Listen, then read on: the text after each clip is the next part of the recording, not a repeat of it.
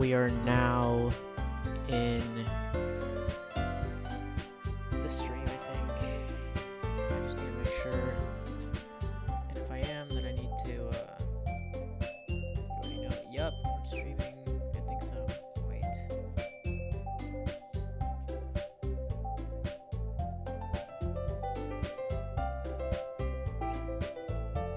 I should be here. Yep. Hey, beep beep. Beep beep! Here, wait.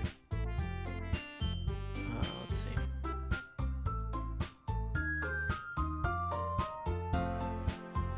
Let's edit.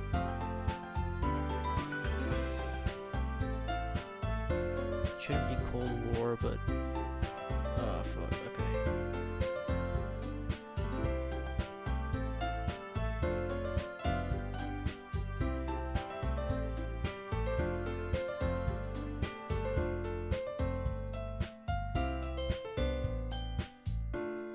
Hey, there we go. Alright, category.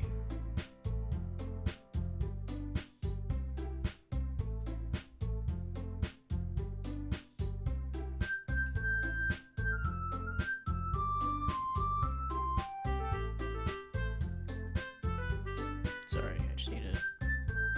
Yep.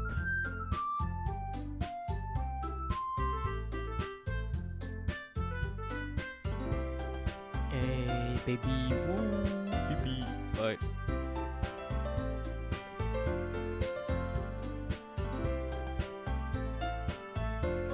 Alright, let's do this. Let's play a new game.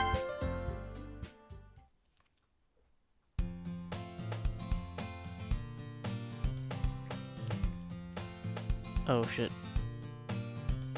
Here, wait.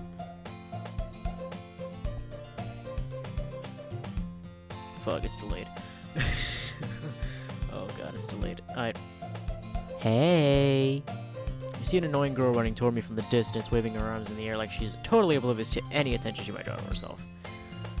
That girl is Sayori, my neighbor and good friend since we were children.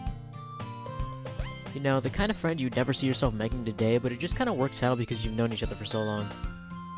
We used to walk to school together on days like this, but starting around high school, she would oversleep more and more frequently, and I would get tired of waiting up.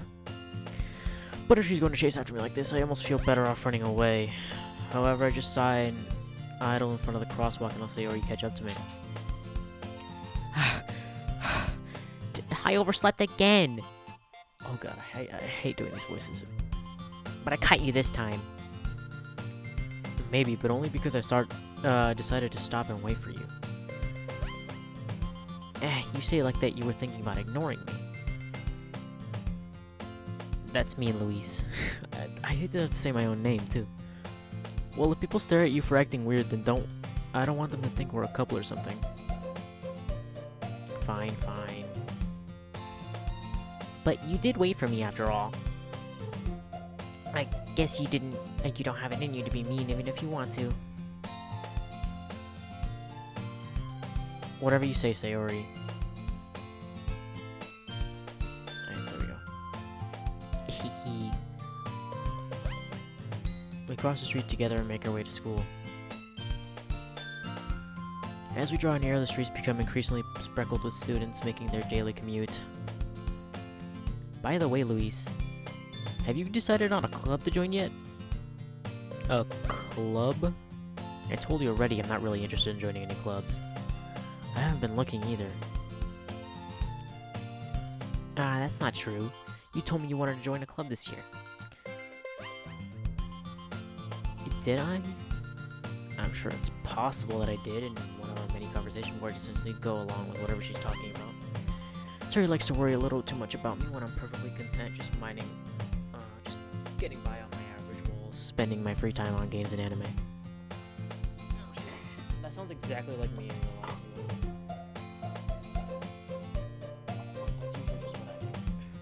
Alright. Uh-huh.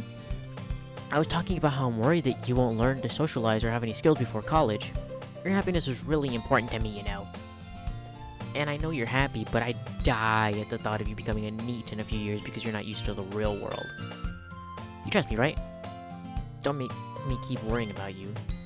Alright. I'll look at a few clubs if it makes you happy. No promises, though.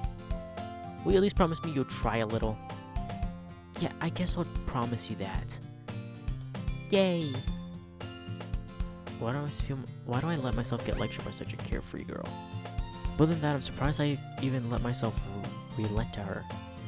I guess seeing her worry so much about me makes me want to ease her mind at least a little bit, even if she does exaggerate everything inside her head.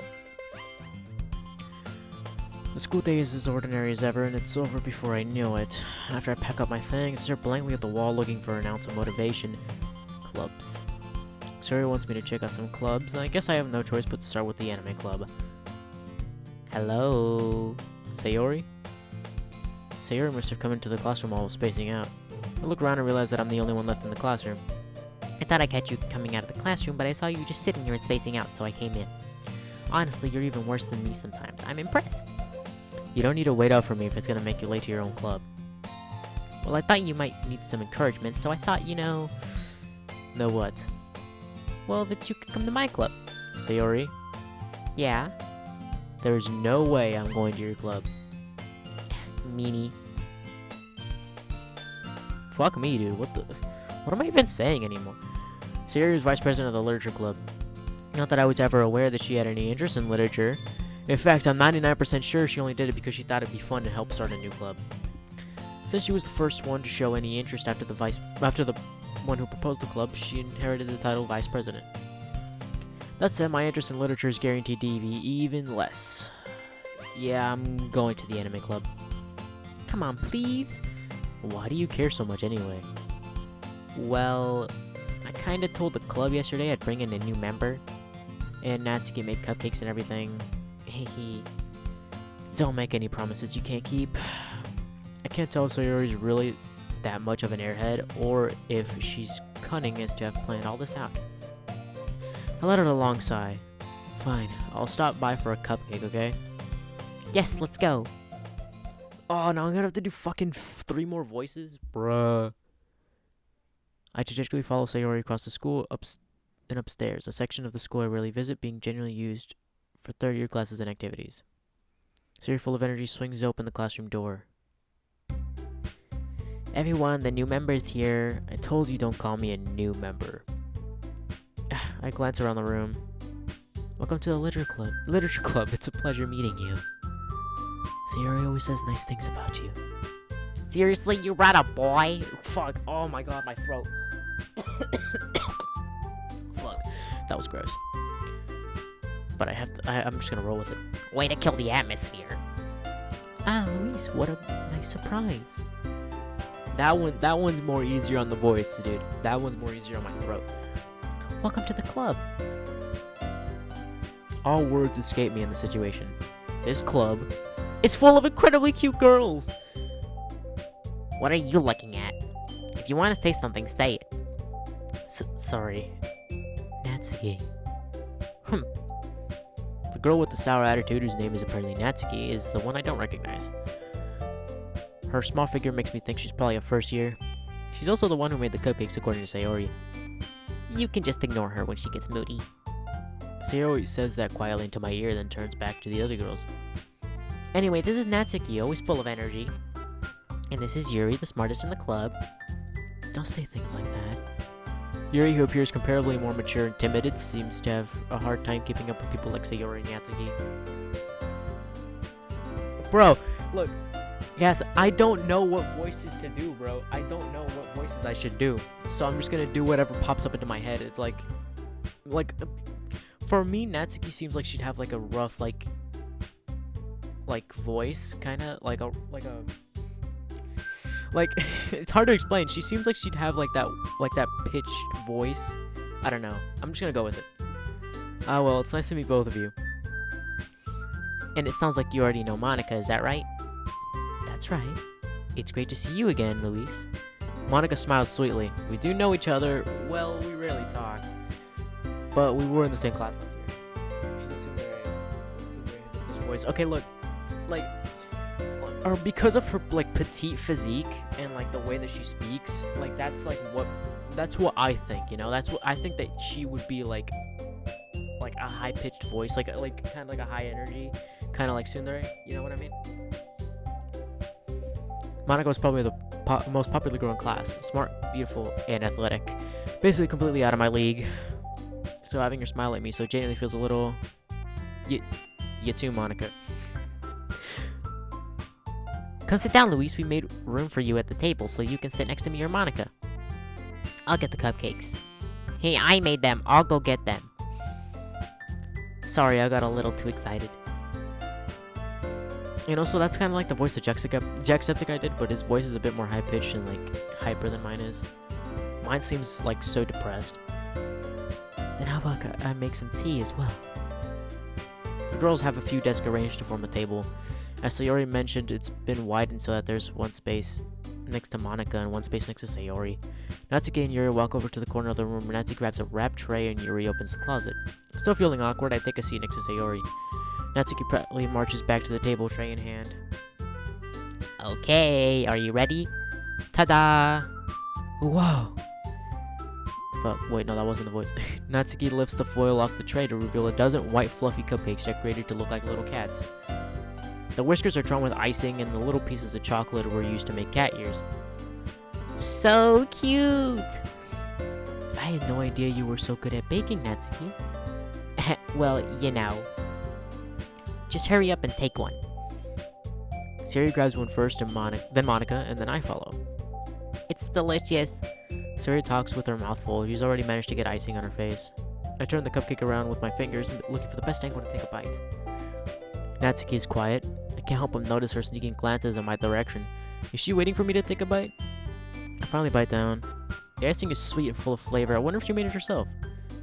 This is really good. Thank you, Natsuki. Why are you thanking me? It's not like haven't I heard this somewhere before? Made them for you or anything. I thought you technically did. Sayori said, well, maybe, but not for you, you dummy. I can't do the voice anymore, bro. My throat's already my throat's already done in for a while. Alright. I gave up on Natsuki's weird logic and dismissed the conversation. Yuri returns to the table carrying a tea set. She carefully places the teacup in front of each of us before setting down the teapot next to the cupcake tray. You keep a whole set in this classroom? Don't worry, the teacher gave us permission. After all, doesn't a hot cup of tea help you enjoy a good book? Fuck, I can't read. I guess? Don't let yourself get intimidated. Yuri's just trying to impress you. That's not... Insulted, Yuri looks away. I mean, I believe you. Well, tea and reading might not be a pastime for me, but at least I can enjoy tea. I'm glad. Yuri faintly smiles to herself in relief. Monica raises an eyebrow, then she smiles at me. So what made you consider the literature club? I was afraid of this question.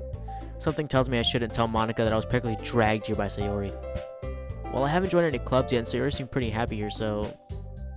That's okay, don't be embarrassed. We'll make sure you feel right at home, okay? As president of the literature club, it's my duty to make the club fun and exciting for everyone. Monica, I'm surprised. How come you decided to start your own club? You could probably be a board member for any of the major clubs. Weren't you the leader of the debate club last year? Well, to be honest, I can't stand all the politics around the major clubs. It feels like nothing but arguing about the budget and publicity and how to prepare for events. I'd much rather take something I personally enjoy and make something special out of it. And if it encourages others to get into literature, then I'm fulfilling that dream. Monica's a really great leader. Yuri also nods in agreement. Then I'm surprised there aren't more people in this club yet. Must be hard to start a new club. You could put it that way. Not many people are very interested in putting out all their effort into something brand new. Especially when it's something that doesn't grab your attention like literature. You have to work hard to convince people that you're both fun and worthwhile. But it makes school events like the festival that much more important. I'm confident that we can really grow this club before we graduate. Right, everyone? Yeah! We'll do our best. You know it. Fuck, what was that? That voice was gross.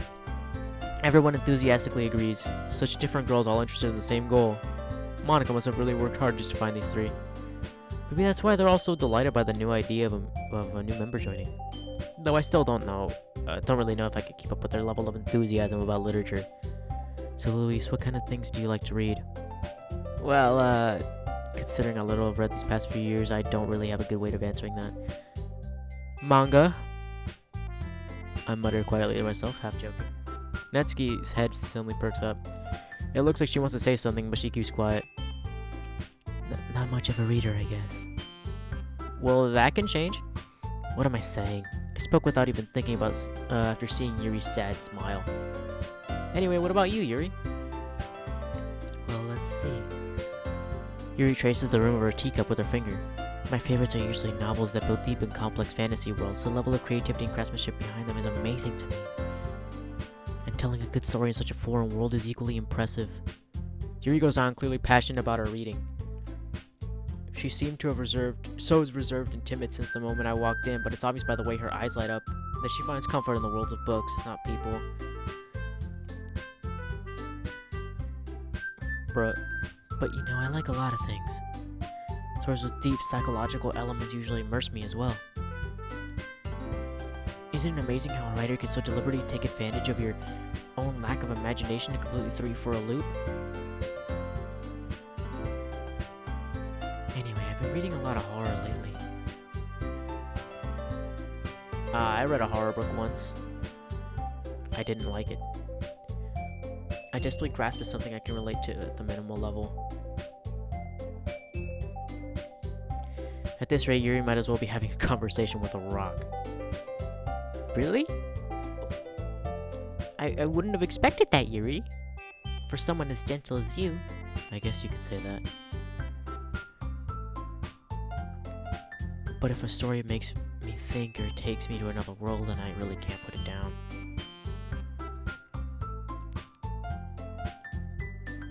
Surreal horror is often very successful at changing the way you look at the world, if only for a brief moment. I hate horror. Oh, why is that? Well, Natsuki's eyes dart over at me for a split second. Never mind. That's right, you usually write about cute things, didn't you, Natsuki? What? Bruh, I'm trying to do two things at once here, wait. Okay, I'll put this on hold for now. Wait.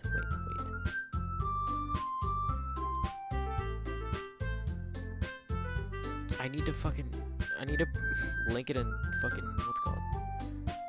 What's it called?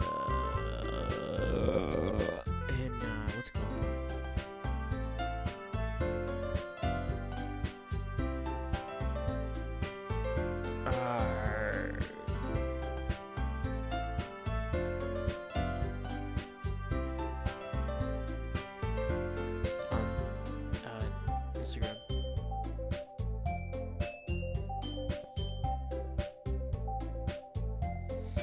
What gives you that idea? You left a piece of scrap paper behind last club meeting. It looked like you were working on a poem called Don't Say It Out Loud, and give that back. Fine. Hehe, your cupcakes, your poems, everything you do is just as cute as you are. Sori sidles up behind Natsuki and puts her hands on her shoulders. I am not cute. That's Cap. Natsuki, you write your own poems? Yeah, well, I guess sometimes. Why do you care? Dude, that voice is like really annoying for me. Not annoying is like in the sense of like, oh look, it's annoying to like listen to. It's annoying in like the fact that it's really hard on my voice. Why don't you share this sometime? No. Natsuki averts her eyes. You wouldn't like them. Not a very confident writer yet. I understand how Natsuki feels. Sharing that level of writing takes more than just confidence. The truest form of writing is writing to oneself. You must be willing to open up to your readers, exposing your vulnerabilities and showing even the deepest reaches of your heart. Do you have writing experience too, Yuri? Maybe if you share some of your work, you could set an example and help Natsuki feel comfortable enough to share hers. I guess it's the same for Yuri. Oh, I wanted to read everyone's poems.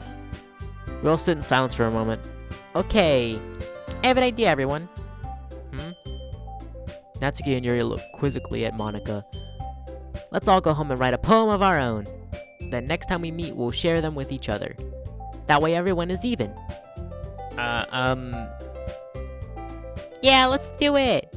Plus, now that we have a new member, I think it'll help us get a little more comfortable with each other and strengthen the bond of this club.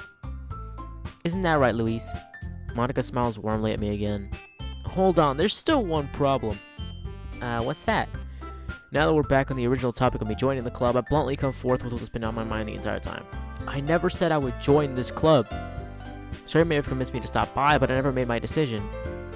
I still have other clubs to look at, and I lose my train of thought. All 4 girls stare back at me with dejected eyes. But, I'm sorry, I thought.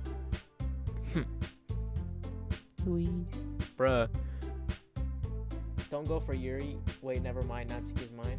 Look, bro, cause like, I don't want to go for, I'm gonna go for Yuri, because I went for Natsuki, like, the first time that I played this. I played this for like 30 minutes before I started streaming, and like, stop it. Don't call me that. And, I went for Natsuki, so, but like, cause like, not many people go for Natsuki, so I'm gonna go for Yuri instead. Just for the fuck. Just fuck it, why not? And I'm defenseless against these girls. How am I supposed to make a clear-headed decision when it's like this? That is, if writing poems is the price I need to pay in order to spend every day with these beautiful girls. This dude's a fucking simp. Oh wait, it's me. Right. Okay, I decided then. I'll join the literature club. One by one, the girls' eyes light up. Yes, I'm so happy! Sayori rapes? What the fuck? Wraps her arms around me, jumping up and down. Hey. You really did scare me for a moment. If you really just came here for cupcakes, I'd be super pissed. Then that makes it official. Welcome to the literature club. Thanks, I guess. Okay, everyone. I think with that, we can officially end today's meeting on a good note. Everyone remember tonight's assignment. Write a poem to bring to the next meeting so we can all share. Monica looks over at me once more. Luis, I look forward to seeing how you express yourself. Hee. Yeah. Can I really impress the class star Monica with my mediocre writing skills? I already feel the anxiety welling up inside me. Meanwhile, the girls continue to chit-chat as Yuri and Natsuki clean up their food. Hey Luis, we're already here. Do you want to walk home together? That's right, Sarah and I never walk home together anymore because she always stayed after school for the clubs. Sure, might as well. Yay! Alright, I think I'm gonna go for Yuri. Because why not? With that, the 2 of us depart on the club room and make our way home. The whole way, my mind wanders back and forth between the 4 girls. Sayori, Natsuki, Yuri, and of course, Monica. Will I really be happy spending every day after school in a literature club? Perhaps I'll have a chance to go closer to one of these girls. Alright, this is just the beginning. I'll just need to make the most of my circumstances. I'm sure good fortune will find me. This dude just jinxed his entire life, and I guess it starts with writing a poem tonight.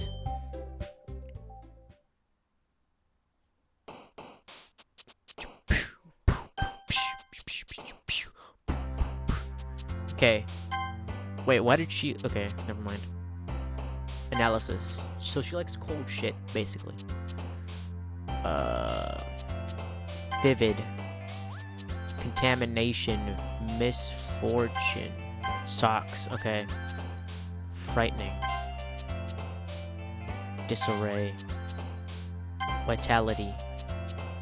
Essence. Depression.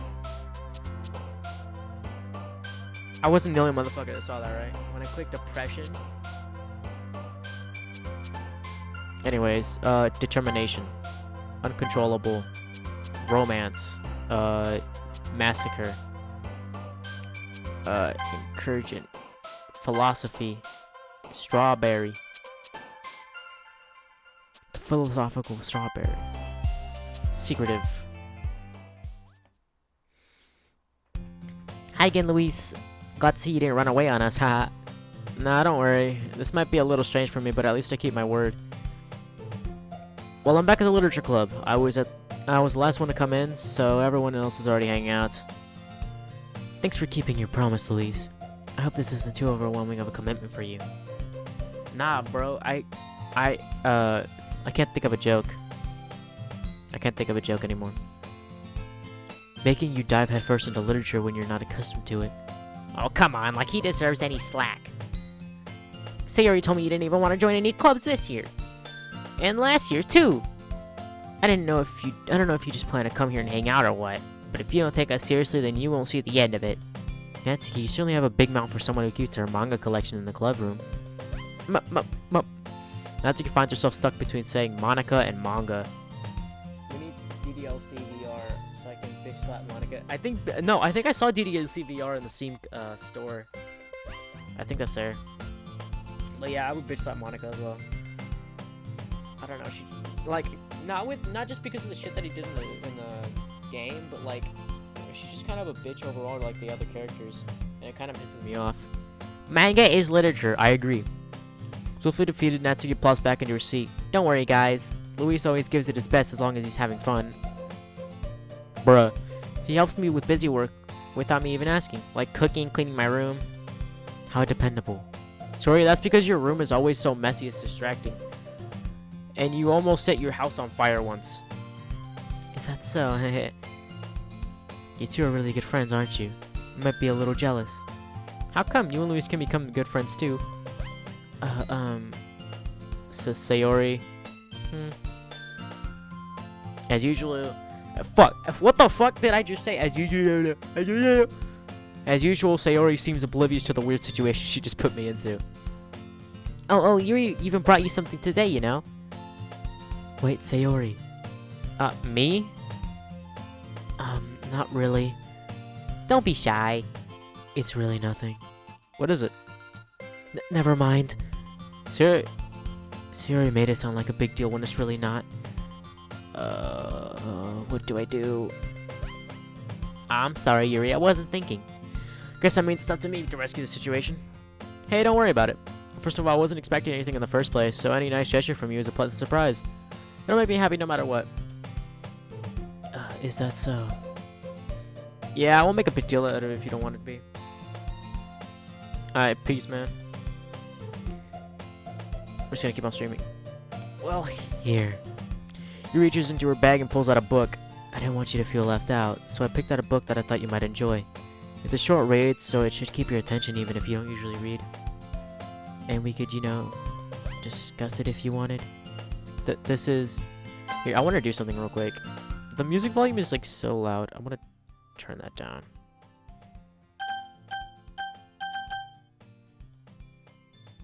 There you go. This is... How is this girl accidentally being so cute?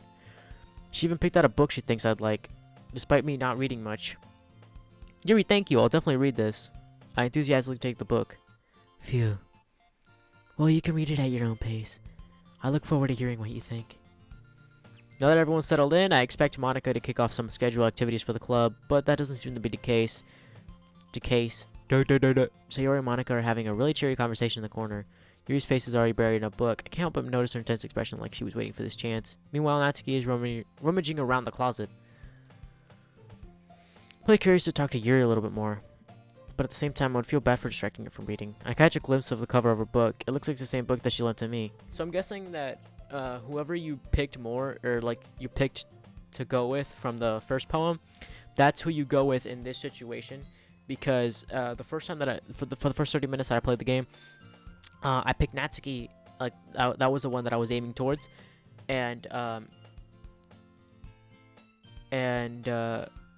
what's it called? And he went to her in the back of the room where the closet is. But now, since I picked Yuri, I went to her. It looks like the same book that she lent me. More than that, she seems to be on the first few pages. Ah, crap. I think she noticed me looking at her. She sneaks another glance at me and her eyes meet for a split second. That only makes her hide her face deeper in her book. Sorry. I was just spacing out. But other sensing I made her uncomfortable. Oh, it's fine. If I was focused, then I probably wouldn't have noticed in the first place. But I'm just rereading a bit of this, so... That's the book you gave me, right? Dude, it sounded like I sounded like a motherfucking... what are those African tribe members from Fallout? Or not Fallout, fucking, what's it called? Far Cry. I wanted to reread some of it. Not for any particular reason. Just curious, how come you have 2 copies of the same book?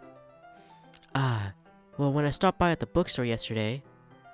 that's not what I meant. I mean... I just happened to buy 2 of them. Ah, I see. There's something fairly obvious here that Yuri isn't telling me, but I decided to let it go. I'll definitely start reading it soon. I'm glad to hear. Once it starts to pick up, you might have a hard time putting it down. It's a very engaging and relatable story. Is that so? What is it about anyway? Well, Yuri closes her book and scans her eyes over the back. The book is titled Portrait of Markov. There's an ominous-looking eye symbol on the front cover. Alright. I just wanted to make sure I didn't accidentally give anything away. Basically, it's about this girl in high school who moves in with her long-lost younger sister, but as soon as she does so, her life gets really strange. She gets targeted by these people who escape from a human experiment prison, and while her life is in danger, she needs to desperately choose who to trust. No matter what she does, she ends up destroying most of her relationships and her life starts to fall apart. It's kind of dark, isn't it? Yuri made it sound like it was going to be a nice story, so that dark turn came out of nowhere. Yuri gently giggles all of a sudden. Are you not a fan of this sort of thing, Luis? No, it's not that. I mean, I could definitely enjoy these kinds of stories, so don't worry. I hope so. Yeah, I totally forgot that Yuri's into those things. She's so shy and reclusive on the outside, but her mind seems to be completely different. Just those kinds of stories, they challenge you to look at life from a strange new perspective. When horrible things happen, not just because someone wants to be evil, but because they have their own goals or their own philosophy that they believe in. Then suddenly, when you thought you related to the protagonist, they're made out to be the naive one for letting their one-sided morals interfere with the villain's plans. I'm rambling, aren't I? Not again. I'm sorry. Hey, I don't apologize. I haven't lost interest or anything. Well, I guess it's alright then. But I feel like I should let you know that I have this problem. When I let things like books and writing fill my thoughts, I kind of forget to pay attention to other people. So I'm sorry if I end up saying something strange. Please stop me if I start talking too much. I really don't think you need to worry. That just means you're passionate about reading. The least I can do is listen. It's a literature club after all. That's true. In fact, I might as well just get started reading, right? You don't have to. What are you saying? Just a moment ago you said you were looking forward to it. Let me just get the book. I quickly retrieved the book that I put into my bag. Alright, it's fine if I sit here, right? I step in the seat next to Yuri's. Yeah. Are you sure? You seem a little apprehensive. I'm sorry. It's not that I don't want you to, it's just not something I'm very used to. That is reading in company with someone. I see. Well, just tell me if I end up distracting you or anything. Alright. I open the book and start the prologue. I still don't understand what Yuri means about the reading in the company. It's as if I can feel her presence over my shoulders as I read. It's not particularly a bad thing, maybe a little distracting, but the feeling is somewhat comforting. It's somewhat comforting. Yuri is in the corner of my eye. As if she's not actually looking at her own book, I glance over. It looks like she's reading from my book instead. Sorry. I was just... Yuri, you really apologize a lot, don't you? I do. I don't really mean to. Sorry. I mean... Here, this should work, right? I saw my desk up against Yuri's and then hold my book more between the two of them. I was suppose so. Yuri timidly closes her own copy. Once we each lean in a little bit, our shoulders are almost touching. It feels like my left arm is in the way, so I instead use my right hand to hold the book open. I guess it's make kind of difficult to turn the page. Here. Yuri takes her left arm and holds the left side of the book between her thumb and forefinger. I do the same thing with my right arm on the right side of the book. That way I can turn the page and Yuri slides it under her thumb after it flips on her side. But in holding it like this, we're huddled even closer than before. It's actually kind of distracting me. It's as if I can feel the warmth of Yuri's face and she's in the corner of my vision. Are you ready? Huh? To turn the page. Sorry. I think I got a bit distracted for a second. I glance over at Yuri's face again and our eyes meet. I don't know how I'll be able to keep up with her. That's okay. You're not as used to reading as, right? Fucking, oh my god. Bruh. I don't mind being patient if it takes you a bit longer. It's probably the least I can do, since you've been so patient with me. Yeah, thanks. We continue reading. Yuri no longer asks me if I'm ready to turn the page. Instead, I just assume that she finishes the page before me so I can turn by my own volition. We continue the first chapter in silence. Even so, turning each page almost feels like an intimate exchange. My thumb gently letting go of the page, letting it flutter over to her side as if she catches it under her own thumb. Hey, Yuri? This might be a silly thought, but the main character of this reminds me of you a little bit. You think so? How does she? Well, I guess she's more blunt in a lot of ways, but she also second guesses all the things that she says and does. Like she's afraid she'll do something wrong. It's not like I can see into your head or anything, but the kind of reminiscent of some of your mannerisms. I see. You seem silent for a moment, but Luis, that's probably a terrible thing to have in common with her. It's so embarrassing that you think that. Wait, I didn't mean it in a bad way or anything. Sorry, I really didn't know you were self-conscious about that sort of thing. I guess I more meant it's kind of cute. What are you saying all of a sudden? Okay, everyone. I think it's time we share today's poems with each other. We might not have enough time if we wait too long. Yuri exhales, spared from finishing her thought. Is that alright, Yuri? You look kind of down. I'm sorry if you haven't been looking forward to this. It's fine. Yuri releases her hand from the book, causing it to close on top of my thumb. Alright, I guess I'll do some reading tonight. Or would you prefer I only read it with you? I guess I don't have too much of a preference either way. In that case, I'll read a little bit more tonight. It'll be more fun to read with you after it picks up a bit, you know? That's good reasoning. In that case, feel free to finish the first 2 chapters on your own time. I just need to check my notifications on my phone. Yeah, we good. Alright. I stand up. I make a mental note of where I left off in the book, then slip it back into my bag. I always do this too. Whenever I read books, I don't read them too much anymore, but whenever I would read books, I would always do this, and it doesn't work very well. You shouldn't do this. It really, you won't get back on track. You really won't.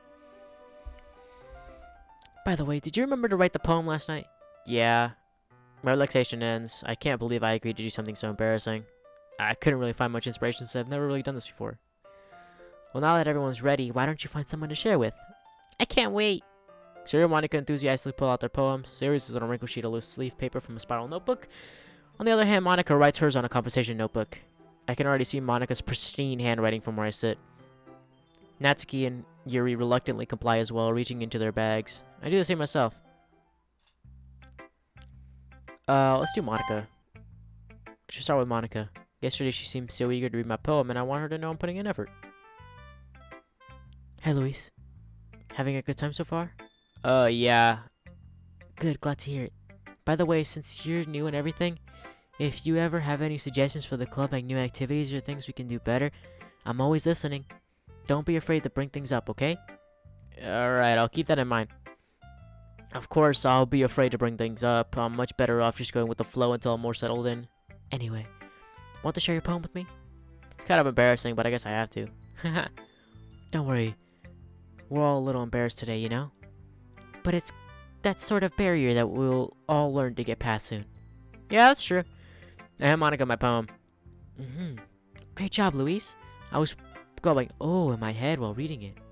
It's really metaphorical. I'm not sure why, but I didn't expect you to go for something so deep. I guess I underestimated you. It's easiest for me to keep everyone's expectations low. That way, it always counts when I put in some effort. That's not very fair. Well, I guess it worked anyway. You know that Yuri likes this kind of writing, right? Writing is full of imagery and symbolism. Unlike Sayori, who likes using simple and direct words to describe happiness and sadness. Yuri likes it when readers are left to derive their own meaning out of it. It's very challenging to write like that effectively.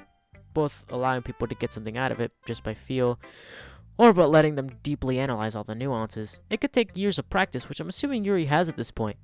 I never really asked, though. I'm sure I'm nowhere near her level yet. Don't worry so much about that. You do your own thing. Just keep exploring and learn by trying new things. I'm sure I'll end up trying different things a lot. It could take a while before I feel comfortable doing this. That's okay.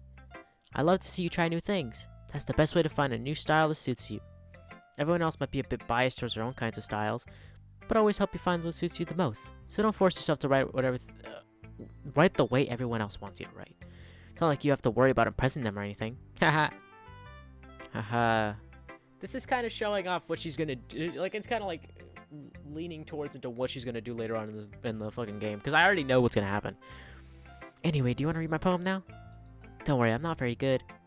You sound pretty confident for someone who claims to not be very good. Well, that's because I have to sound confident. That doesn't mean I always feel that way, you know? I see. Oh, let's read it then. Hole in the wall. It couldn't have been me. See the direction the sparkle protrudes. A noisy neighbor, an angry boyfriend. I'll never know. I wasn't home. I peer inside for a clue. No, I can't be blind like a film left out of the sun. But it's too late. My retina is already scorched with a permanent copy of the meaningless image. It's just like a little hole. It wasn't too bright. It was too deep, stretching forever into everything. A hole of infinite choices. Realized now that I wasn't looking in. I was looking out. And he on the other side was looking in. So what do you think?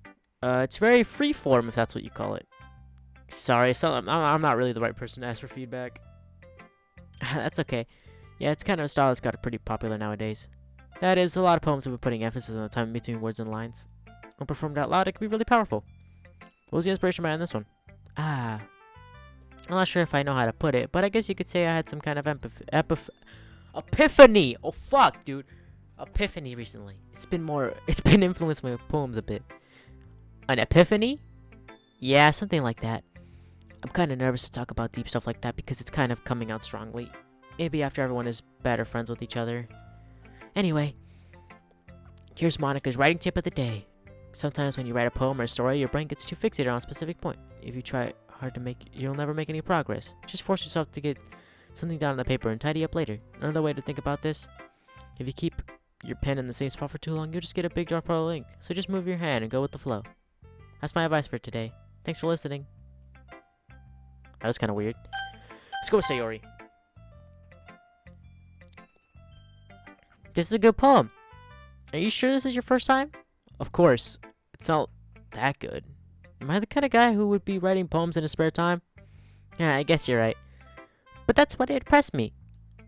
Well, to be honest, I was afraid that you wouldn't do it seriously, or that you wouldn't write one at all. I'm really just happy that you wrote one. It just reminds me how you're really a part of the club now. Not to mention the fact that I'm standing in front of you in the club room. Well, of course, I'm not really into it yet, but that doesn't mean I'll break my promise. See, it's like I said before, Louise. Deep down, you're not selfish at all, you know? Trying new things like this for other people. That's something that only really good people do. Thanks, Sayori. I'm not sure Sayori sees the full picture of my motive here. Then again, I can't deny that she's part of the reason why I joined. Knowing how much this means to her and all. Yeah. And I'm gonna make sure you have lots of fun here, okay? That will be my way of thanking you. Alright, I'm gonna hold on to you. I'm gonna hold on you to that. Fuck! I'm going to hold you to that then. Yay! Now you read my poem too, right? Don't worry, I'm really bad at this.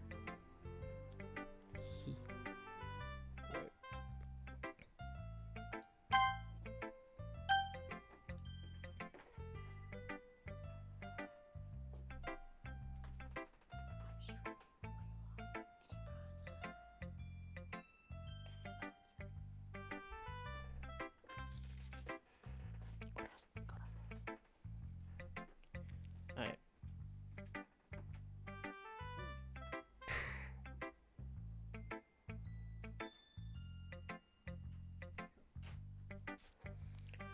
Alright, and I'm back. Hee. We'll see about that. Dear sunshine, the way you glow through my blinds in the morning, it makes me feel like you miss me. Kissing my forehead to help me out of bed, making me rub the sleepy from my eyes. Are you asking me to come out and play? Are you testing me to wish for away a rainy day? I look above, the sky is blue. It's a secret, but I trust you too. If it wasn't for you, I could sleep forever, but I'm not mad. I want breakfast. Sayori, this is just a guess, but did you wait until this morning to write this? No. Just a little bit. You can't answer just a little bit to a yes or no question. I forgot to do it last night. Well, at least it makes me feel a bit better about myself. Don't be mean. I still tried my best. Yeah, I didn't mean to say that it was a bad poem. It came out nice, or how should I put it? It sounds just like you. Really? Yeah. Especially that last line. I made eggs and toast. Even though you were late to school. It's bad to skip breakfast. I get all cranky. Well, I guess there's no point in arguing. Anyways, thanks for showing me. Hehe. This was so much fun. Monica's the best. Yeah. But next time I won't forget. And I'm going to write the best poem ever. Well, I guess I look forward to it. I don't know. Should I go for Sayori instead of Yuri? Because, like, a lot of people, most of the people who play this game, or at least that I've seen play this game, go for Yuri instead of, like, Natsuki or Sayori. But I like Sayori, dude. I think she's cool. Let's go with Yuri. As Yuri reads the poems, I notice her eyes lighten. Exceptional. Huh? What was that? Did I say that out loud? Yuri first covers her mouth, but then ends up covering her full face. He's going to hate me. You really didn't do anything wrong, Yuri. Huh? I guess you're right. What am I getting so nervous for? Yuri takes a breath. So, what kind of writing experience do you have? Your use of imagery and metaphors indicates you've written for a lot of poetry before. Really? It's a huge compliment coming from you. This is actually my first time, really. Huh? Yuri stares at me blankly and looks at my poem again. Well, I know that. I just meant, Yuri trails off, unable to find an excuse. She traces her finger along the words of my poem as if breaking it down more thoroughly. Yeah. Okay. This is the reason I was able to tell. It's just that there are more specific habits that are usually typical of new writers, and having been through that myself, I kind of learned to pick up on them. I think the most notable thing I recognize in new writers is that they try to make their style very deliberate. In other words, they tend to pick up a writing style separate from the topic at matter, and they fit the two together. The end result is both the style and the expressiveness are weakened. Once Yuri finds her train of thought, it's as if her demeanor totally changes. Stammering is completely gone, and she sounds like an expert. Of course, it's not something you could be blamed for. There are so many different skills and techniques that go into writing even a simple poem. Not just finding them and building them, but getting them to work together is probably the most challenging part. It might take you some time, but it all comes with practice and learning by example and trying new things. I also hope that everyone else in the club gives you valuable feedback. Natsuki can be a little bit biased, though. Biased how? Well, never mind. I shouldn't be talking about people like that. Sorry. It's fine. Not sure if you're just apologizing to yourself, to me, or to Natsuki. Do you mind if I read your poem now? Please do. I'd love to share my thought process behind it. Yuri smiles, dreaming as if it's a rare opportunity for her, which is kind of funny. After all, isn't this supposed to be a literature club? Fuck, that is loud. Oh my god. Ghost under the light. The tendrils of my hair illuminate beneath the amber glow. Bathing. It must be this one. Last remaining streetlights have withstood the test of time. The last yet to be replaced by the sickening blue-green hue of the future? Oh yeah, future. I can't read cursive very well. I bathe. Calm. Is that calm breathing air for of the present, but living in the past. The light flickens. I flicken back. I'm sorry if I have such terrible handwriting. What? I wasn't thinking that at all. But it took you a long time to read. Ah. Well, I just don't read your script very often. I actually think your handwriting is pretty. That's true. I don't read that. I don't usually read that fucking style very often of writing. So it's like really weird to read for me. That's a relief. Also, I like the poem. Even though it's short, it was really descriptive. It wasn't too short. I usually write longer poems. Not at all. I'm really glad you like it. I'll be honest, since it's our first time sharing, I wanted to write something a little more mild, something easy to digest, I suppose. Are you into ghosts, Yuri? Actually, the story isn't about a ghost at all, Luis. Really? I must have totally missed the point.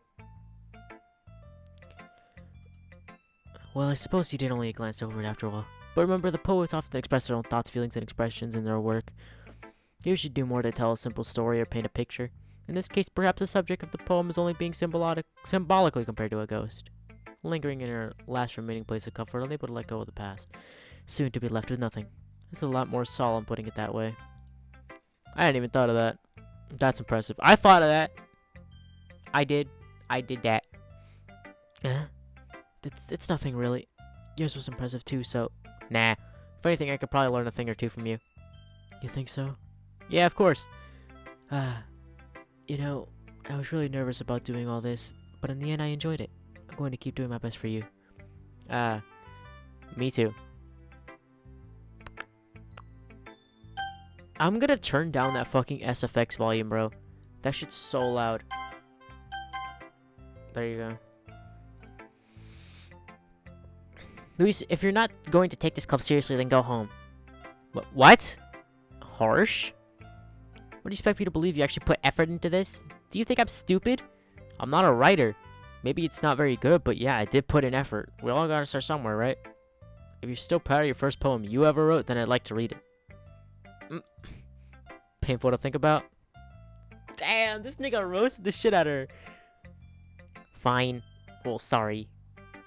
You'll get better anyway. I'd tell you what to improve, but you're better off just trying again. Fair enough. Well, to each their own, I guess. Anyway, I gotta share mine now. Knowing, you'll probably think it's stupid. Yeah, eagles can fly, monkeys can climb, crickets can leap, horses can race, owls can seek, cheetahs can run, eagles can fly, people can try, but that's about it. I love the fucking music change. It went from a calming piano to like a fucking recorder. Yeah, I told you weren't gonna like it. I like it. What? Just be honest. I am.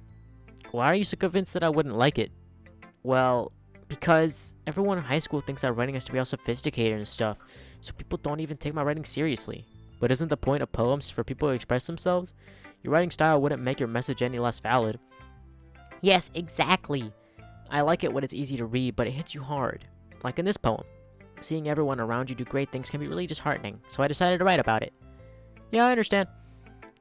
But the whole other nice thing about simple writing is that it puts more weight on the wordplay. Like I set up for this rhyme at the end, but then made it fall flat on purpose. It helps bring out the feeling in the last line. So you did. I guess more went into it than I realized. That's what it means to be a pro. I'm glad that you learned something. I like the little fucking little like fang tooth there. Expect that from the youngest one here, did you? Yeah, I guess not. I decided to humor her with that last comment. I didn't really care how old everyone is, but if Natsuki's feeling proud, then I won't take that away from her. Phew, oh my god, dude, this talking, dude, I don't really talk too much at IRL. Cause I don't stream too much anymore. So, like, my mouth has just gotten really, like, tensed up. And, like, it feels so flexible right now, and it feels so fucking weird. Guess that's everyone. I glance around the room. That was a little more stressful than I anticipated. It's as if everyone's judging me for my mediocre writing abilities. Even if they're just being nice, there's no way my poems can stand up to theirs. This is a literature class after all. I sigh. Oh, fuck. Guess that's what I ended up getting myself into. Classroom, Sayori and Monica are happily chatting. My eyes land on Yuri and Natsuki. They're gingerly expressing sheets of paper, showing their respective poems. As they read in tandem, I watch each other's expressions change. Natsuki's eyebrows furrow in frustration. Meanwhile, Yuri smiles sadly. What's with this language? Huh? Did you say something? Oh, it's nothing. Natsuki dismissively returns the poem to the desk with one hand. I guess you could say it's fancy. Thanks. Yours is cute. Cute? Did you completely miss the symbolism or something? It's clearly about the feeling of giving up.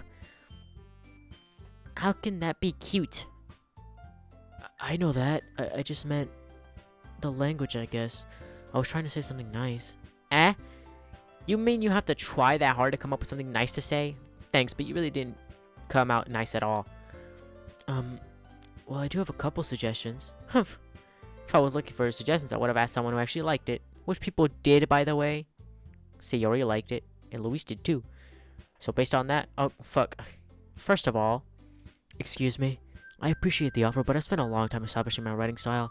I don't expect to change it anytime soon, unless, of course, I come across something particularly inspiring. Which I haven't yet. And then... And Luis liked my poem too, you know. He even told me he was impressed by it.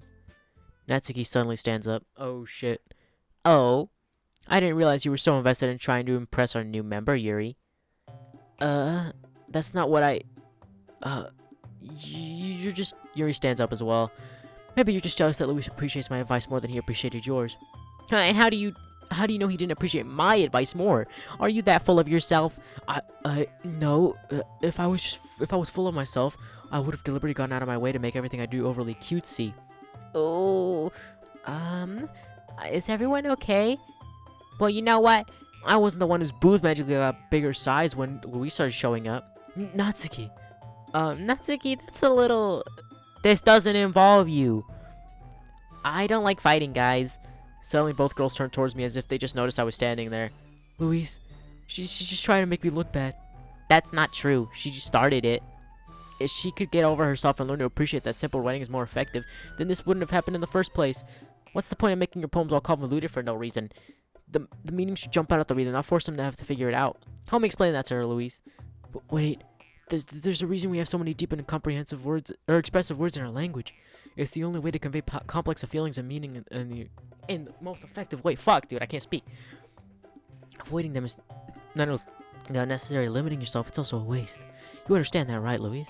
Well, how did I get dragged into this in the first place? It's not like I know anything about writing, but whoever I agree with, they'll probably think more highly of me.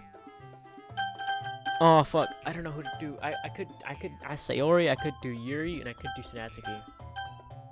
Everyone always picks the help me option. I'm gonna go with Yuri.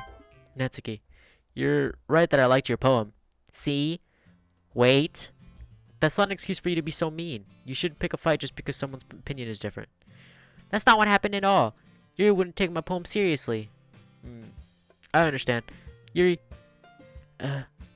you're a seriously talented writer. It's no secret that I was impressed. Well, that's... But here's the thing. No matter how simple or refined someone's writing style is, they're still putting feelings into it, and it becomes something really personal. That's why Natsuki felt threatened when you said her poem was cute. I see. I didn't notice that. I'm sorry. But Natsuki, you took it way too far. Yuri means well, and if you just told her how you felt, then this wouldn't have happened in the first place. Are you kidding? That's exactly what I did. It was her that... Natsuki, I think that's enough. You both said some things that you didn't mean. Yuri apologized. Don't you think you should too? Natsuki clenches her fists. In the end, nobody has taken her side. She's trapped and, at this point, being defiant only because she can't handle the pressure. I ended up feeling bad for her. Sometimes when I'm hurt, it helps to take a walk to clear my head. Siri says she doesn't need to. You know what? I'm going to do that. It'll spare me from having to look at all your faces right now. Without warning, Natsuki snatches up her poem from the desk and storms out. On her way out, she scrumples up the poem with her hands and throws it in the trash. Natsuki, surely didn't need to do that. Yeah, that was kind of excessive. I look across the room. Yuri has her chin buried in her hands while she stares down at her desk. I gingerly approach her and sit in the adjacent chair. Everything alright? I'm so embarrassed. I can't believe I acted like that. You probably hate me now. No, Yuri. How could anyone not have gotten frustrated after being treated like that? You handled it as well as anyone could. I don't think any less of you. Well, alright, I believe you. Thanks, Louise. You're too kind. I'm thankful to have you a part of this club now. It's nothing. One more thing. The thing that Natsuki said about, I would never do something so shameful. So, what thing did Natsuki say? Well, never mind that. I'm going to make some tea. Good idea. Make enough for more than one person, okay? Yeah. Okay, everyone. It's just about time for us to leave. How did you feel about sharing poems? It was a lot of fun. Well, I'd say it was worth it. It was alright. Well, mostly. Luis, how about you? Yeah, I'd say the same. It was a neat thing to talk about, with everyone. Awesome. In that case, we'll do the same thing tomorrow. And maybe you'll learn something. You learn something from your friends, too. So your poems will turn out even better.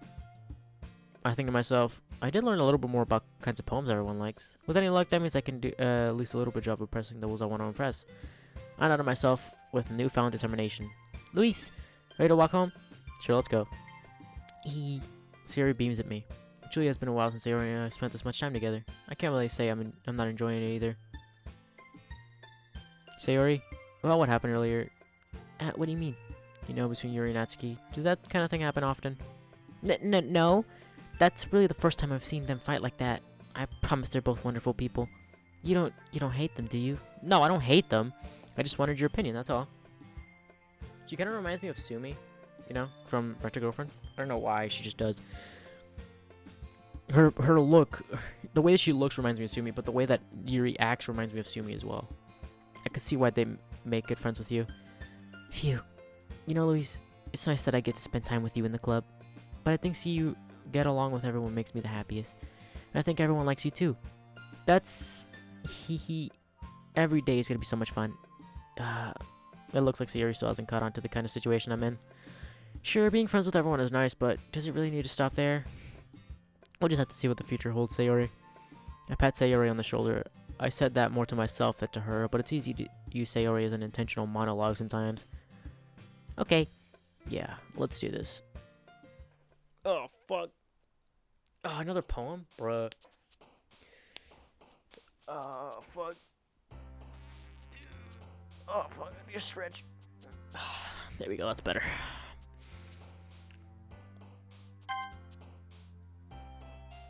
Vicious? I don't know what that means. Misfortune. Pain. Oh my god.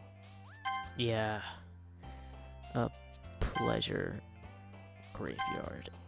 Disaster. Unstable. Love. Let's do that one. Let's add one for Natsuki in there. Horror. After image. Contemnation. Melancholy. Intellectual. Jumpy. Imagination. Fester. Extraordinary. I just gotta pick all the big brain words. Another day passes and it's time for the club meeting already. I've gotten a little more comfortable here over the past couple days. Entering the club room, the usual scene greets me. Hi, Louise. Oh, fuck. Yo, Sayori. Looks like you're in a good mood today. Hehehe. I'm just still not so used to you being in this club, that's all.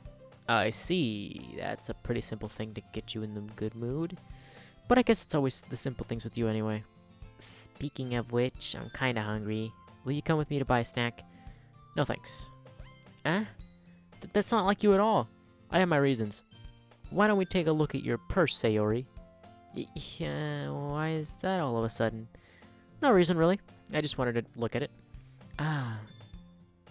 Sayori nervously retrieves her coin purse. She fumbles with the latch and gets it open. Then she turns it upside down and lets the contents spill into the desk. Only 2 small coins fall out.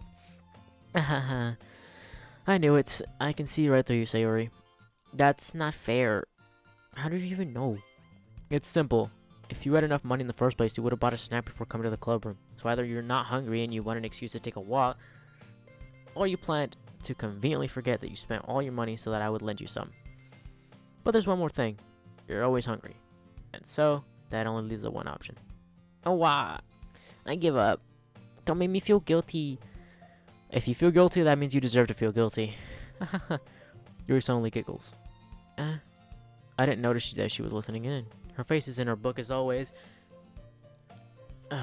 Peanut. I wasn't listening or anything. It's just something in my book. Yuri, tell Louise to let me borrow some money. Don't get me involved with that like that, Sayori. Besides, you should only buy what you can responsibly afford. And frankly, after pulling a mischievous little stunt like that, your suffering is fair enough retribution. I didn't mean it like that. I got too absorbed into my book. I really like it when you speak your mind, Sayori, or Yuri. It doesn't happen much, but it's the fun side of you. There's no way you could think that. You were right, though. I did something bad, and now I have to accept the retribution. That. Still coming from you, Sayori? I guess there's a little devil inside all of us, isn't there? Don't let her fool you. Sayori knows exactly what she's doing. After all, she told you guys she was bringing me into the club before she even told me. But, you wouldn't have come if it weren't for the cupcakes. So I had to trick Natsuki into making them. Come on, give me more credit than that, Sayori. Plop. Oh, shit. Kia! I don't know where something smacks Sayori in the face and tumbles onto the desk. Ow. What was it? A cookie? Sure enough, it's a giant cookie wrapped in plastic. Sayori glances around. Is this a miracle? It's because I paid my restitution. Retribution. Actually, that one almost worked. Haha. I was just gonna give it to you. But then I heard you blab about the cupcakes. It was totally worth seeing your reaction, though. Haha. Natsuki. Dude, all these voices, bro. It's so hard to. Sometimes I like mix up the voices and shit. It's so weird, and like my voice still. Fuck. I got nothing in my room to drink right now. That's so nice of you. I'm so happy. Sayori hugs the cookie. Jeez, just eat it. She rapidly tears open the wrapper and takes a big bite. So good. I want a cookie now. I want to go to the store. What time is it? Fuck, I can't do that. Because I won't be able to finish the game. Oomph. Sayori suddenly clasps her hands over her mouth. I bit my tongue. Hee. You're going through a lot over just one cookie. Natsuki takes a bite of her own cookie. Yours look really good, Natsuki. Can I try it? Jeez. Beggars can't be choosers, but yours is chocolate. Yeah, why do you think I gave you that one? Fine. Still, I'm really happy you shared this one with me. Hehehe. Sayori gets out of her seat and goes behind Natsuki, then wraps her arms around her. Jeez. I get it. Cookie still in hand, Natsuki reaches up to nudge Sayori off of her. Sayori suddenly leans down and takes a bite of Natsuki's cookie. Hey! Did you just seriously do that? Mouthful, Sayori trots away to safety. Yuri and I laugh as well. Jeez, you're such a kid sometimes. Monica, can you tell Sayori... Natsuki glances around. Monica isn't in the club room. Where's Monica anyway? Good question. Have any of you heard anything about her being late today? Not me. Yeah, I haven't either. That's a bit unusual. I hope she's okay. Of course she's okay. She probably just had something to do today. She's pretty popular after all. You don't think she has a... I wouldn't be surprised. She's probably more desirable than all of us combined. That's cap. Cut the cap. Nobody in the... literally nobody in the fucking Doki Doki Literature Club community that I've seen so far actually, prefers Monica over all the other girls in this fucking game. That's true. Excuse me? Suddenly the door swings open. Sorry, I'm super sorry. There you are. I didn't mean to be late. I hope you guys weren't worried or anything. Monica chose the club over her boyfriend after all. You're so strong-willed. Boyfriend? What on earth are you talking about? Monica quizzically glances at me. Never mind that. What held you up anyway? Well, my last period today was study hall. To be honest, I kind of just lost track of time. That makes no sense, though. You would have heard the bell ring, at least. I must have not heard since I was practicing piano. Piano? I wasn't aware you played music as well, Monica. I don't really. I kind of just started recently. I have always wanted to learn piano. That's so cool. It's not really. Piano isn't that cool. You should play something for us, Monica. Monica looks at me. Maybe once I get a little bit better, I will. Yay. That sounds cool. I'd also look forward to it. Is that so? In that case, I won't let you down. Monica Bruh. She smiles sweetly. I didn't mean any pressure or anything like that. Don't worry. I've been practicing a whole lot recently, and I'd really love the chance to share some once I'm ready. I see. In that case, best of luck. Thanks. So, I didn't miss anything, did I? No, not really. Toshi leaves Sayori's mischievous escapade. I'm sure Natsuki will end up complaining to her anyway. It looks like everyone has already settled down. Sayori somehow already finished her entire cookie. Yuri's back in her book, and Natsuki disappeared into the closet. Hey, Yuri. I suddenly noticed that Yuri is reading a different book from the one we've been reading together. Sorry, I didn't mean to interrupt. No. I was kind of just waiting for you. If that's the case, why don't we go ahead and get started? Yes, let's. Actually, I have a request. Do you mind if I make some tea first? Not at all. Thanks very much. If there's one thing that can make my reading time here any better, is a nice cup of tea. Not to mention, for yourself as well. Yuri stands up and makes her way to the closet. I follow and watch as she retrieves a small water pitcher from the shelf, the kind with a filler inside. Can you hold this for a second? Sure. Yuri hands me the water pitcher and also fetches an electric kettle. Going to plug this into the teacher's desk and then we'll get some water. She walks past me and sets the kettle down on the teacher's desk. I simply watch her movements. To my surprise, the way she moves really contrasts her speaking and mannerisms. Oh shit. Especially because of her long legs, Yuri appears elegant and methodical. You know what they say, you're gay. Fuck. Okay, may I have the water pitcher? Thanks, I'll be right back. I might as well walk with you. Yeah, why not? Shall we go then? Yeah. Where are you off? Where are you two off to? Huh? We're just, Yuri was just getting some, was just making some tea, so I suddenly realized how weird it sounds to explain this to Monica. We're just filling the water pitcher. Ah, okay. Sorry, I was just a bit curious. That's kind of a one-person job, isn't it?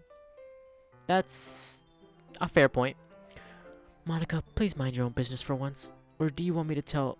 Or do you want to tell... Fucking... Or do you want me to tell... Or do you want to tell me there's something wrong with helping involve Luis in club activities? Fuck, dude. How am I this stupid?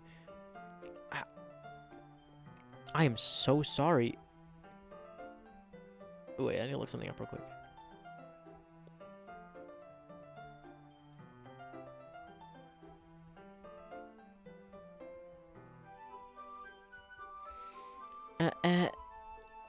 My mouth gapes. I suppose there's nothing wrong with that. Then let's go, Luis. Fuck, dude.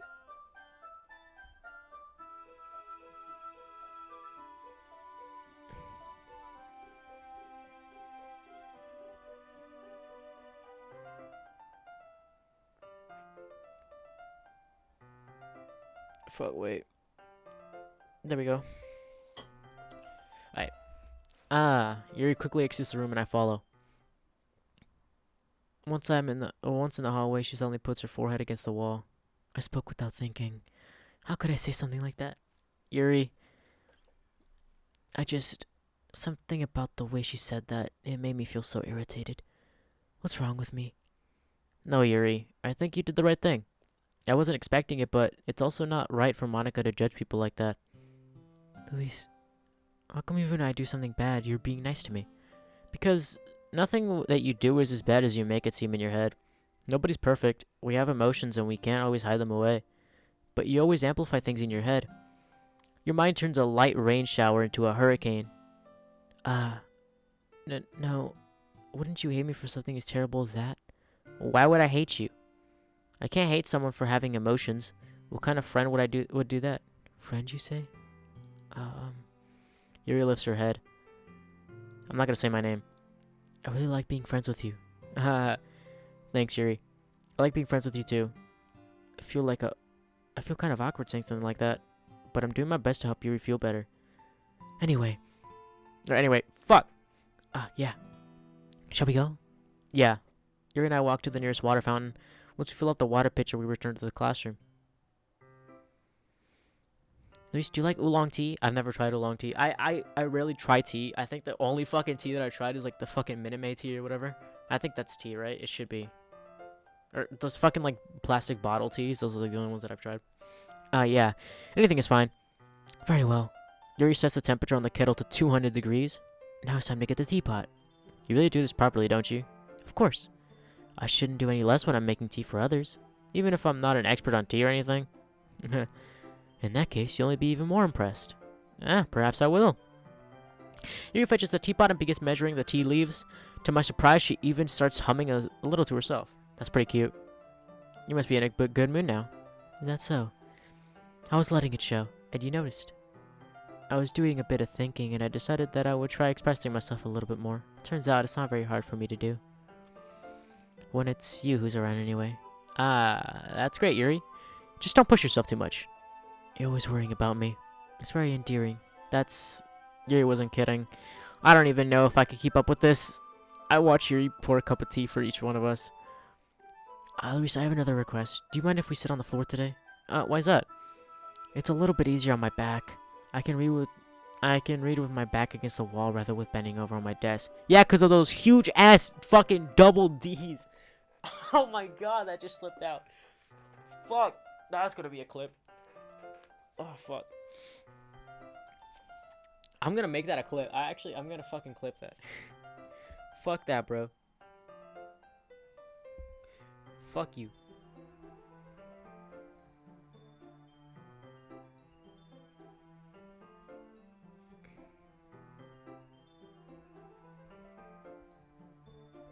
Wait, bro. Wait.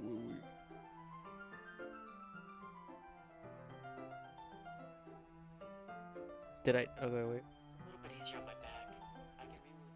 I can read with my back against the wall rather than bending over my desk. Yeah, because of those huge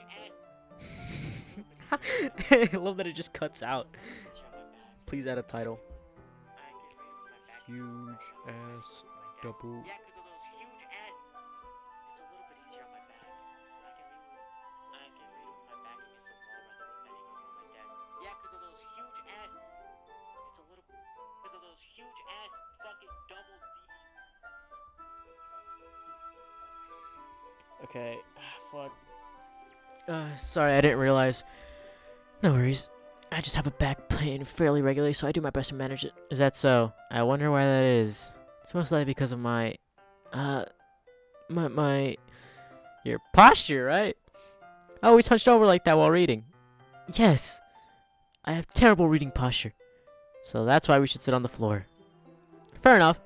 I'll go ahead and get my book. Retrieve the book from my bag. And I have some chocolate as well. It's a bag of small chocolate candies that I kept hidden from Sayori's candy radar. I take it since it'll go well with the tea. Yuri and I sit against the wall, teacups by our sides. As if in sync, we assume the same reading position as last time, each holding one half of the book. Except this time, our bodies are even closer to each other. I can't see too well. Oh. Yuri slides closer until her shoulders are touching. How am I supposed to focus on reading like this? Yuri's always kind of cute, but when she's being less apprehensive, it's almost more than I can handle. Your teacup. Yuri hands me my teacup. Holding it with my hand that's not holding the book, I end up in a position that makes it even harder to focus, because now I need to worry about making sure I don't actually touch her chest. Meanwhile, Yuri hasn't noticed a single thing. She wears her intense reading expression, and I can presume that the world around her has faded away. I use all my willpower to focus on reading. After a few minutes, I finally managed to relax a little. I put the teacup between my legs, and I fumbled with the chocolate wrapper. Sorry. I briefly let go of the book to finish opening the wrapper. You can have it as much as you want. That's okay. I won't take any. Are you sure? Well, if I touch it, then I might get smudges on the pages. You're right. I didn't even think about that. My bad. No need to apologize. I'll hold the book, okay? Are you sure? Of course. Oh, shit. Yuri opens the book with both hands. She holds it so that I don't have any harder of a time reading from it. But as a result, her left arm is practically resting on top of my leg. Well, in that case, Yuri's already totally focused on reading again. I take a chocolate candy and pop it in my mouth. Then I take another chocolate and hold it out to Yuri. She doesn't even look away from the book. She simply parts her lips as if the situation was completely natural. But that means I can't stop here. I apprehensively put the chocolate in her mouth. Just like that, Yuri closes her lips over it. Yuri's expression suddenly breaks. Did I just... Yuri looks at me as if she needs to confirm what just happened. Louis... Sorry. I guess I shouldn't have done that. Well, you were just helping. That's something that friends do, right? I mean, not really in this kind of context, but yeah, that's all it was. Yeah, then you don't need to stop or anything. I see. The situation has gotten really tense. Yuri tries to return to the book, but I could just tell by her facial expression. Fuck, dude, my stream is way far behind from where I am in the game right now. But I could tell just by her expression that even she can't focus now. My heart is pounding. I nervously take another chocolate between my fingers, but this time Yuri's eyes meet mine. Now did it even come to this? Yuri doesn't even avert her gaze. I notice that her chest is rising and falling to the rhythm of her breaths. I raise my arm. Like before, Yuri parts her lips, but it's different this time. I take the chocolate and place it in her mouth. I feel her hot breath on my fingers. Okay, everyone. Wah! Yuri jolts back. It's time to share poems. Luis, you can help Yuri put away the tea stuff, right? Yeah, of course. Okay, thanks. The spell is abruptly broken. I'll take care of the cups. Yeah. Yuri picks up the cups and the teacups from the floor. I pick up the bag and the chocolates. In the end, we hastily clean up the without so much as a word between us. I get the feeling this is something neither of us will have the courage to bring up. Let's go with Yuri. Or we're just with her, so. Let's see what you've written for today. Yuri stares at the poem with a surprised expression on her face. Do you like it? Luis, this one might be even better than yesterday's. How did you even pick up on this so quickly? Just yesterday I was telling you the kind of techniques we're practicing. Maybe that's why. You did a good job explaining. I really wanted to try giving it more imagery. Yuri visibly swallows. Even her hands appear sweaty. I'm not used to this. Used to what? I don't know. It's fine. Take your time. Yuri breathes and collects her thoughts. I know that Yuri likes to think before she speaks, so I offer that patience to her. Yeah, just being appreciated like this, I guess. It probably sounds really stupid, but seeing somebody motivated by my writing, it just makes me really happy. Are you saying you've never shared your writing before? Yuri nods. Really? I don't believe it. I really only write for myself. And besides, people would just laugh at me. Do you really think that? Again, Yuri nods. Huh. Even your close friends? Yuri doesn't respond to that. I wonder why. Anyway, do you want to share your poem you wrote today?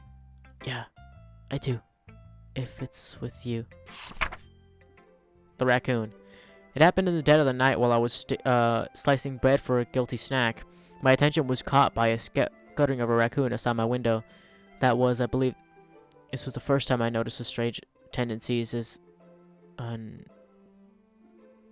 ordinary human. As an ordinary human, I guess. I don't fucking know. I can't read. I gave the raccoon a piece of bread. My subconscious, well aware of the consequences, well aware that the raccoon that is fed always comes back for more. The enticing beauty of my cutting knife was a symptom. The bread of my curiosity. The raccoon an urge. The moon in... I don't like the meaning of this one. The moon increments its phase and reflects that much of light off of me with a cutting knife. Cutting knife a lot, huh? Yeah, I don't like this. I already know what this is about. The very same light that glisters in my eyes in the raccoon friend. I slice the bread fresh out of, and the raccoon becomes excited. Alright, so fuck this, bro. I'm just gonna explain it for those of you that don't get it. I think what she's trying to say here is that the bread is her arm and the raccoon is herself and the knife is just a knife, right? So she sliced the bread, which is her arm, by cutting herself, and she got excited because raccoons get excited whenever you try. It looks like you're about to feed them food, but you will. Fuck, this is probably a dead giveaway, but you would also get excited for when you cut yourself. That's at least from my own experience. Raccoon is taken to following me. You can say that we've gotten quite used to each other. The raccoon becomes hungry more and more frequently, so my bread is always handy. Yeah. Every time I brandish my cutting knife, the raccoon shows its excitement. A rush of blood. Yeah, classic Parlon conditioning. I slice the bread and I feed myself again. I was a little more daring with this one than yesterday's. I can see that. It's a lot more metaphorical. I don't know if it's my fault, but I can't begin to imagine what this poem is about. That's right. It's a bit closer to my preferred writing style, using the poem as a canvas to express vivid imagery and conveying emotions through them. Yeah, if I take it at face value, then I can't figure anything out. No, it's supposed to mean. Well, I think it's something that different people can relate to in their own way. Yeah, Yuri knows what she's doing. She knows what she's doing. What the fuck? I wanted to express the way it feels for me to indulge in more unusual hobbies. Dude, oh, this is where the game starts to get dark, huh? Fuck. It's all sorts of things I'm usually forced to keep to myself, so I sometimes enjoy writing about them. Why do you keep them to yourself? Because they're embarrassing, and people will make fun of me. Don't you have anything like that, Louise? Well, yeah, I guess I do. I feel like everyone has a little something like that. The best we could do is respect each other and our individualities, even if it's difficult sometimes, and some things make us uncomfortable. After all, if I hadn't learned to embrace my own weirdness, I would probably hate myself. I might be ranting a little bit right now, but I'm glad you're a good listener. You could learn a lot of things. Writing, listening, there really aren't many people like you. That's exaggerating a little bit. It's just how I feel. I never thought I would feel so comfortable sharing my writing, but now I'm almost feel like I look forward to it. It's a really nice feeling, and you're to thank for that. It's nothing, really. You smile sincerely at me. For just a moment, her timidness seems to disappear. Dude, my fucking lips are getting chapped because of how much I'm talking. Fuck. Let's go with...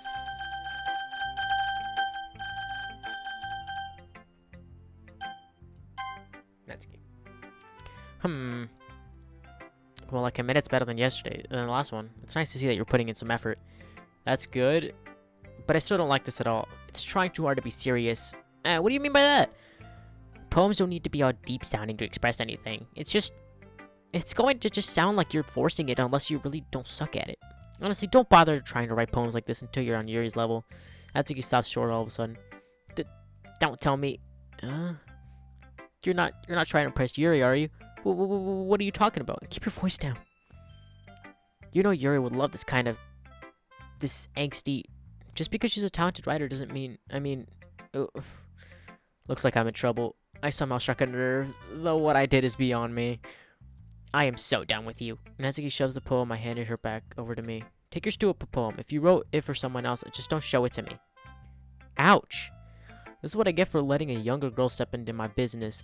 Unless I was a mind reader, I was destined to be in a world of pain from the start. At least Natsuki wasn't really the girl I was trying to impress in the first place.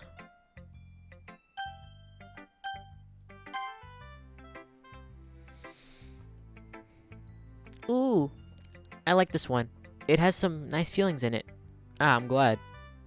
Does that mean it's better than yesterday's? Let me think. I don't know. I guess I like them both. Hehe. That's not very helpful, you know. Well, I'm not very good at figuring out if poems are good or bad, but that's why I just go by my heart. If it makes me feel things, then it must be a good poem. I'm not sure that's exactly how it works. Then again, I guess conveying feelings is a pretty important part of the whole thing. Yeah, maybe. Honestly, I don't even know what kind of writing you like in the first place. Yeah, me neither. Ugh. Why don't you at least try giving it some thought? You want to write something for me? That's so sweet. Yeah, right. But you're always thinking about other people. You need to think about yourself once in a while. If you don't, you might end up getting hurt at some point. Oh, fuck. No!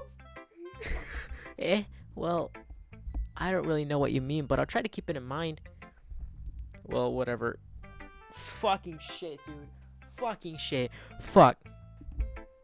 Anyway, let's see. I guess I like happy poems. Wait, sometimes I like sad poems too. Sometimes I like a little bit of both. There's a word for that, right? What's the word I'm looking for? Bittersweet. Yeah. I like things that are happy and things that are sad. Happy and sad. I can't see you liking something sad, Sayori. Well, I like happy the most. But sometimes when you're having a little rain cloud in your head, a sad poem can help to give the rain cloud a little hug and make a nice happy rainbow. Sorry, that's unexpectedly poetic. It is? Maybe I'm better at expressing my feelings after all. Thanks. I should go write that down then. You can read my poem now, okay? Oh, fuck. Oh my god. Oh my god. It's already getting too dark for me, bro. Nah, it's just getting pretty dark so far with, like, Yuri's, like, cutting herself like shit, and Sayori's, like, the fucking, foreshadowing to what happens to Sayori. I pop off my scalp like the lid of a cookie jar. It's a secret place where I like to keep all my dreams. Little balls of sunshine, all rubbing together like a bundle of kittens. I've even sat with my thumb and my forefinger and pick one out. It's warm and tingly. But there's no time to waste. I put it in the bottle to keep it safe, and I put the bottle on the shelf with all the other bottles. Happy thoughts, happy thoughts, happy thoughts, happy thoughts, and bottles all in raw. Is this a drug reference? My collection makes me lots of friends. Each bottle of starlight to make me amends. Sometimes my friend feels a certain way. Down comes a bottle to save the day. Oh no. Night after night, more dreams. Friend after friend, more bottles. Deeper and deeper my fingers go, like exploring a dark cave, discovering the secrets hidden in the nooks and crannies, digging and digging, scraping and scraping. I blow dust off my bottle caps. It doesn't feel like time elapsed. My empty shelf could use some more. My friends look through my locked front door.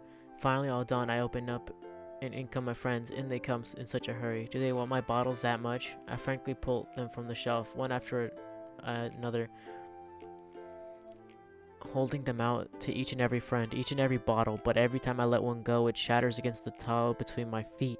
Happy thoughts, happy thoughts, happy thoughts, happy thoughts, and shards all over the floor. They were supposed to be for my friends who aren't smiling. They're all shouting, pleading something. All I can hear is echo, echo, echo, echo inside my head. Holy crap! Sarah, did you really write this? Of course I did. Didn't I tell you yesterday's was gonna be well, I was gonna write the best poem ever. Yeah, but I mean, I didn't expect something like this coming from you. Monica taught me a whole lot, and I've been really in touch with my feelings recently. I see that. It's almost kind of creepy. Creepy? Well, not exactly. Maybe because I'm so used to you being so cheerful. Well, never mind. I'm thinking too hard about it. The point is, it came out good, so you should be proud of it. Aw, thanks. I feel like it was meant to express myself in this way. It even helps me understand my own feelings a little bit better. Writing is like magic. I feel I'm pretty passionate about this, huh? I hope you keep it up. Yeah, writing is the best. I'm gonna keep writing until I die. Don't get ahead of yourself. Suri's always had a habit of being obsessed with things before dropping it in no more than a week later. I wonder if this is one of those times. But seeing the passion in her eyes makes it hard for me to be pessimistic. Monica, what's up, boy? Hi again, Luis. How's the writing going? Alright, I guess. I'll take that. As long as it's not going bad. I'm happy that you're applying yourself. Maybe soon you'll come up with a masterpiece. I wouldn't count on that. You never know. Want to share what you wrote for today? Sure, here you go. Give my poem to Monica. Alright, this one's good. It feels like you're not only getting more comfortable with your style, but the imagery is better than the last one I read. Fuck. I'm rubbing my nose. My nose. Just wondering, but have you been finding inspirations in Yuri's writing style? I guess so. You can't deny she's talented. Yeah, totally. I think her poems are the most romantic. That's the best way to describe it. She's like a totally different person when she picks up a pen. I noticed that too. But when she's talking about literature, it's like a light turns on inside her. Sadly, it's hard to get much personal conversation out of her. Trust me, I've tried. Who knows what goes on inside that head of hers? Hope you don't mean that in a bad way. No, of course not. I just mean that I wish she didn't keep so much to herself. But still, defending her like that, you must be pretty into her. You completely misunderstood. Calm down, I'm kidding. Besides, I'm pretty sure she's already got a boyfriend. Wait, really? Yeah, a fictional one anyway. Maya kind of whispers that last part to me. It's just a hunch, but... Well, there's not really anything wrong with it. Oh, well, I know. I was just saying. But anyway, you want to read my poem now? I like the way this one turned out, so I hope you do too. Alright, let's take a look. Save me. The colors, they won't stop. Bright, beautiful colors. Flashing, expanding, piercing. Red, green, blue. In endless... cacophony, I think that is? Of meaningless noise. The noise, it won't stop. Violent, grating waveforms. Speaking, screeching, piercing. Sign, consign, talent. Or tangent. Like playing a chalkboard and on a turntable. Like playing a vinyl on a pizza crust. An endless poem of meaningless... Load me.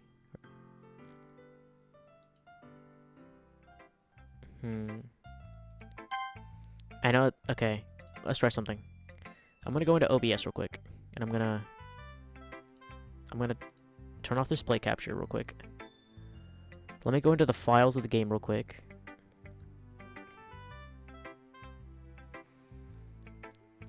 Where is it? Where is it? Where is it? Where is it? Where is it? Where is it? Where are the Doki Doki Literature Club files?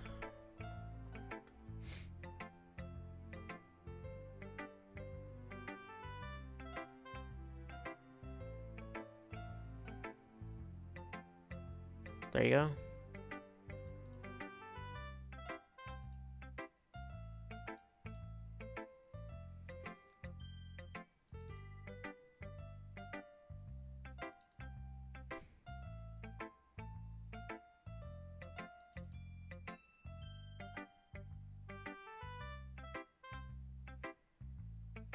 Okay, well, I can't open it.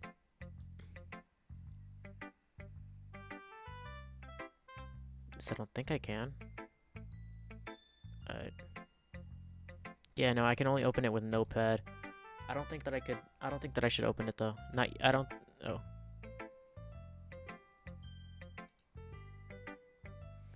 Yeah, I don't think that I should be messing with the character files just yet. Also, I need to change something.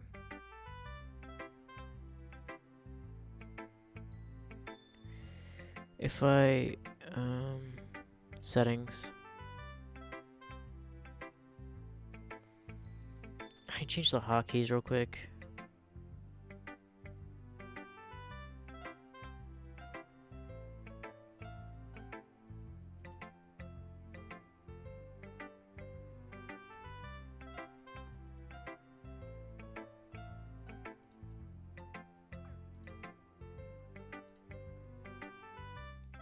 Alright, testing this.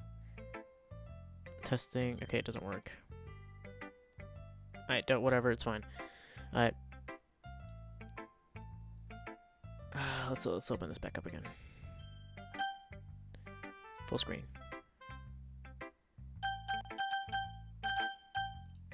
Might as well save the game so far. Yeah, see, look, I had the save right here. Alright. It's even more abstract than your last one, huh? Haha. I guess it's just the way I write. Sorry if you don't like it. No, I never said that. It's just kind of a thing that I've never really seen before, I guess. Kind of like playing with my space on the paper. Choosing where and how to space your words can totally change the mood of the poem. It's almost like magic.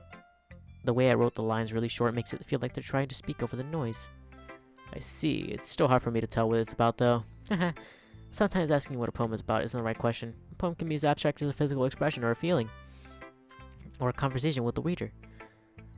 So, putting it that way, not every poem is about something. Anyway, here's Monica's writing tip of the day. Sometimes you'll find yourself facing a difficult decision. When that happens, don't forget to save your game. Okay, we've officially made it to the weird part of the fucking game.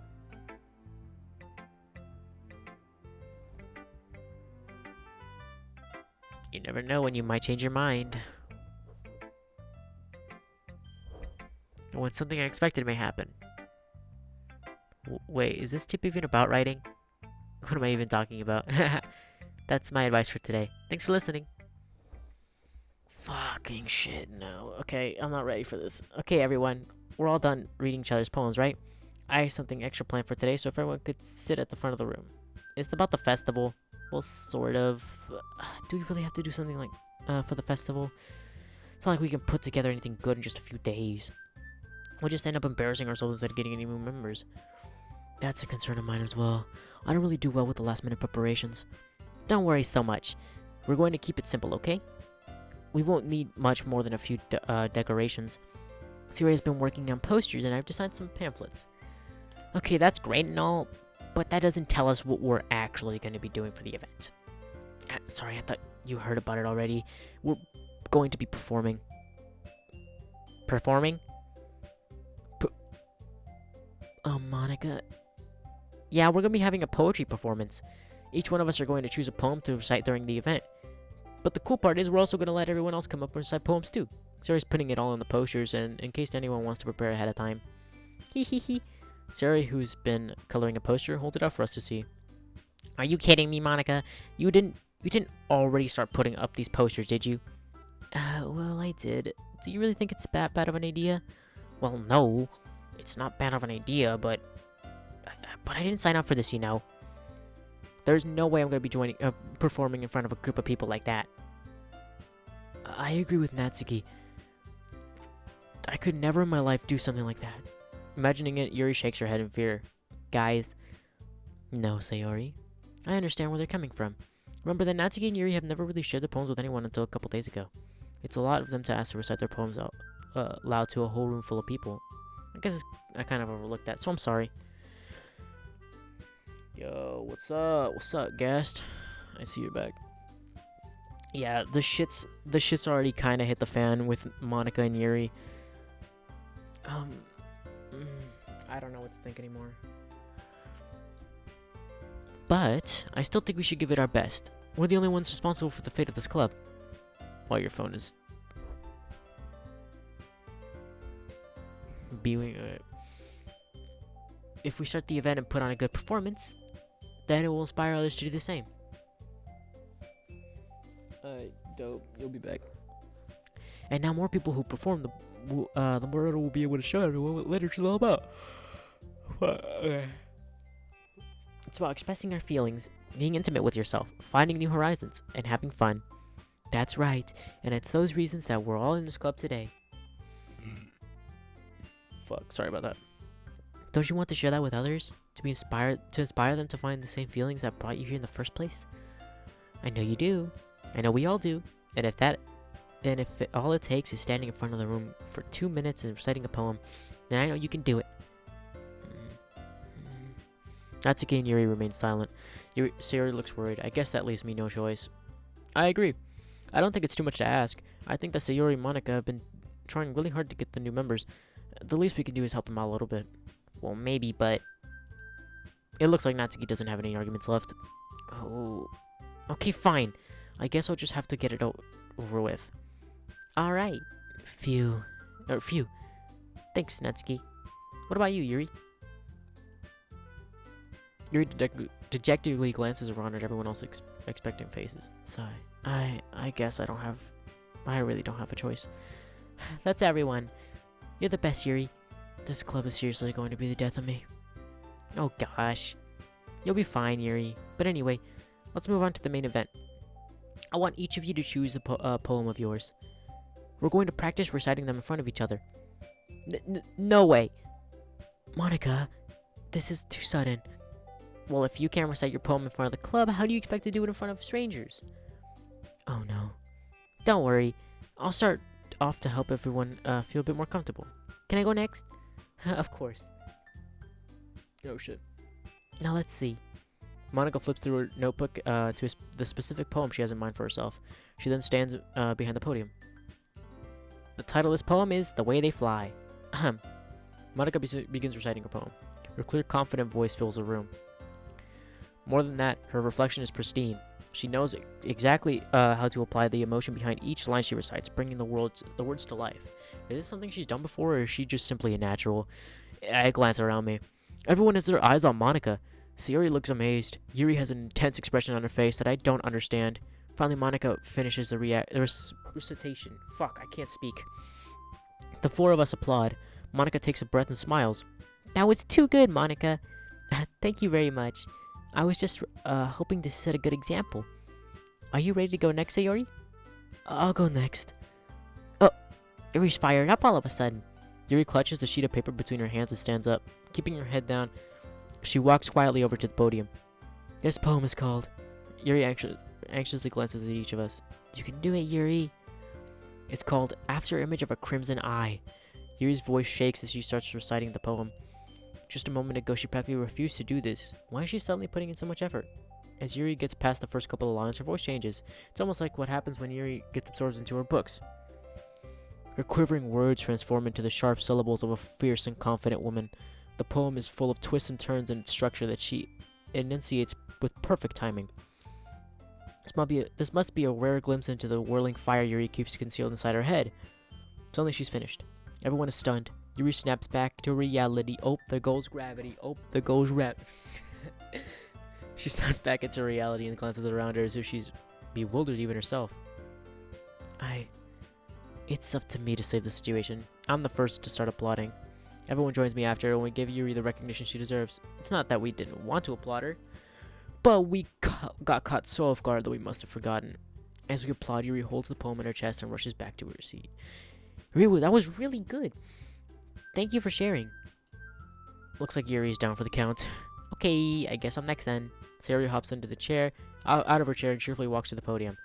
This one's called My Meadow. Ha ha. Sorry, I giggled. Hee hee. Sayori. It's a lot harder than I thought. How did you guys do it so easily? Try not to think of it like you're reciting to other people. Imagine you're reciting it to yourself, like in front of a mirror or your own head. It's your poem, so it'll come out best that way. Fucking shit, my mouth. Bruh. I see. Okay then. Juri begins her poem. Somehow it feels like her soft voice was made as a perfect match. The poem isn't immensely cheery. Aimlessly cheery like Sayori is. It's serene and bittersweet. If I were to read this on paper, I probably wouldn't think much of it, but hearing it come from Sayori's voice almost gives it a whole new meaning. Maybe this is what Sayori meant when she said she likes my poems. It's like I get to reach more deeply into someone I thought I knew through and through. Sayori finishes and we applaud. I did it! Good job, Sayori. Even Luis liked it. Fuck. I hate saying my own name, dude. I guess that's a good sign. What does that even mean? It came out nicely, Sayori. The atmosphere of the room fits you perfectly. Of the poem fits you perfectly. But it might be that other poems wouldn't work quite as well with that kind of delivery. I don't really understand. In other words, I've seen poems of yours where the sort of gentle delivery wouldn't work as well. They might need a little more force behind them depending on what you're reading. Oh, I know what you mean. That's well, I've been practicing that kind of thing. I've just, it's just embarrassing to do it in front of everyone. Then next time I'm going to make you pick a poem that challenges you a little bit more. You don't have much time before the festival, you know. Okay. Now who's next? Natsuki? Don't make me go before... yeah, I hate saying my own name in these types of games. It's not like I can compare you guys anyway. Might as well let Luis lower everyone's standards a little bit before I have to do it. Natsuki. It's fine, it's fine. I might as well get it over with. It's not like I have much of a selection of what to read. I'll just have to go with what I wrote for today. I stand up and step up in the front of the podium. Everyone has their eyes on me, making me feel terribly awkward. I recite my poem. Since I'm not exactly confident in my own writing, it's hard to put energy into it. Despite that, once I finish, I receive applause anyway. So I'm not really as good as everyone else. Don't worry about it so much. I think it's less of your abilities and more of your lack of confidence in your writing. That's something that it'll improve over time, though. Yeah, maybe. Bruh. Alright then. That just leaves you, Natsuki. Yeah, I'm going. Natsuki begrudgingly gets out of her seat and makes her way to the podium. The poem is called... Why are you all looking at me? Because you're presenting. Anyway, the poem is called Jump. Natsuki takes a breath. Once she starts reciting her poem, her sour attitude disappears a little. While she's a little unenthused, her poem has a rhythm and rhyme to it. It's Natsuki's trademark style, and it works surprisingly well when spoken out loud. The words feel like they bounce up and down, as if giving life to the poem. Natsuki finishes and everyone applauds. She hops back to her seat. That wasn't so bad, was it? Easy for you to say. You'd better not make me do that again. Well, do you at least feel prepared enough to recite the poem in front of other people? I mean, doing it in front of other people would be way easier. I could put whatever face I want for the other people. But when it's just my friends, it's just embarrassing. That's a surprise, Natsuki. I think it'd be the way... fucking shit. What the fuck? I think it would be the other way around for me. Well, that's just how it is, so... Well, I guess in that case, you won't have much to worry about for the festival. That said, I want to thank everyone for coming through. It might be hard, but I hope that all of you have an idea what it's like now. Make sure you pick a poem and get enough practice before the festival, okay? I'll be making pamphlets, so let me know ahead of time what you'll be reciting. Jeez. I should probably just find another poem to write instead. That's fine too. It doesn't have to be your own. I'm already pleasantly surprised that you're putting in all this effort for the club. Makes me really happy. Yeah, no problem. Okay, everyone. I think that's about it for today. I know the festival's coming up, so let's try and write poems for tomorrow as well. It's been working out really nicely so far, so I'd like to continue that. As for the festival, we'll finish planning tomorrow, and then we'll have a weekend to prepare. Monday's the big day. I can't wait. I can do this. Alright. I stand up. There's no way we'll be able to find the same enthusiasm as Sayori and Monica, but I'll do my best to get through it. If it's for the sake of the club and impressing Monica, then I'll have to do my best. Ready to go, Sayori? Yep. Look at you two always going home together like that. It's kind of adorable, isn't it? Hehe. Jeez, guys. Don't make it such a big deal out of it. It must be a little nice, though. Well, how am I supposed to respond to that? It's okay. You don't have to say it. Whatever, let's go already. And welcome with Sayori once more. Even though it's only been a few days, a lot of things have already changed. But today, Sayori is a little quieter than usual on the way home. Hey, Sayori. Sorry, I was spacing out. No wonder. I was thinking about something from earlier. I like how we get to... Sir fumbles with their words. So let's just say that one day Yuri asked to walk home with you. What would you do? What kind of question is that? You're kind of putting me on the spot here. Well... Sayori, you really think I would ditch you for Yuri? Huh? But... She's so beautiful and smart. Jeez. I already see her in the club every day. Besides, you always seem to really like going home together. I wouldn't just ruin that for you. You're so silly. You think about me too much sometimes. Yuri would deserve it if she wanted to, so... Sayori, I've already made up my mind. I really can't figure it out sometimes. Fuck. Okay, I'm gonna pick being nice to Sayori, bro, because I already know what happens to her, bro. She deserves it. Sorry. Besides, what's the point of speculating something that's never going to happen? The conversation trails off. It's kind of a weird thing for Sayori to care so much about. But I want to respect her and keep her happy, too. Then again, the festival's only a few days away, so who knows what will happen that time.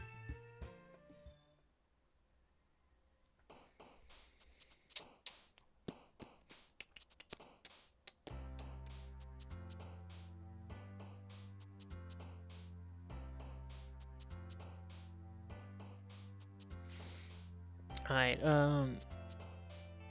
excitement, depression. Oh yeah, I forgot that she has that. Heaven sent, unrequited. I don't know what that means.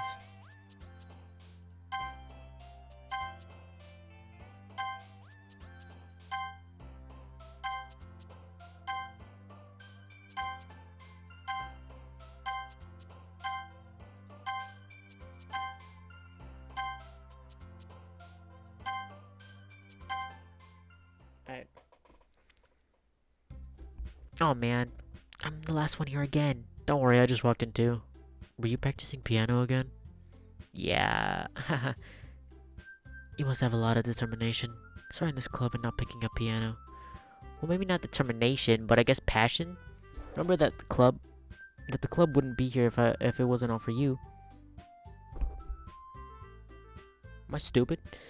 And I'm super happy that you're all willing to help out for the festival too. I can't wait for the festival. It's gonna be great. Weren't you complaining about it just yesterday, Natsuki? Well, yeah, I'm not talking about our part of the festival. But it's a whole day of school where we get to play and eat all kinds of delicious food. You sound a bit like Sayori all of a sudden. Monica, do they usually have fried squid? Squid? That's a pretty specific thing to look forward to. Oh, come on. Are you saying you don't like squid? You of all people? I didn't say I don't like it. Besides, what do you mean, you of all people? Because it's right in your name. Monica. That's not how you say my name at all. Also, that joke makes no sense in translation. Oh, I see what you did there. I see what y'all did there. Never mind. Yeah, because this is in Japan, right? At least it should be. And that's why they're all colorful schoolgirls. So, I'm guessing that Monica in fucking Japanese means, or has the same sound as the word of squid for Japanese? I don't know. Let's just focus on our own event for now. Hehe. Fine. Your reactions aren't as fun as Yuri's or Sayori's anyways. Excuse me? Where is Sayori anyway? Oh, there you are. Sayori's sitting at her desk in the corner of the room looking at nothing. I walk over to her. Hey, Sayori. I wet my hand in front of her face. You're spacing out again. Sorry. Don't mind me. You can go talk to everyone else. Huh? Is everything alright? Of course. Why wouldn't it be? It just feels like you're a little off. Sorry for assuming things. Jeez, you worry too much about me. It's fine. I'm fine, I see. Sayori shows me a big smile. Don't let me distract you from having fun with everyone. Well, alright. If you say so. I worriedly glance at Sayori before turning my back to everyone else. But the conversation is already dispersed with everyone back at their usual activities. Maybe I should ask Monica if she's noticed anything about Sayori recently. Since they've been preparing for the festival, they must be spending a lot of time together. I timidly approach Monica, who is shuffling through some papers at her desk. What's up? Hey, this might sound a little strange, but have you noticed anything strange about Sayori recently? Anything up with her? In what way do you mean?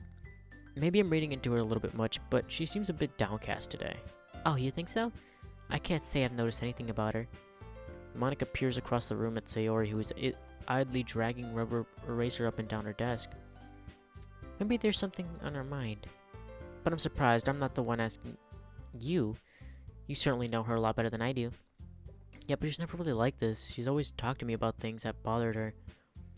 But this time when I asked her, she was really dismissive. Sorry, I know it's not your problem. I just wanted to ask you if you knew anything, so I'll drop it now. No. It's important for me too. I mean, I'm also friends with her. And I also care about the well-being of my club members, you know? Maybe I'll try talking to her myself. Yeah, are you sure about that? She seemed like she just wanted to be left alone. You sure? Maybe she just has a hard time bringing it up with the person of interest. person of interest? What do you mean by that? I'm saying that maybe the thing on her mind is you. Me? How on earth would you come to that conclusion? Well, I probably shouldn't say too much, but Sayori talks to you about you more than anyone else, you know? She's been so much happier ever since you joined the club. It's like an extra light always turned on inside of her. What? No way. Sayori's always like that. She's always been full of sunshine. It's not any different now than it's always been. Hehe. You're so funny. Have you thought that maybe you've always seen her as so cheerful because that's just how she is when she's around you? Ooh. I said too much. I'm sorry. What do I know anyway? I didn't mean to jump to conclusions, so you should just forget about what I said. I'll try to talk to her, so try not to think about it for now. Alright. Monica smiles meaningfully. I know she said to forget about it, but I already know that I won't be able to get her words out of my head. Monica stands up from her desk and walks across the room where Sayori is sitting. I'll watch her kneel down next to Sayori and gently talk to her, but she's keeping her voice so quiet that I can't hear it from here. I sigh and sit myself down. I know Sayori told me not to worry about her, and to have fun with everyone else. But it's impossible to do when she's behaving like this. Exactly how much do I care about her that I'm letting this weigh me down so much? Now it feels like I'm the one behaving out of the ordinary. But there's nothing I can do besides wait for Monica. Why does it feel like I'm being watched? I glance around the room. Suddenly I notice Yuri peering at me from her book, but she looks away just as quickly, flustered. I realize that I won't get anywhere like this. I've never really seen Yuri approach anyone to start a conversation on her own accord, so I have no choice but to approach her myself. By now, it's a little easier for me to do that. I stand up from my desk and sit the next to her own.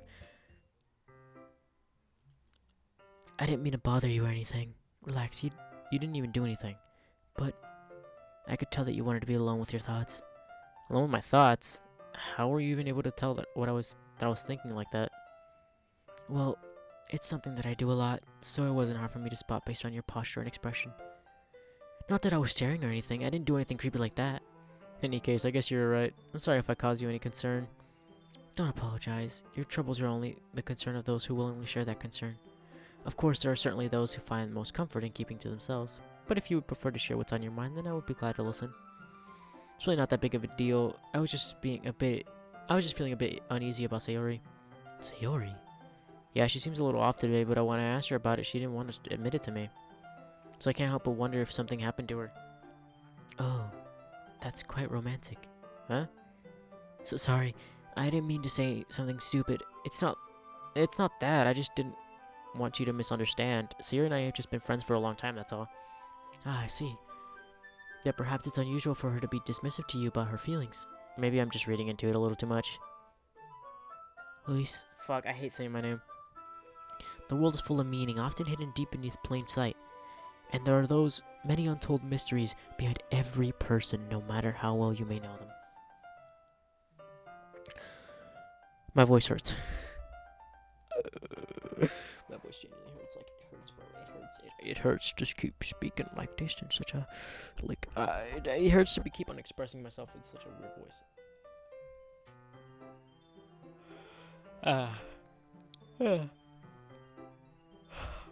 So you think there might be meaning behind it after all?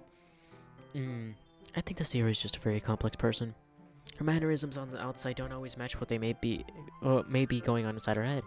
And she may not always know what she wants. I noticed her strange behavior today too, and I also feel some concern for her. But in your case, it looked like she was fully occupying your thoughts, wasn't she? Well, I guess that was the case. Sayori, she really means a lot to you, doesn't she? I guess, but don't you need to put it that way? But you don't need to put it that way. We're just good friends, that's all. Yuri suddenly looks deeply into my eyes. Her expression is gentle and curious, as if she was searching for something. Embarrassed, I avert my gaze. Sometimes, a person's mysteries are untold even to themselves. And you, as someone honest and caring, may uncover your feelings you weren't aware in you. I think that she would be a very fortunate person to have you feel that way about her. Yuri, you're giving me too much credit. I'm a pretty simple guy, so I think I'm pretty good at understanding my own feelings. I'm not nearly as sophisticated as you. That's not a compliment, is it? It is what it is. Anyway, as long as we're here, why don't we do some reading? Well, as long as you're okay with it. Yeah, I should be taking my mind off this whole thing anyway. fuck? Ooh, just 3 dots. Okay, everyone. After some time passes, Monica calls out to the club room. Why don't we share poems now? Before I know it, everything is back to normal. Everyone goes back to retrieving their poems, and I do the same. I make eye contact with Monica, and she smiles at me. I wonder what she was talking about with Sayori. Let's talk to Sayori first.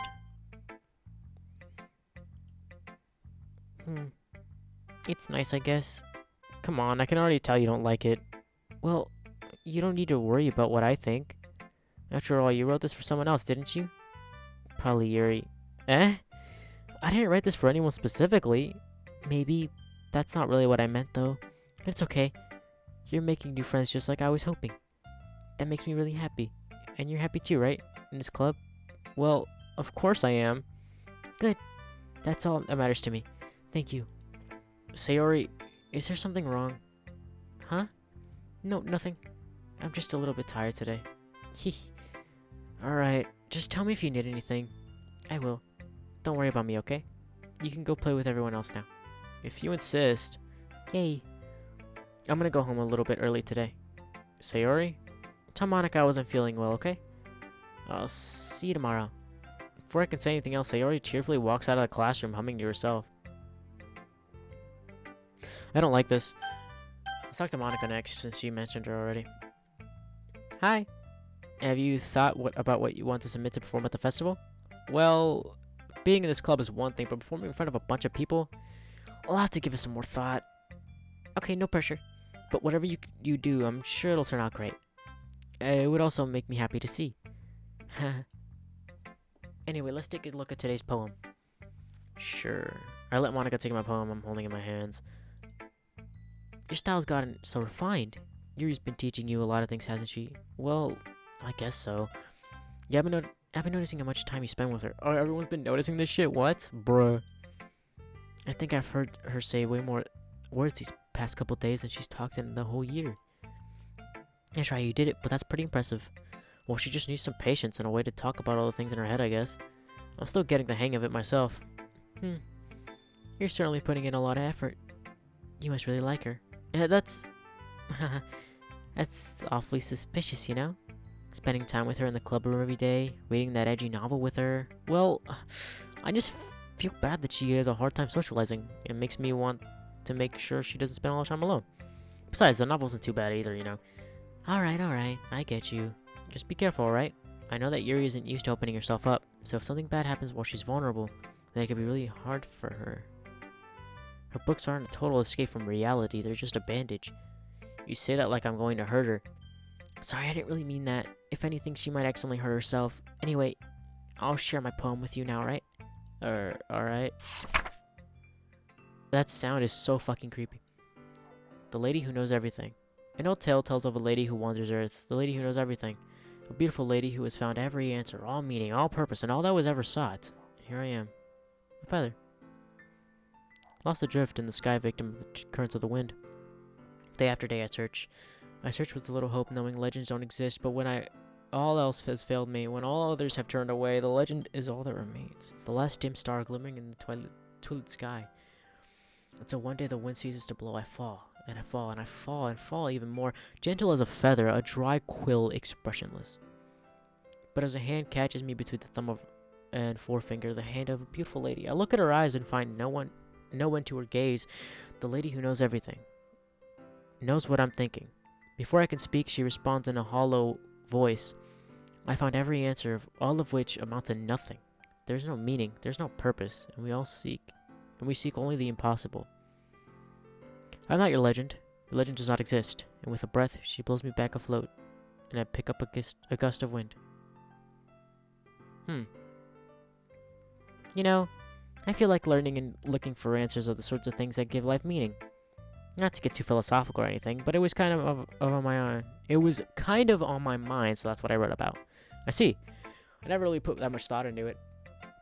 In a way, it's almost paradoxical. Because if we had all the answers, wouldn't the world start to lose its meaning? You know, there's one thing I noticed. It seems like everyone in this club prefers writing about the things that are more sad than happy. Are you surprised? I mean, if everything was okay, we wouldn't really have anything to write about, would we? Humans aren't two-dimensional creatures. I think you know that better than anyone. Oh, oh, she's talking to me.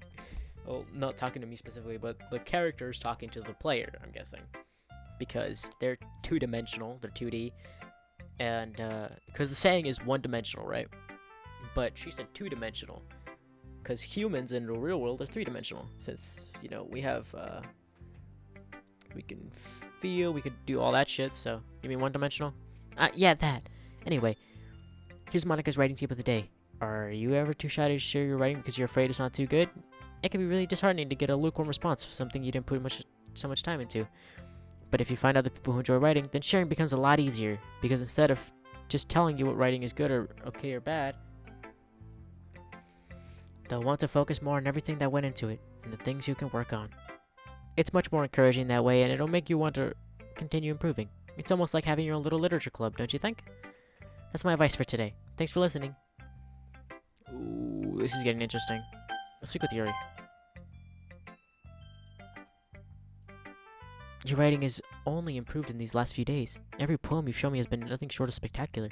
I can really feel the emotions. I'm a little envious even. I don't think it ever came to me this naturally. Yuri, that's the wrong way to put it. This never did come naturally to me. But I've been able to improve so much thanks to you. You're really the example I was chasing after. Oh shit, you can take off the fucking thing by just closing the scroll wheel, or just clicking the scroll wheel? Look at that. Cool. Really the example I was chasing after. Is that so? Yuri gently smiles to herself. This feeling. I'm so glad I got the chance to share my writing. I never thought it would feel like this. I remember you mentioning that yesterday. I can't believe you're so good at something that you've never even shared with somebody. It's kind of a shame. Maybe, but it's not like I really had a choice. What do you mean? Well, Yuri smiles sadly. During lunchtime, I ate by myself. Did you know that? It's a great time to find a quiet spot and do some reading. In fact, I always have some books with me. You could say I really enjoy reading. Well, that's one way to put it anyway. But books are so full of amazing and inspiring people you want to fall in love with, or people you just know you would make you a really good friend. Cheerful people who always put a smile on your face, or deep thinkers and problem solvers who discover the mysteries of life. So when you look at it that way, I'm surrounded by friends every day, you know? And those friends don't laugh at me. They don't tease me for spacing out all the time. They don't make fun of my body type, and they don't hate me for acting like a know-it-all. People say that about you? I'm not a know-it-all. It's the opposite. I don't know anything. Don't know how to talk to people. Don't know how to make people see me as normal. Don't even know how to make myself happy. I have all these feelings, and all I can do with them is read and write. But it wasn't until now that I started sharing it with you that I really understood what was missing all this time. But I haven't really done anything. No, that's wrong. You just being patient and respectful, that's really important to me. I know I'm a difficult person. I speak too slowly. I second guess myself all the time. I read too deeply into things, but every time, you've always treated me just like everyone else. It's so rare that I feel comfortable with myself when I talk to others, but that's why every time I talk to you, I just feel so happy. I see. Well, I treat you how you deserve to be treated, Yuri. And if other people don't see it that way, then screw them. I mean, I joined this club hoping I would make friends, and I would say I've had at least one success. Wouldn't you? If you put it that way, yeah. We really are friends now, aren't we? Puts her head on your hands, but this time she's smiling as she does it. Do you want to show me your poem? Yeah, I do. Let me get it for you. Ooh, it's part 2.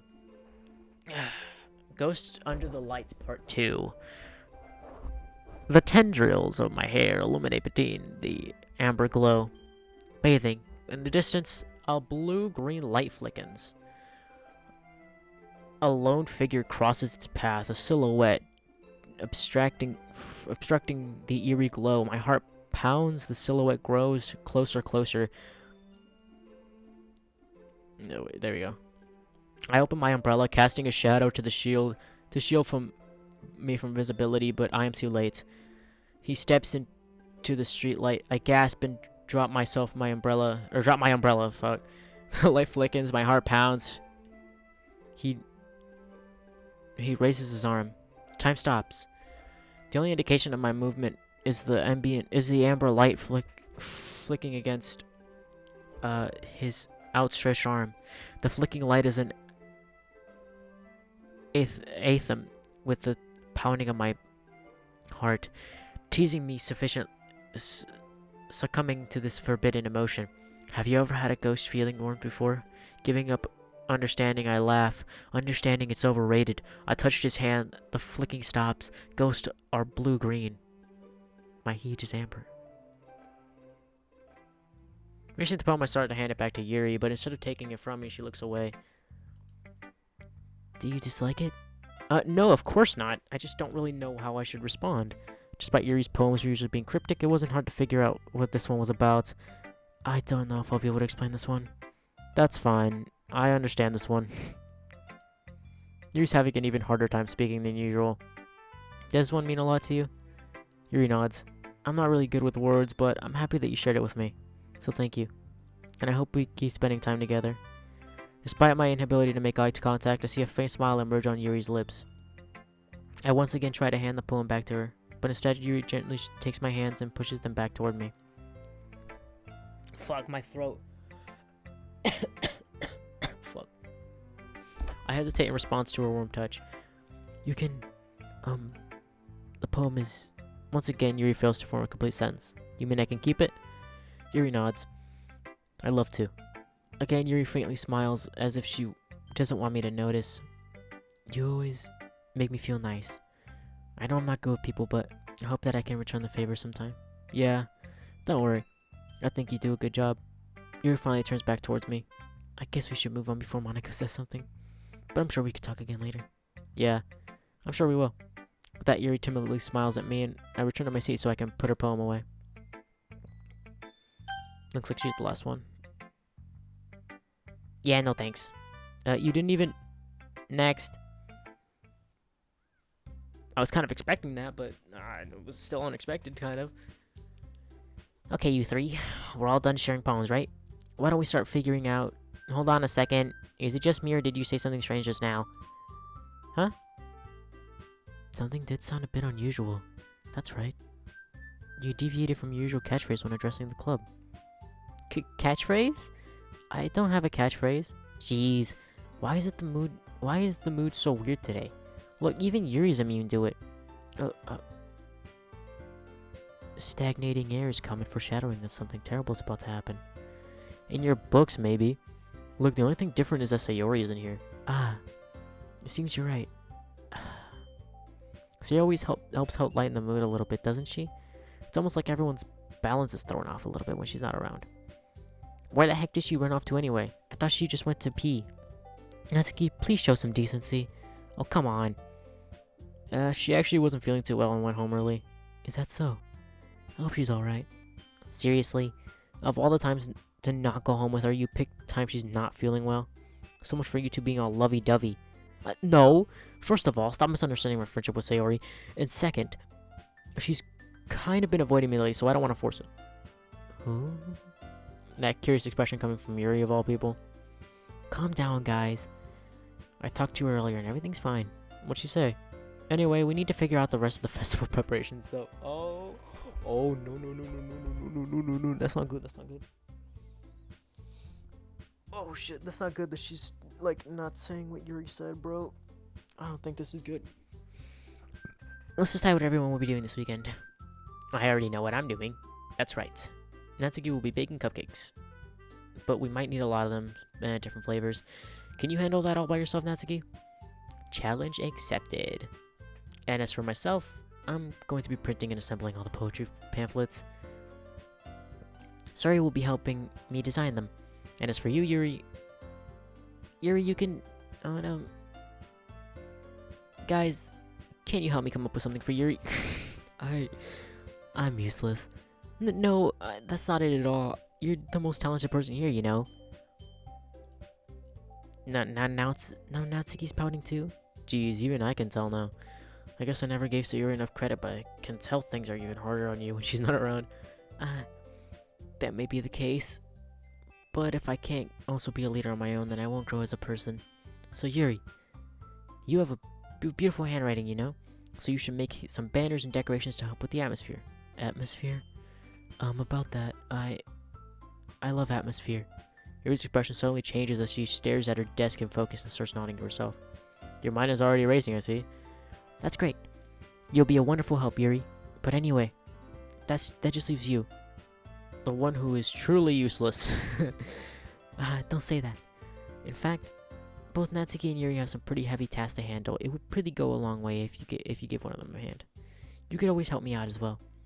I would really appreciate that. Is Monica suggesting I spend the weekend with one of my club members? How on earth are they going to respond to a suggestion like that? I suppose I wouldn't mind a bit of help. Well, even if you don't know how to bake, there's always some dirty work I could give you. It's not like Monica's going to give me a choice if you shouldn't be sitting on your butt anyway. Natsuki tries to mumble a bunch of excuses like that. If I recall, Natsuki, you mentioned that you would like to handle the baking on your own. Louis may not like to be around you if you only make him out to be a nuisance. So therefore, he may be more suited to assisting with the decorations. Hold on, I never said that. How hard could it be to make a few decorations anyway? Sounds more like you just want excuses for Louis to... What are you saying? It will be extremely meticulous work, and baking isn't? Just what do you think? Guys, let's settle down for a moment. In the end, I think it's up to Louis to decide how he'd like to contribute. Besides, he hasn't really gotten a chance to spend any time with me yet, you know? So I'm sure he's interested in... You literally just said, I'm surprised as well. Sorry. I was just saying though. Jeez. Can we just settle this already? Yeah. You're okay with this, right? In the end, it's up to you. Of course. Very well. In that case, everyone look straight at me. Ooh, say your... Oh. But of course I'm going to go with... Fuck, okay, I could go with Sayori.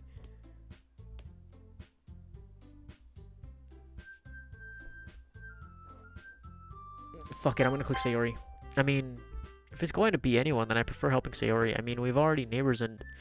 But Monica said that Sayori was helping her. Jeez. Do you really hate us that much? No.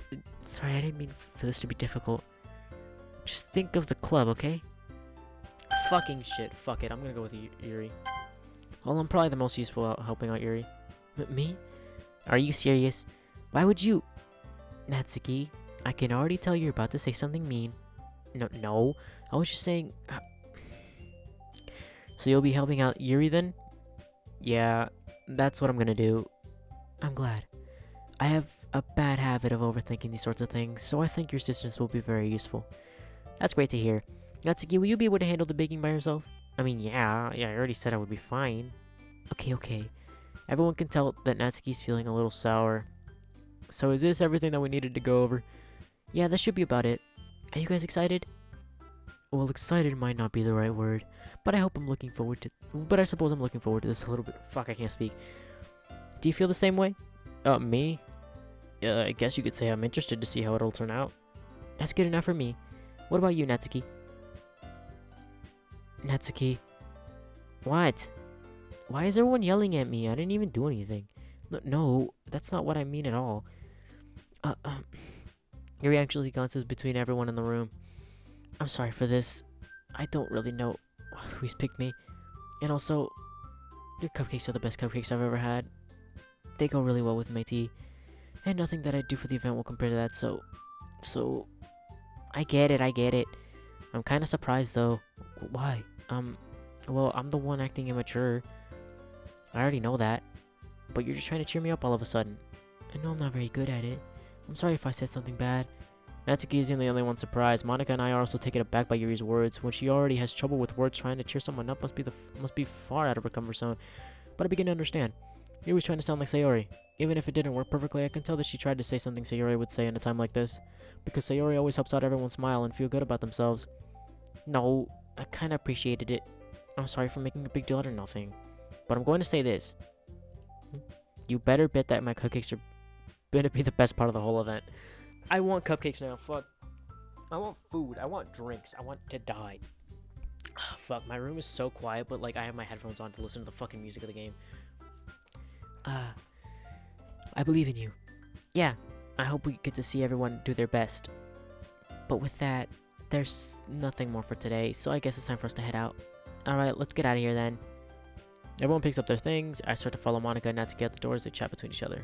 Huh? I turn around. Sorry. I realize that I don't have any way of contacting you this weekend. Oh, you're right. I can't believe that slipped my mind. Should I give you my phone number? I think that would be the best way, yes. Alright then. You're gonna exchange phone numbers. Okay. Then I'll be stopping by your house on Sunday. My house? Is that a problem? No, not at all. I just thought I would be the one going to your house since I'm the one helping you. Oh, I suppose that makes sense. But if you don't mind, I think I would prefer going to your house. Alright. In that case, it won't be a problem. I decided not to press Yuri for a reason. It's not like it should matter much either way, so I just need to make sure my room is clean. I hope I managed to make myself useful in some way. I'm not nearly as creative as you are. Don't underestimate yourself. I think we'll make a very productive team, even if you only choose me because you felt bad or something. Wait! You didn't actually think that, do you? I don't know. It's difficult to come up with any other reason you may have chosen me. You're forgetting the one reason that makes the most common sense. I chose to help you because that's what I want to do. But Yuri thinks to herself with an extremely tense expression. Yuri, you're overthinking this. You wanted me to point out when you're overthinking, right? I didn't realize. I'm telling you I want to. That's all there is to it. Do you believe me? Yuri thinks really hard again. She looks straight into my eyes for a long while. I believe you.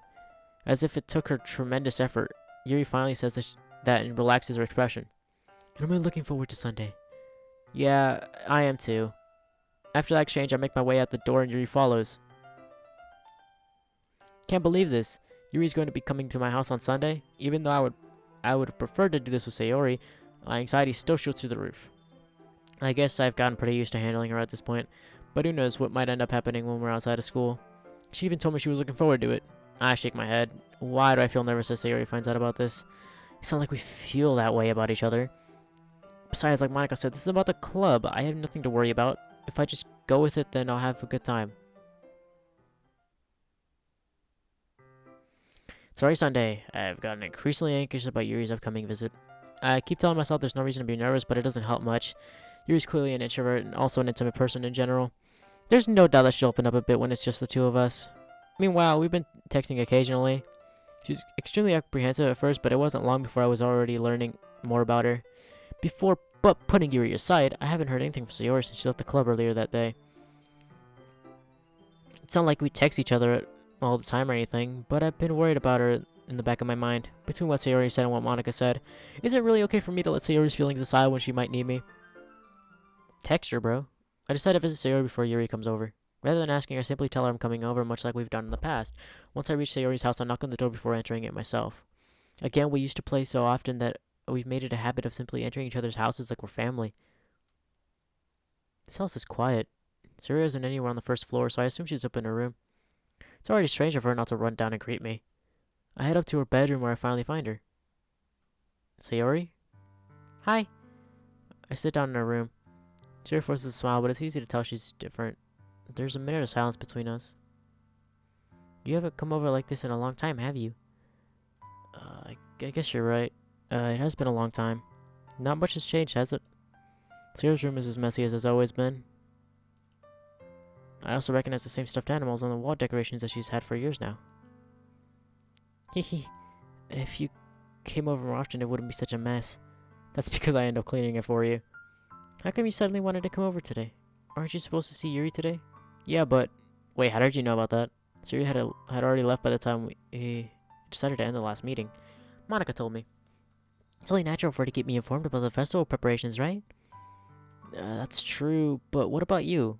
Aren't you going to be helping Monica today? Of course, but I'm just helping her online. We didn't plan to meet up or anything.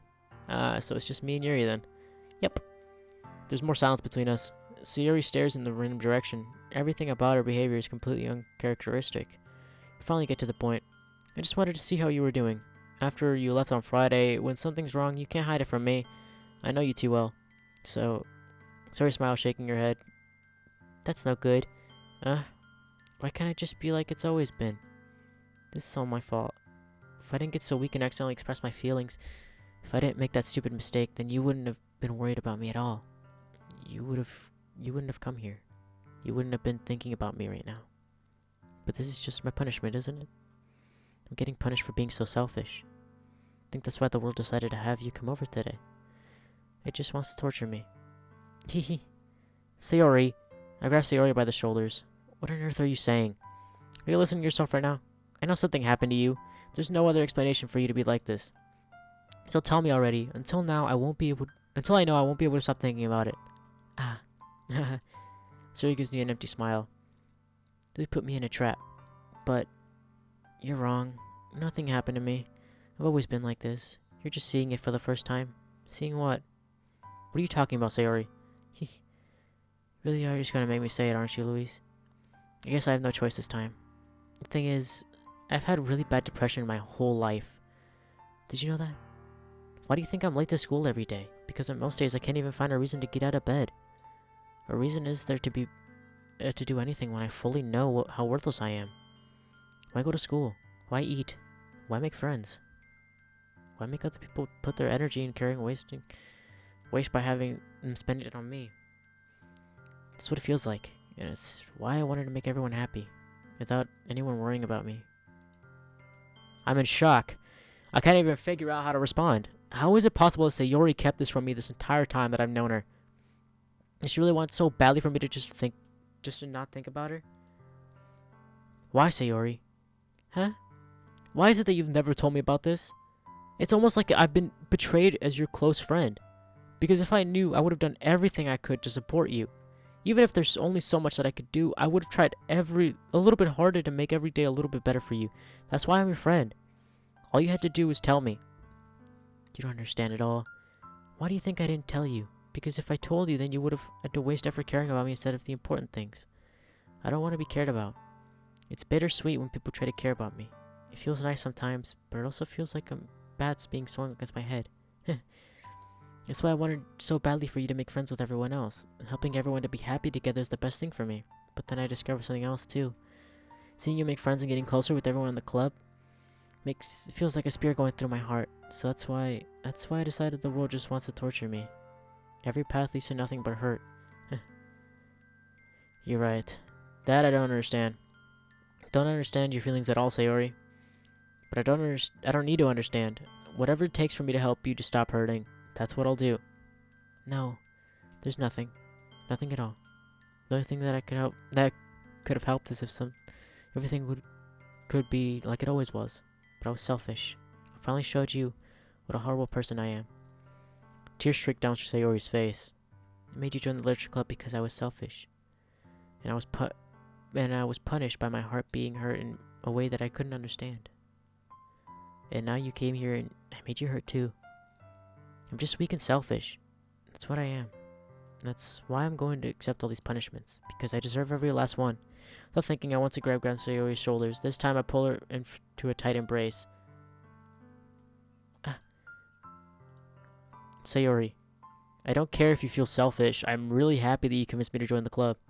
Seeing you every day makes it worthwhile enough. If I make friends with everyone else, then that's just a bonus. But please, never underestimate how much I care about you. I wouldn't have it any other way. Sayori isn't hugging me back. Despite my arms being wrapped around her, Sayori's arms remain at her sides. She starts sobbing next to my ear. No, don't do this to me. Please don't do this. She barely manages to speak between her sobs. I don't know if I'm doing the right thing, but all I want is for her to know that I care. If you have it in you to call yourself selfish, then you have to let me be selfish too. No matter what it takes, I'll figure out what needs to change. I'll make these feelings go away. If there's anything you need me to do, then you better tell me. I'll get mad if you don't. I don't know. Gently, Sayori finally puts her arms around me in return. I don't know anything. It's all really scary. I don't understand any of my feelings. The only time I'm not feeling when I'm feeling nothing is when I'm feeling pain. But your hugs are so warm. And it's really scary too. Sayori lets me go. Oh, fuck. Okay, I like this game because, like, for the most part, for, like, the normal half of the game, You get immersed into it so fucking deeply. And, like, that actually felt like I was hugging somebody physically. Just from the way that they were saying everything, from the way that everything was described, from the way that it's just a black screen. You know, it felt like I was hugging somebody. Like I was hugging somebody and consoling them about how everything was going to be okay. As she does so, I let her go as well. The festival's tomorrow. Yeah. It's going to be fun, right? Yeah. How would you like it for me to spend it all with you? It's what I want, I promise. I think that would be nice then. Yeah. Shuri wipes her eyes. If I could spend the whole day here, I would. Of all days, this has to be the one where I have other plans. Maybe I should cancel. No, don't. Please don't. If you did that, then I wouldn't forgive you. But it's almost time for you to meet me at my house. At the very least, do you want me to come along and help you out? It would be fun. To my surprise, Shuri shakes her head. I'm sorry. I don't know if that would be very good for me today. You understand, right? It's kind of hard for me to fully understand, but I'm trying my hardest. It's okay. Don't worry too much about it. I'll see you tomorrow, okay? Alright. I'll look forward to it. Fuck, dude. I say goodbye to Sayori and exit her house. On the way home, I find myself still feeling uneasy, but it's hard for me to keep thinking about it when Yuri's about to come over too. I think Sayori's right. I shouldn't be worrying too much. We're definitely going to have a great time tomorrow. I should just focus on what's ahead of me. As I approach my house, I see something that makes me feel a moment of panic. Yuri? Thank goodness. You're a little early. I'm sorry, I wasn't home yet. Were you waiting for a long time? No, I just got here. But I started to get really nervous when nobody answered the doorbell. Yeah, look, bro.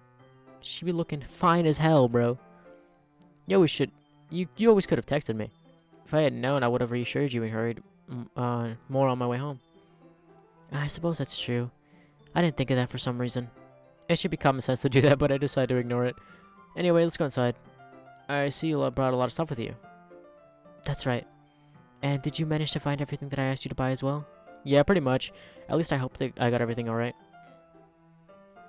I'm sure it will be fine. I take Yuri to my room.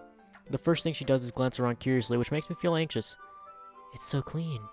I cleaned it before you came over, so that's very considerate of you to do. I feel like most people do that. Like, I don't think that that's like a considerate thing to do. I think that's just like what people do. It's kind of fucked up to bring somebody to your house and like have your room and it's like not clean. It's all fucking dirty and shit. No, I would be really embarrassed for my room to be a mess while you're here. Well, I do enjoy cleaning. I would have gladly helped you clean. That would have been even more embarrassing. Wait, don't look in there. I snatched Yuri's wrist, opened the desk drawer of mine. I'm sorry. I wasn't thinking for some reason. I was just spacing out. It's fine, it's fine. Let go of Yuri's wrist. She puts both of her hands firmly in her lap as if making sure she's keeping track of them. So, should we get started? Yes. I have a few things planned out that you can help with. Decorations and other atmospheric enhancements. Atmospheric enhancements? You know, mood lighting, aromatherapy candles. Oh wow. I don't know you plan on taking it that far. Of course. I want to help take our guest to a faraway place.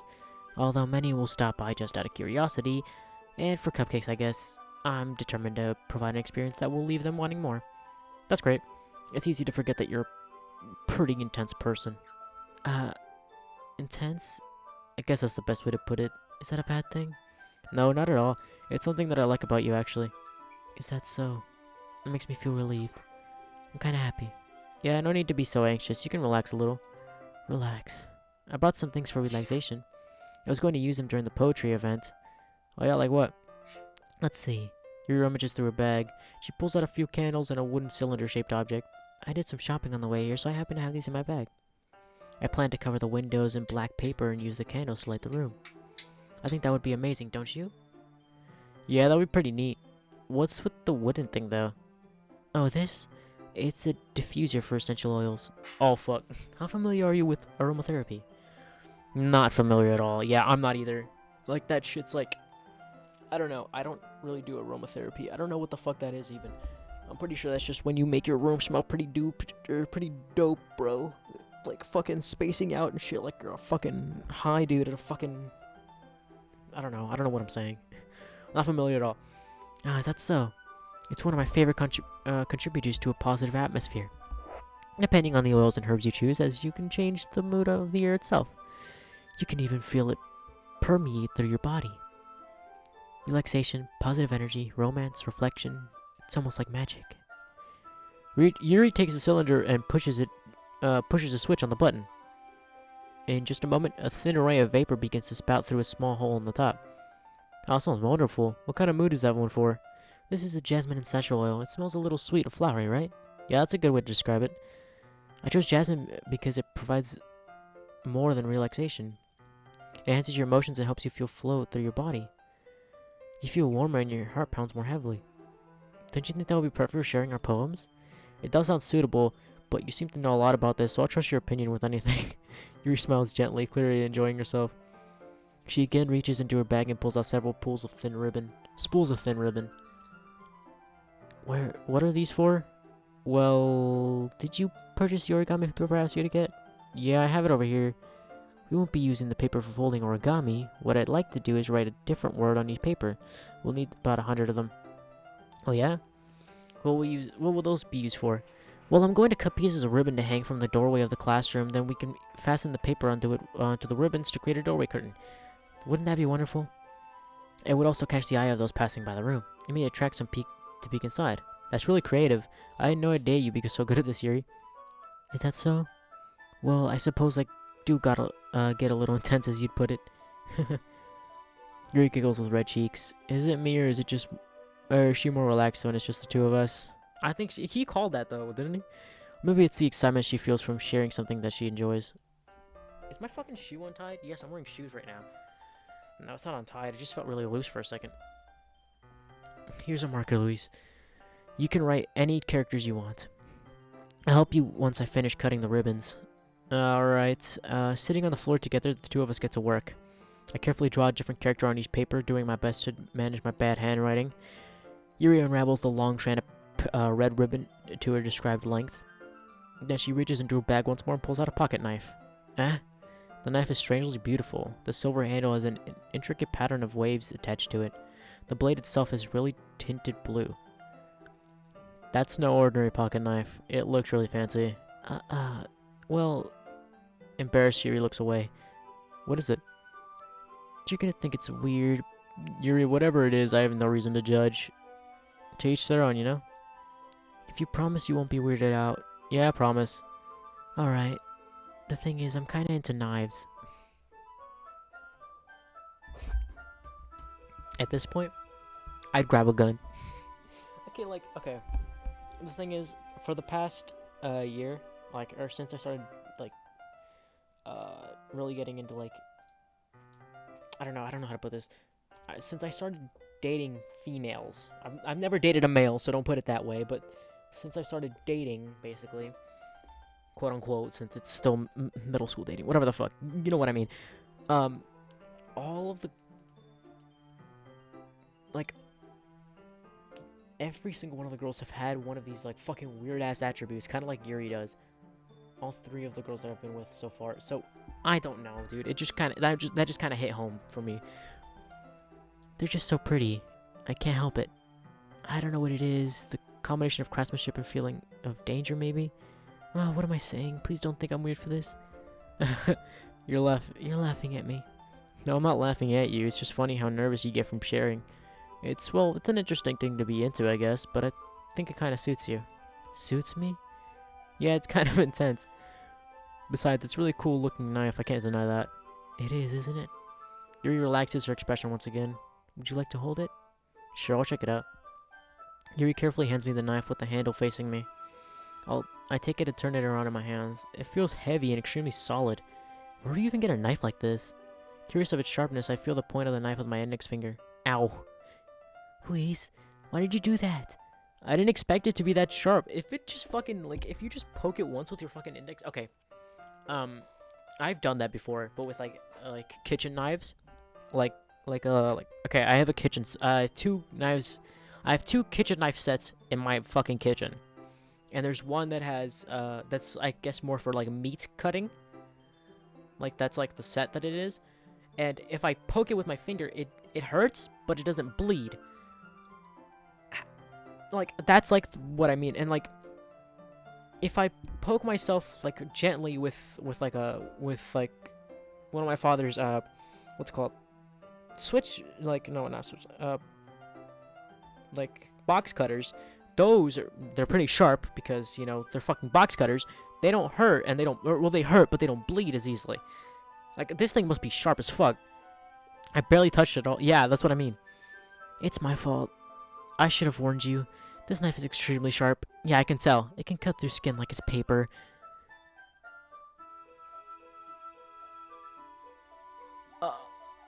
Okay. That's a weird thing to say. Considering it's a fucking knife and you're an emo girl. Oh no. A small drop of blood trickles down the side of my finger. Yuri takes my hand and gives the wound a closer look. Ah. She stares at it and noticeably fidgets. If you're squeamish, I'll go wash it off now. Ah. Without warning, Yuri puts my finger in her mouth and licks the wound. I feel her tongue curl around my finger. Startled, I instinctively pull my hand back. Oh, please forgive me. I wasn't thinking. Yuri lowers her head, her face burning up. Yuri, that was the most embarrassing thing I've ever done. Yeah, that would have been pretty weird. How could I do something like that? I'm sorry. Sure, it was a little weird, but it took me by surprise, but I guess she was just trying to help, right? Yuri, I think you're overreacting a little. She doesn't lift her head. What if she doesn't recover from this for the rest of the afternoon? Alright, you know what? This might be a stupid thing to do, but I do it anyway. I take Yuri's hand and lick her index finger in return. I'm not gonna say my name. Did you really just do that? Now we're even. Yuri just looks at me like I did something wrong. I knew that would be a bad idea. If not for the sweet aroma of the jasmine oil, the air would be extremely heavy right now.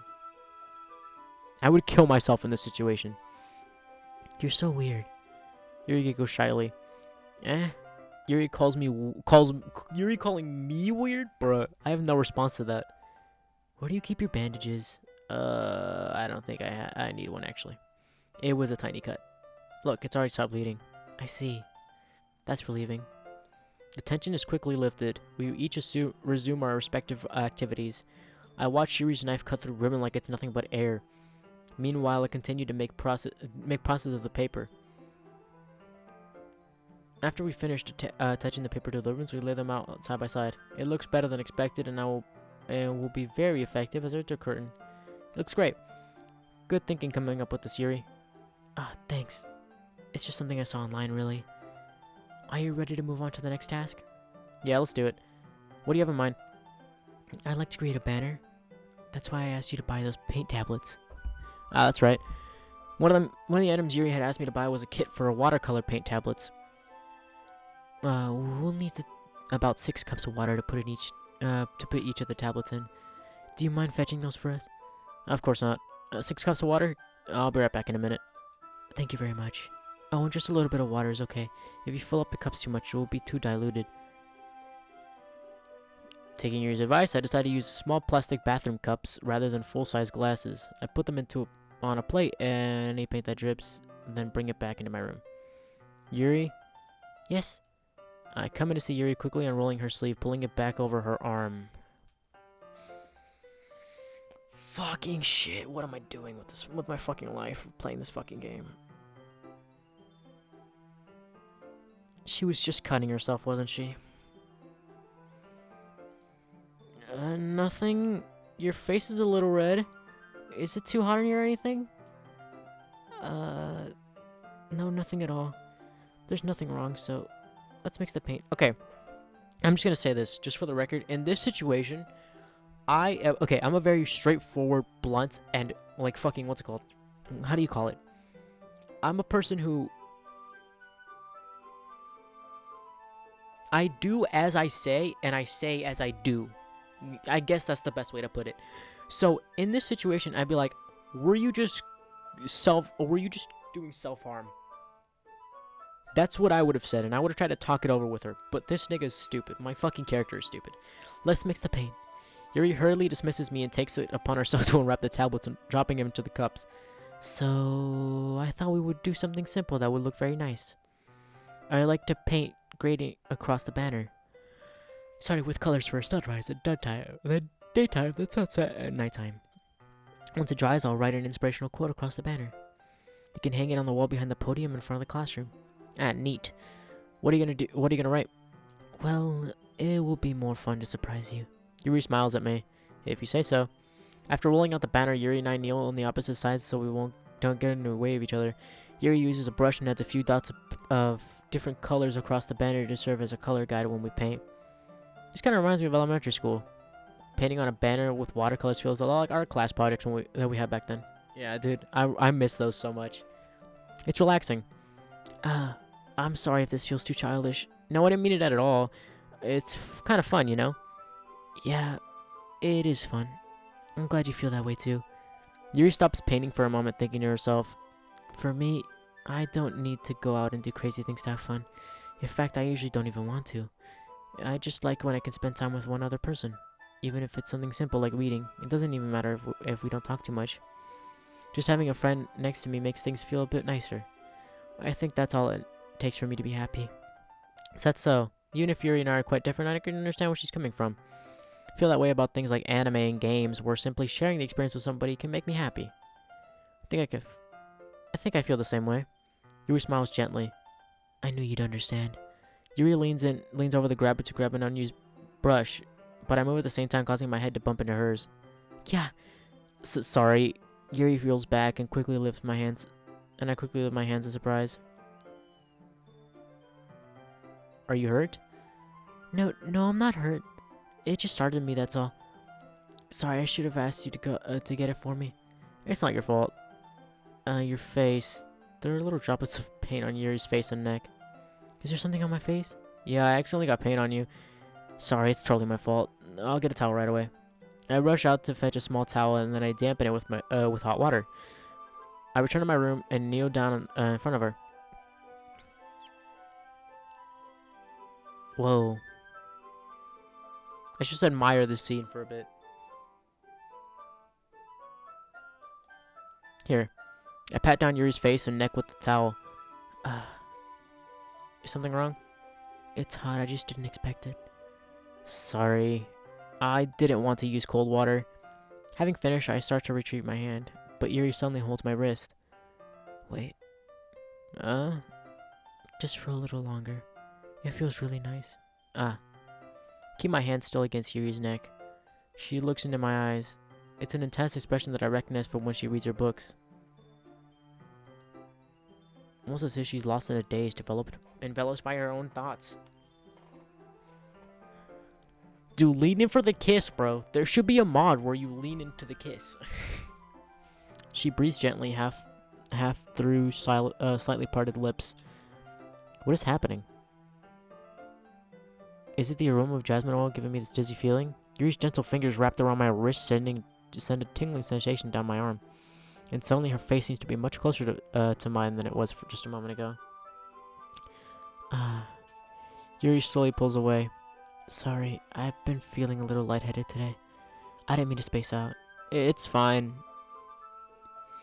The moment is over as soon as it began. Yuri picks up her brush again, but her movements seem clumsier since she's unable to focus. I remain silent, forced to ignore the event that just inspired. I hesitantly retrieve my own brush and continue following Yuri's example. That should do it. I finish filling the night sky with white dots that look like stars. Looking at the banner as a whole, it's very pretty and natural looking. I think it came out better than expected. I'm really happy with these results. Yeah, me too. Are you going to add the lettering now? Not yet. It needs to dry first. That's true, but won't that take a while? Well, perhaps it would be best to leave it here, then have you bring it in the morning.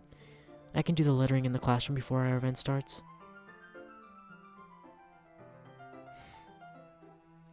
Oh, fuck. You smell like toe cheese. There was foo. I guess spend 2 hours adding dots. For real. Big help. Did this man really just, add dots? I'm guessing not, since, but she was doing a completely different part of it. So, I don't know. Is that okay? Or is that okay? Yeah, that's totally fine. Wonderful. In that case, I don't think there's anything more for us to do here. Phew. you s- Fuck. You say that like you're glad it's over. Was I wrong to assume that you were at least enjoying yourself a little bit? No, it's not that. I'm just glad that we managed to get everything done. I see. I am too. I was a little concerned about time. I need to start making dinner soon. So you don't have any time left. I was secretly hoping we would get some extra time after finishing the work. I know, man. Well, Yuri thinks to herself, I think it would be too irresponsible for me to wait much longer. I'm sorry. I was hoping there would be some more time as well. It's probably my fault. Sorry for being such a slow worker. No, it's not your fault at all. And the important thing is that we got everything done, right? Yeah, so I shouldn't be disappointed or anything. Gathering all her things, Yuri seems a little downcast. I understand why. It sounded like she rarely gets the opportunity to spend time with friends in a relaxed environment. But that doesn't mean this is the last time it can happen. I guess that's facts. Once Yuri packs up, I walk her out to the front door. Thank you very much for having me today. No problem. I'm glad I was able to help. Just let me know if there's anything else you need me to bring tomorrow. I will. Well then, Yuri fidgets. I guess I'll see you tomorrow. Wait, I kind of say that without thinking. But today, it's fine if we didn't have as much time as we wanted, because we could do this again. Whatever you want, so you can come over or we can go out somewhere. I forgot you don't like going out much. As I stumble over my words, Yuri simply smiles bashfully. Anyway, you know what I'm trying to say, so... Oh, wait, I'm gonna turn on the music volume a bit more. See what the sound volume. Should be enough, right? You know what I'm trying to say, so... You're very thoughtful. Yuri takes a step closer to me, then briefly squeezes my hand. Oh, shit. This is kind of spooky. I kind of like that about you. Well, how am I supposed to respond to that? But I don't even get a chance to as Yuri suddenly pulls back. Sayori? Eh? Ah. Hi, Luis. Sayori. Just now we weren't, it's okay. I just stopped by to say hi. Uh, um, well, it's nice to see you. I'm sorry, but I'm already on my way to leave. Oh, really? That's too bad. I'm sorry, but we'll be together at the festival tomorrow, so... Oh, shit, wait.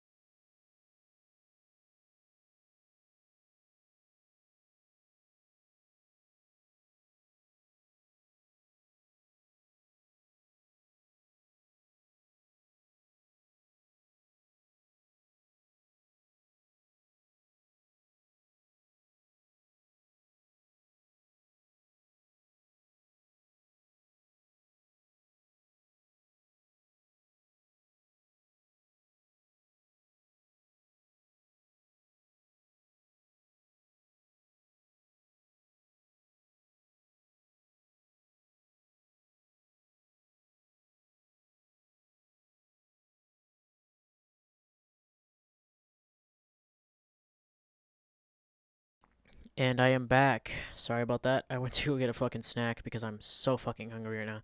And I went to go get a drink as well. Alright. Full screen. I got a fucking Hershey's chocolate bar, so that's pretty dope.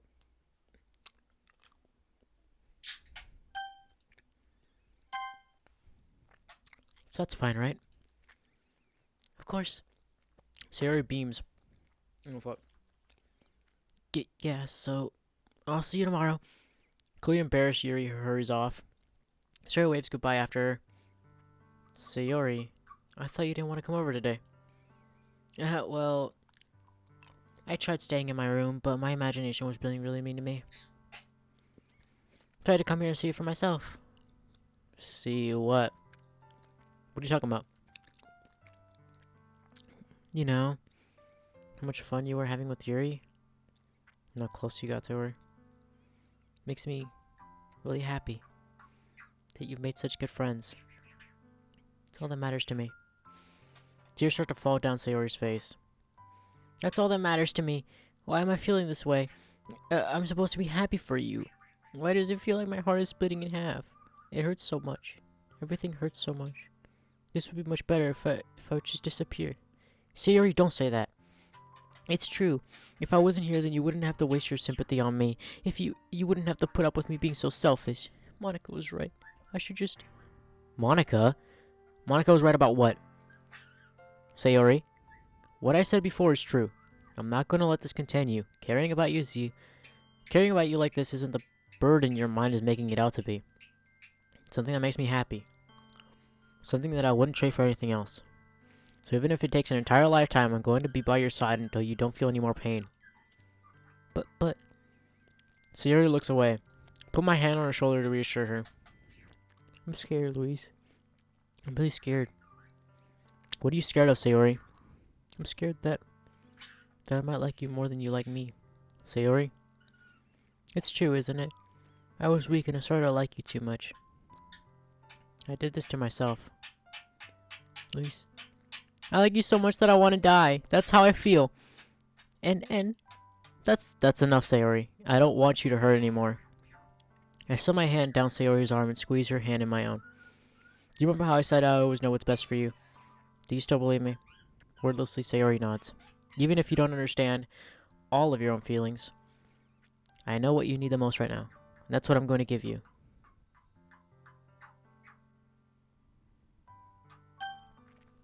Fuck. Okay, I'm going to think about this from his perspective.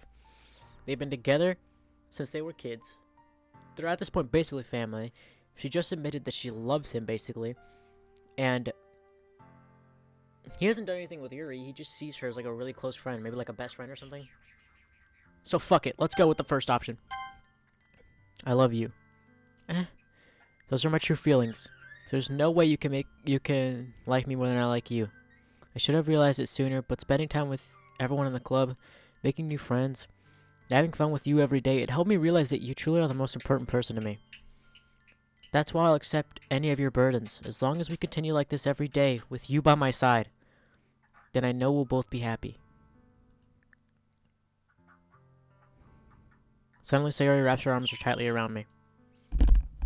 Oh shit. Is this really okay? Yeah. I hold Sayori in my arms and pull her closer. You'll never have to let go of me again. I love you. I want to be with you forever. Me too. I feel Sayori's grip around me weaken a little bit.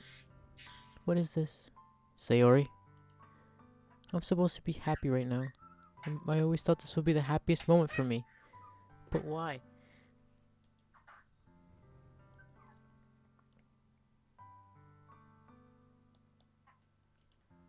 Even now. Why won't the rain clouds go away? They're not going away at all. It's okay, Sayori. It might take some time for things to get better again. No matter how long it takes, I'll be there every step of the way. That's all that matters right now.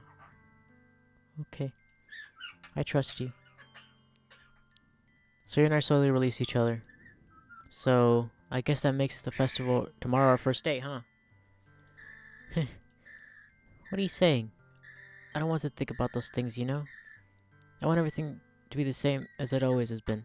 Even if we really are a couple. I don't know if I could handle anything more right now. It's really new and scary to me. I understand. We'll go at whatever pace suits you best. Hey. Siri gazes at me once again, smiling sadly. Even if I get really, really sad, this is the best thing for me, right? Huh? I don't really understand what Sayori means by that. Are you saying that this is making you feel sad, Sayori? I don't know. I don't understand what I'm feeling. It felt like a bunch of thorns when you told me you love me, but that's why I want to trust you. You know what's best for me. Yeah, I do. That's my promise. I say that, but in reality, I've never felt more certain when it comes to Sayori. I know that I love her and she loves me, but I'm having as much trouble misunderstanding her as, yeah, whatever. Even though I can comfort her. I kept wondering if I should be doing something more or something different. I know that these thoughts will continue to plague me until things are back the way they were. Is that what Sayori meant by not wanting anything to change? I don't know, but I'll have to give it everything I've got. Sayori is the most important person to me, and I'll do whatever it takes to have a happy future with her. Oh, fuck, no. This is gonna make me cry. I really hope that they stay together forever and ever. Holidays, I expected this to be the one where I'd be walking to school with Sayori. Sayori isn't answering her phone. Considered going to her house to wake her up, but I decided it's a little too much. Meanwhile, the preparations for the event should be nearly complete. This banner Yuri and I painted is dry. Gently rolled it up to take it with me. She sent me a pleasant text reminding me not to forget anything, and I reassured her. Funnily enough, I probably feel the same way about Natsuki about the event. Fuck. I'm more excited for it to be over so I can spend time with Sayori and Yuri at the festival. Going to Hanukkah, I'm sure the event will be great too. Luis! You're the first one here. Thanks for being early. That's funny. I thought at least Yuri would be here by now. Monica's pasting little booklets on each one of the desks in the classroom. They must be the ones she prepared that have all the poems we've been performing. In the end, I found a random poem online that I thought Monica would like and submitted it. So that's the one I'll be performing. I'm surprised you didn't bring Sayori with you. Yeah, she overslept again. That dummy. You'd think on days it's important she'd try a little harder. I say that, but I suddenly remember what Sayori told me yesterday. And I suddenly feel awful knowing it's not nearly that simple for her. I only said it because it's the way I'm used to thinking. But maybe I should have gone to wake her up after all. You should take a little more responsibility for her, Louise. I mean, especially after you exchanged with her yesterday. You kind of left her hanging this morning, you know? Fuck Monica, that bitch. Exchange? Monica, you know about that? Of course I do. I'm the club president, after all.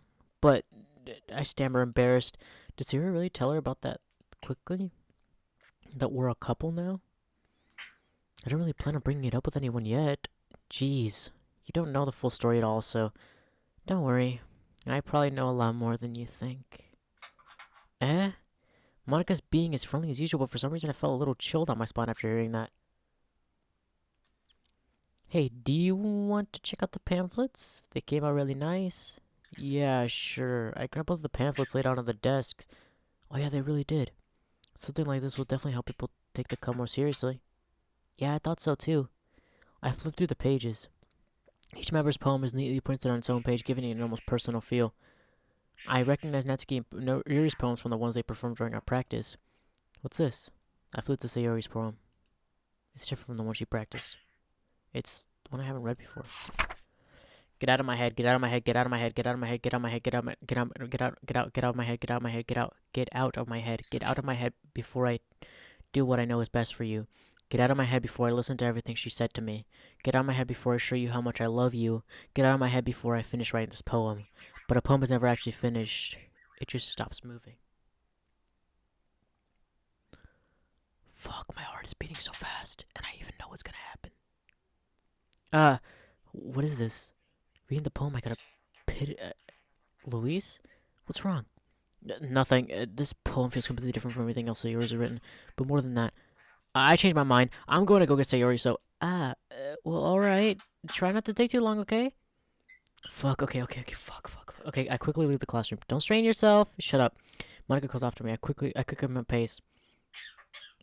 What was I thinking? I should have tried a little bit harder for Sayori. It's not a big deal to at least wait for her, so... Or help her wake up. Even the simple gesture of walking her to school makes her really happy. Besides, I told her yesterday things will be the same as they've always been. That's all that she needs, and that's all I want to give to her. I reach Sayori's house and knock on the door. I didn't expect an answer since she's not picking up her phone either. Like yesterday, I opened the door and let myself in. Sayori? She really is a heavy sleeper. I swallow. I can't believe I ended up doing this after all. Waking up in her own house? This really is something that a boyfriend would do, isn't it? In any case, it just feels right. Outside Sayori's room, I knock on her door. Sayori! Wake up, dummy! There's no response. I really didn't want to have to enter a room like this. Isn't it kind of a breach of privacy? But she really leaves me no choice. I gently open the door. Sayo...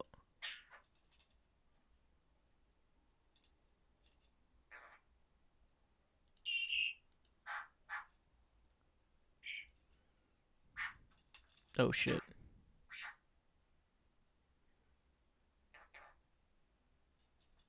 Looks like my game crashed.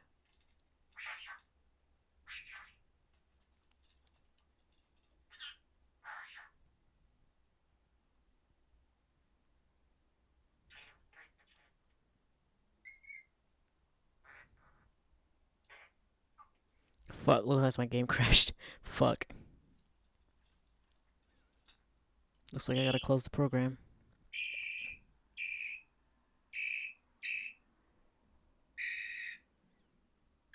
Well, fuck.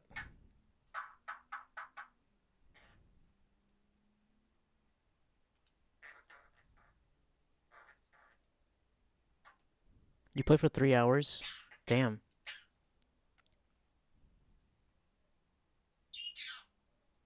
3.6 hours? Goddamn.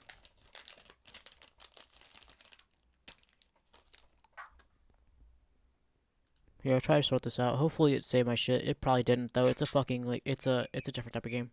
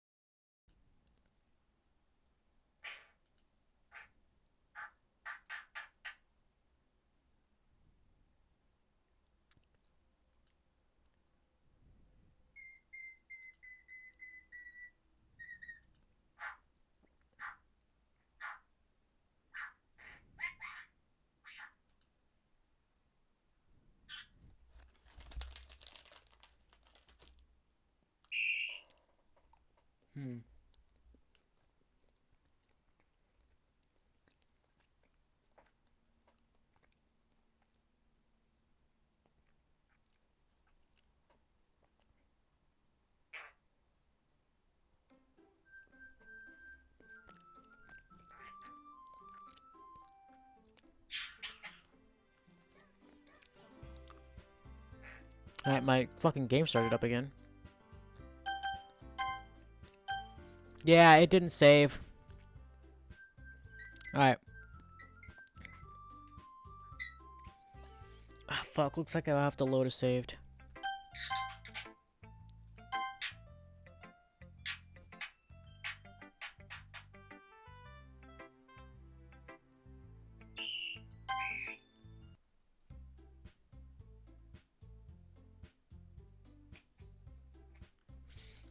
Yeah, it looks like I am starting over at the part where they start talking about the fucking festival.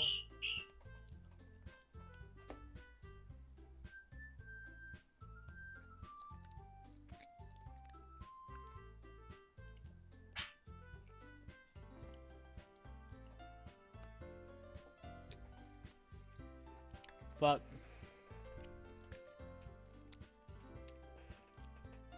Let's just wait here until, you know, we're back.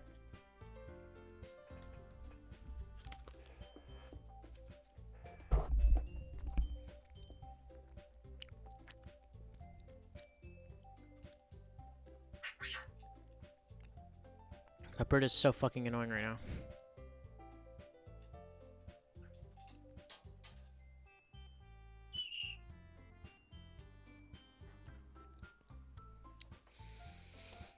Ah, fuck.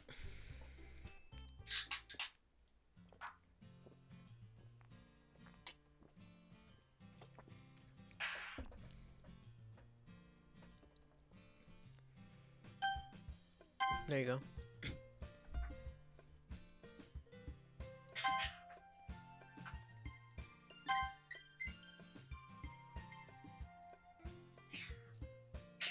Let's up both of these for...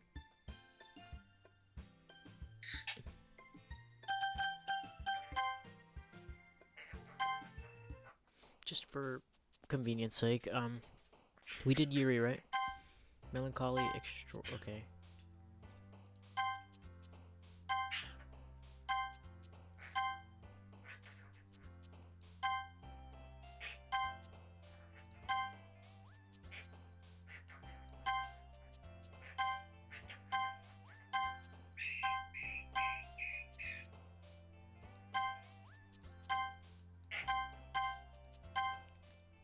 There you go.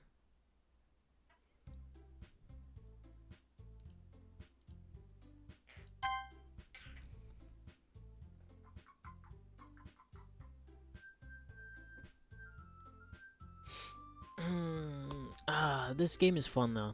So far this game is fun. Kind of sucks that it got cut out at the last second at that part though.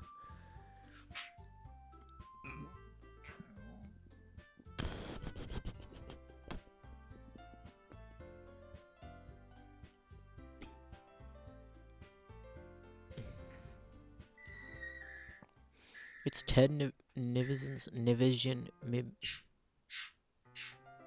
I ran a mile today and puked. Peak physical education. I don't follow Nico Lol on Twitter. Also, everybody make sure to follow me on Twitter at Luckless.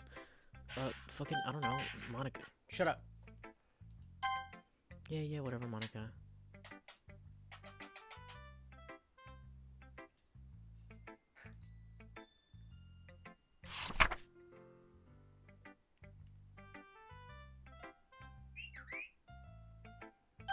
Natsuki.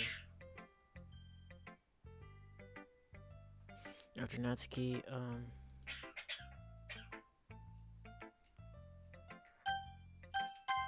Sayori.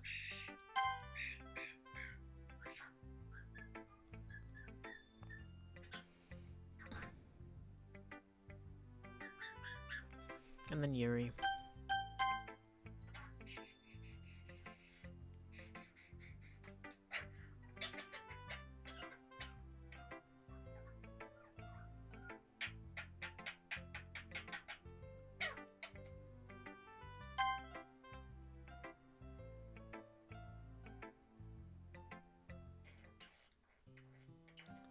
I'm also changing my fucking Twitch profile picture while I'm here.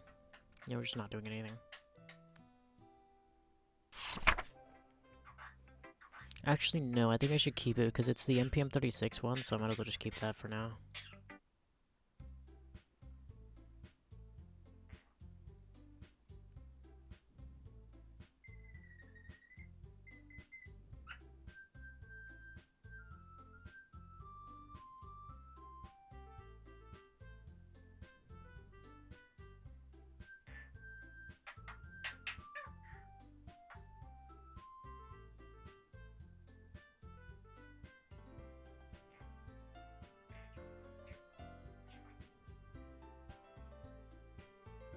Bruh. Dude, I'm watching my stream.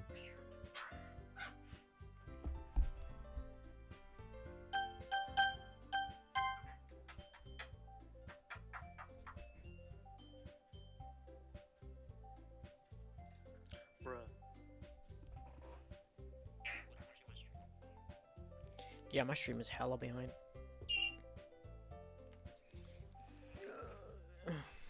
Alright, let's try to get to the fucking good part anyways.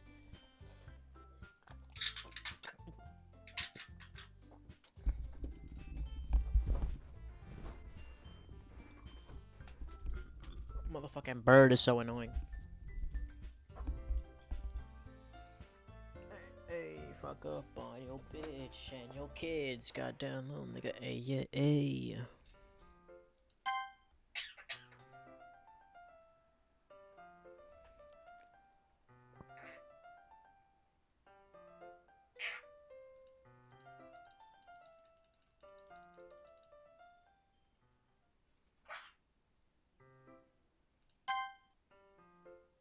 Here, actually, let me save real quick, just in this spot. That way, if my game crashes again, then we're good.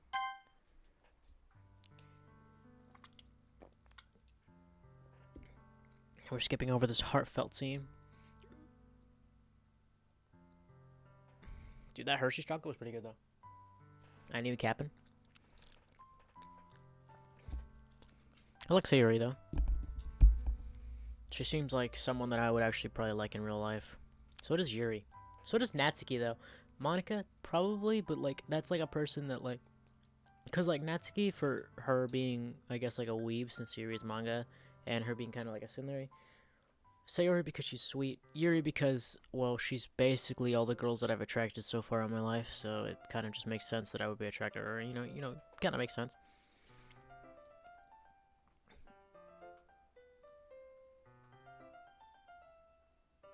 And Monica, I don't know why. Probably because she's just like quote unquote popular, or she's popular, which means that she would be quote unquote perfect by literally every other guy's eyes in the fucking high school. So if I was in that situation, then yeah, I guess, but like.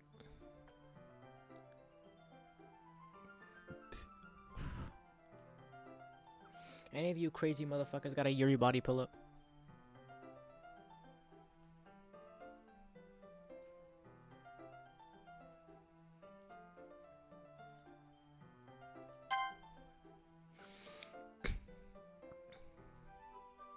I know that this game has mods and shit for it, though.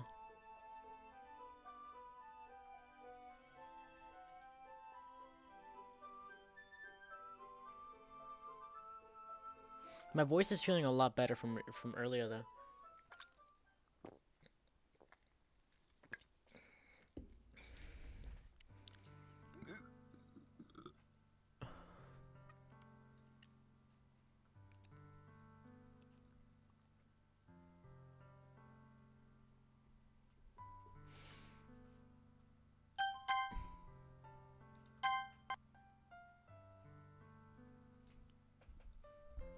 My character be looking like fucking... He looks like the popular kid, bro. But then again, most of the MCs and other animes and shit look like the popular kid, and this is basically an anime game. The day of the festival. Of all the days expected... Okay, yeah. We already know this. Looks like we can't skip it.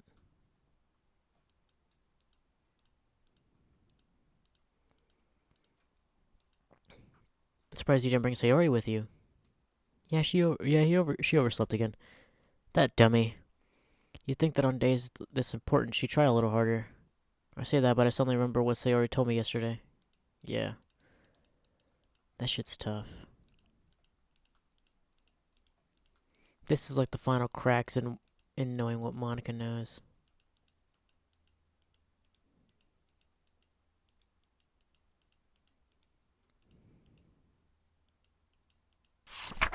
Mm-hmm. Yeah.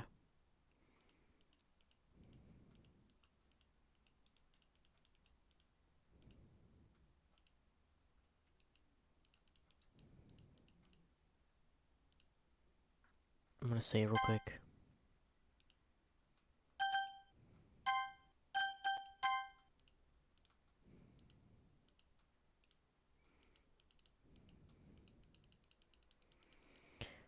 Preparing myself for the jump scare. Sayori? She really is a heavy sleeper. I swallow. I can't believe I ended up doing this after all. Waking up in her own house. That really is something a boyfriend would do, isn't it? In any case, it just feels right. Outside of Sayori's room, I knock on her door. Sayori! Wake up, dummy! There's no response. I really didn't want to have to enter a room like this. Isn't this kind of a breach of privacy? But she really leaves me no choice. I gently open the door. Sayo. Fuck.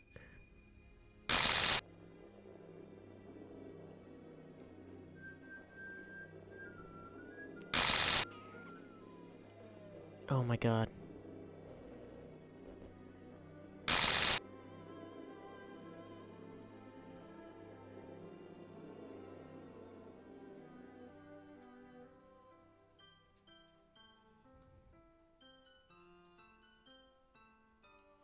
What the hell? What the hell? Is this a nightmare? It has to be. This isn't real. There's no way this can be real. Sarah wouldn't do this. Everything was normal up until a few days ago. That's why I can't believe what my eyes are showing me. I suppressed the urge to vomit. Just yesterday, I told Sayori I would be there for her. I told her I know what's best, and I know that everything will be okay. Then why? Why would she do this? How could I be so helpless? What did I do wrong? Confessing to her? I shouldn't have confessed to her. That's not what Sayori needed at all. She even told me how painful it is for others to care about her. Then why did I confess to her and make her feel even worse? Why was I so selfish? This is my fault. My swarming thoughts keep telling me everything I could have done to prevent this. If I just spent more time with her, if I walked her to school and remained friends with her like it's always been, then I could have prevented this. I know I could have prevented this. Screw the literature club. Screw the festival. I just lost my best friend. Someone I grew up with. She's gone forever now. Nothing I can do can bring her back. This is some game where I can reset and try something different. I had only one chance, and I wasn't careful enough, and now I'll carry this guilt with me until I die. Nothing in my life is worth more than hers. But I still couldn't do what she needed from me, and now I can never take it back. Never, never, never, never, never. End. This is the first ending. And it's the same, it's Monica's texture, huh? Yeah, it's a mix of all the textures. Here, I'm curious. Here, let's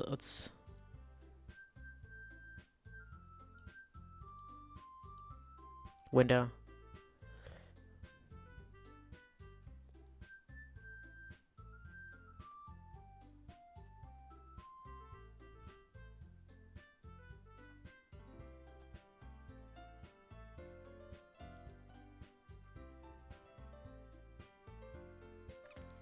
Yeah, alright. Yeah, her character file is gone from the game. I've had the character files open for the game. Yeah. You guys can't see this, but her character file is gone from the game. There's only Yuri, Natsuki, and Monica now.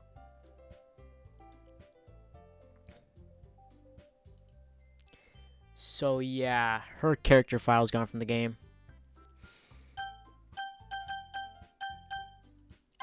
Okay, let's do this.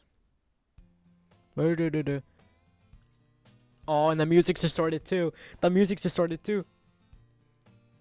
I see an annoying girl running toward me from a distance, waving her arms around in the air like she's totally oblivious to the attention she might draw to herself. That girl is my neighbor and good friend since we were children. You know, the kind of friend you never see yourself making today, but it just kind of works out because you've known each other for so long. We used to walk to school together on days like this, but starting around high school, she would oversleep more and more frequently, and I would get tired of waking her up. However, I just yeah.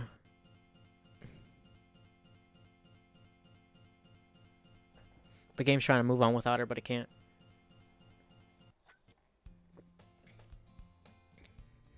It's an early school day like any other. Mornings are usually the worst, being surrounded by couples and friend groups walking to school together. And I'll always walk to school alone. I always tell myself it's about time I meet some girls or something like that, but I have no motivation to join any clubs. I'm perfectly content just getting by on the average while spending my free time on games and anime. There's always the anime club, but it's not like there would be any girls in it anyway. That's facts. The school day is as ordinary as ever, and it's over before I even know it. After I pack up my things, I stare blankly at the walls, looking for an ounce of motivation. Clubs. There really aren't any that interest me.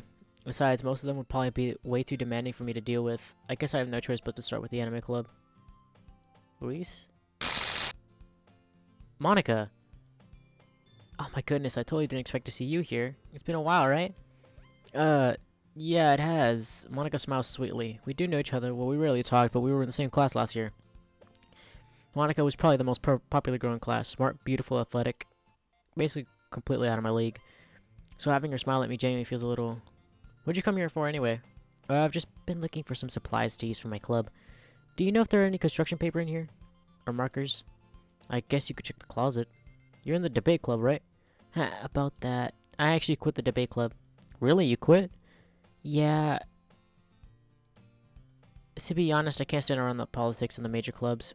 Feels like nothing but arguing about the budget and publicity and how to prepare for events. I'd much rather just take something I personally enjoy and make something special out of it. In that case, what club did you decide to join? Actually, I'm starting a new one. Literature club. Oh, fuck. I'm gonna save here. Oh, fuck. All of my saves are gone. All of my saves from then were gone.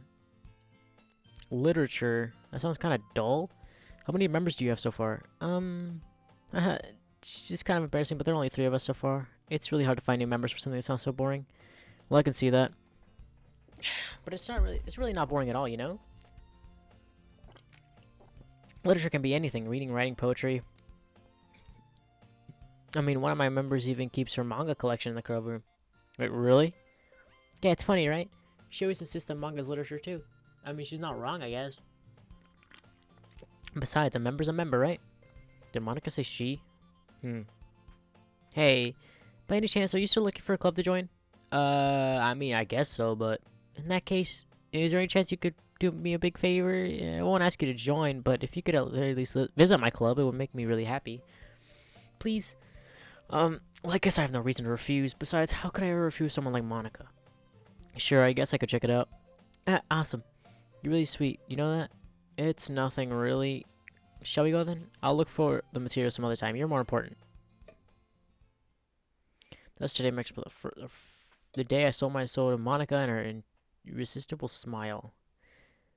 I timidly follow Monica across the school and upstairs, a section of school I rarely visit being generally used for third-year classes and activities. Monica, full of energy, swings open the classroom door. I'm back. And I brought a guest with me. Oh, fuck. That was terrifying. A guest?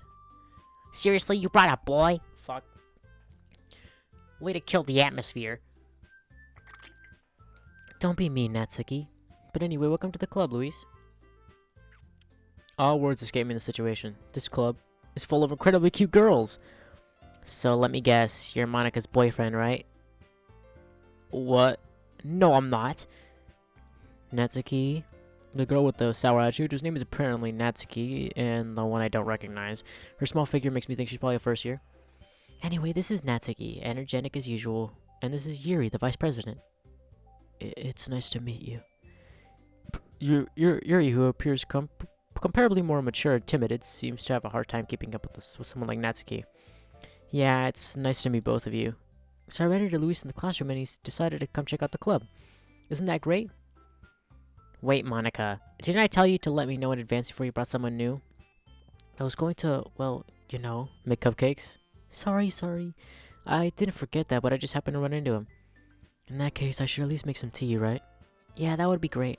Why don't you come sit down? The girls have a few desks arranged to form a table. Yuri walks to the corner of the room and opens the closet. Fucking shit to this game. Meanwhile, Monica and Natsuki sit across from each other. Still feeling awkward, I take a seat next to Monica. So I know you didn't really plan on coming here, but we'll make sure you feel right at home, okay? As a president of Literature Club, it is my duty to make the club fun and exciting for everyone. I'm surprised there aren't more people in this club yet. It must be hard to start a new club. You could put it that way.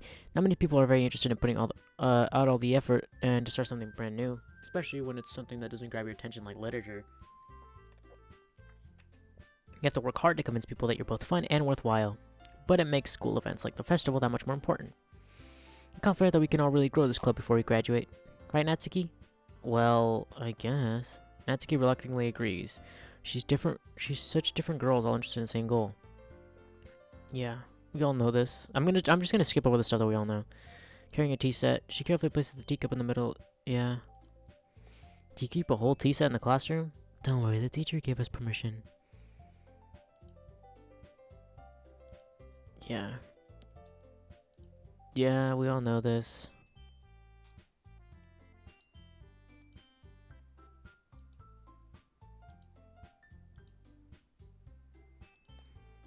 Yeah, considering, yeah, manga.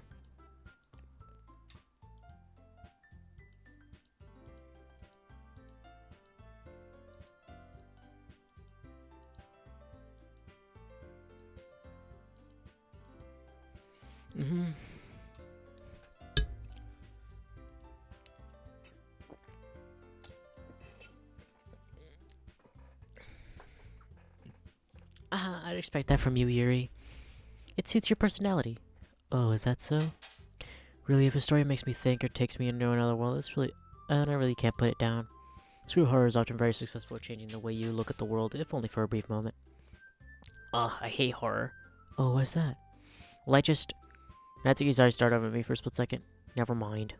That's right, you usually like to write about cute things, don't you, Natsuki? What? What gives you that idea? You left a piece of scrap paper behind the last club meeting. It looked like you were working on a poem called... Don't say it out loud, and give that back. Fine. Natsuki, you write your own poems. Well, I guess sometimes. Why do you care? I think that's impressive. Fuck. Shit. Wrong voice. Why don't you share them sometime? No. Natsuki averts her eyes. You wouldn't like them. Not a very confident writer yet. Yeah.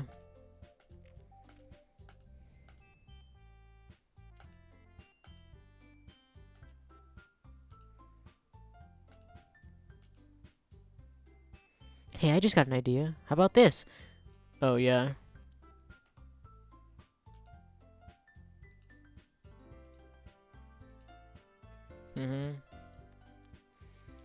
I mean, I thought it was a good idea. Well, I think you're right, Monica. We should probably start finding activities for all of us to participate in together. I did decide to take the responsibility of vice president after all.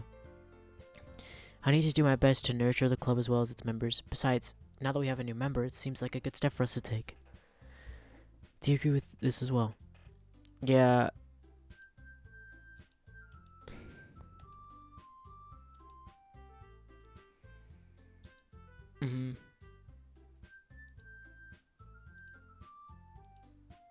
They all said the same shit. I guess I need to tell you the truth. The thing is, we don't have enough members to form our official club. We need 4. And I've been trying really hard to find new members. And if we don't find one before the festival... yeah. I'll feel terrible letting everyone down in this situation. And besides, the club itself seems pretty relaxed, so if writing poems is the price to pay in order to spend it every day with these beautiful girls... Right, okay, I decided then. I'll join the literature club. Stars light up. Oh my goodness, really? Do you really mean that? Yeah, if... It could be fun, right? You really did scare me for a moment. I mean, if you really left after all this, I'd be super pissed. I'm so happy. We can become an official club now. Thank you so much for this. You really are amazing. I'll do everything I can to give you a great time, okay? Thanks, I guess. Okay, everyone. Yeah. Everyone remember tonight's assignment? Write a poem. Yeah. Monica looks over at me once more. Yeah.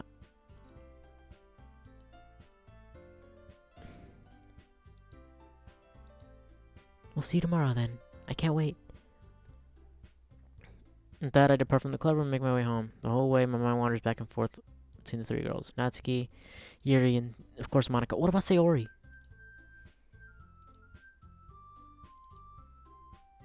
Alright. A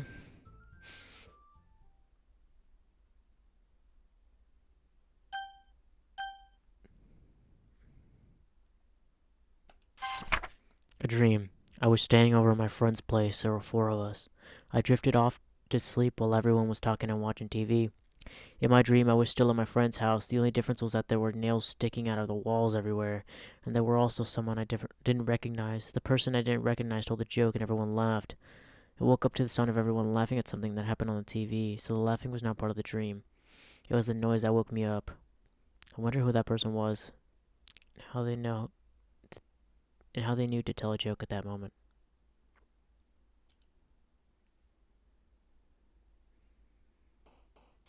It's only them 2. I'm gonna go for Yuri again.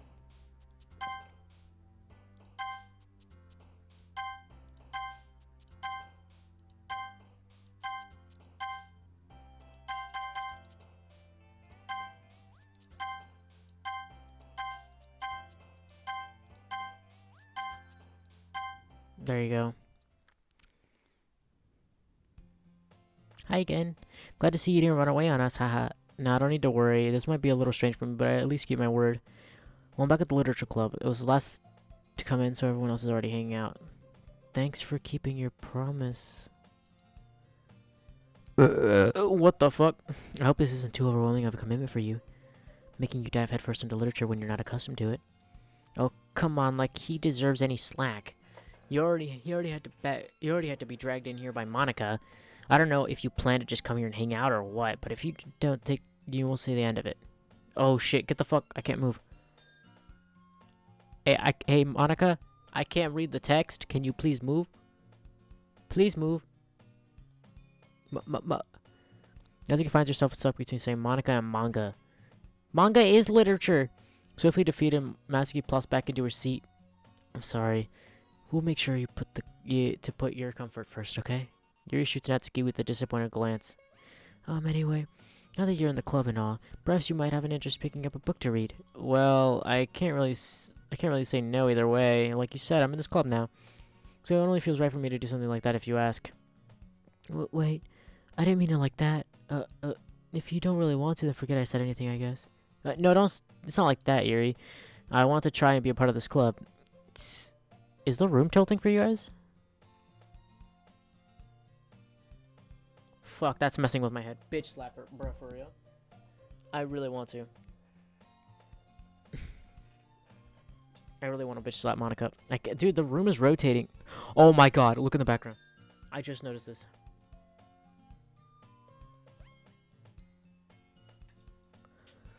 What the fuck? Oh my god. So if you don't read often, I'd be happy to pick up a book if you wanted me to. Are you sure? I just felt like... Well, as vice president and all that shit, help you get started in something you might like. Yeah, I know. Fuck. Oh my god, my eyes.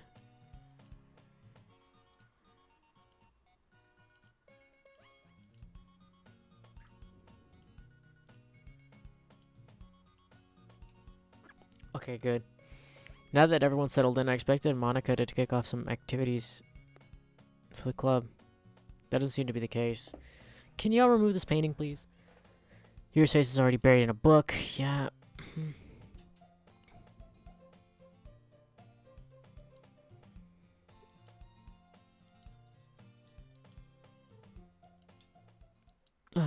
Crap. Yeah.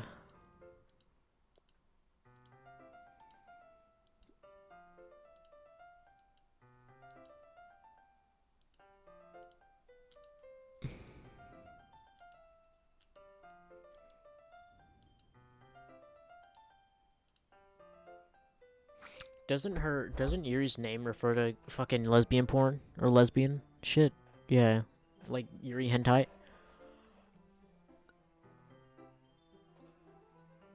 Oh, fuck. I'm just gonna skip over everything that I've read so far.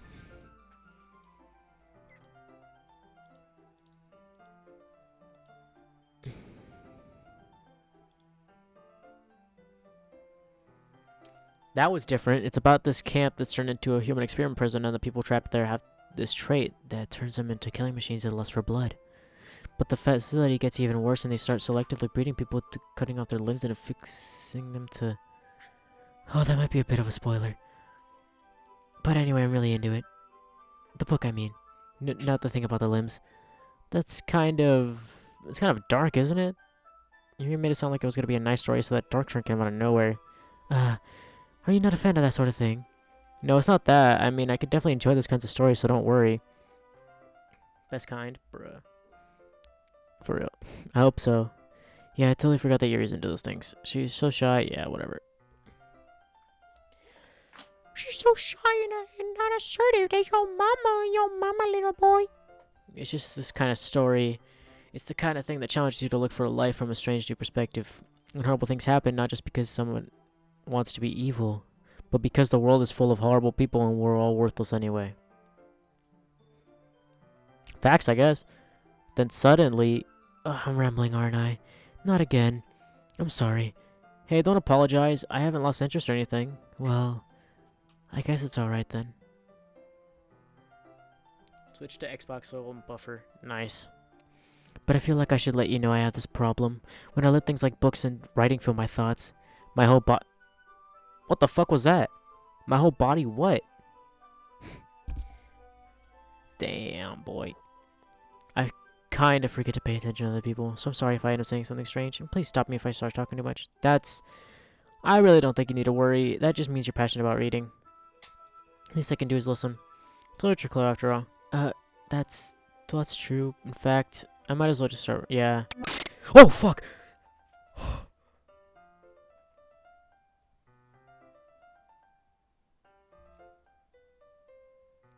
The chat history. Yeah. Oh yeah, I forgot you could do that.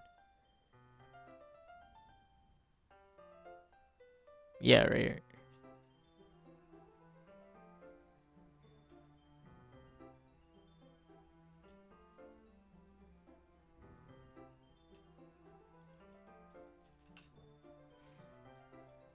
It's not here.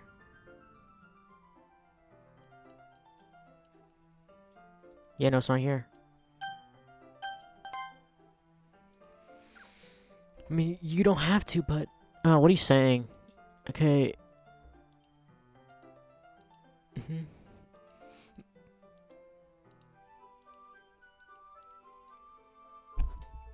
It don't show sometimes. Yeah, I'm guessing that those don't want to show, huh?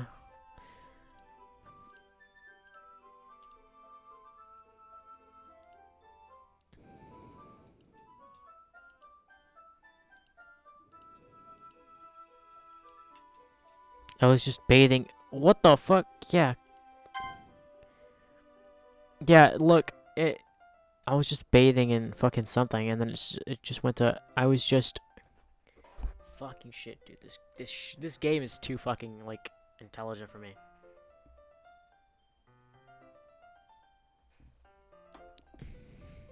Return.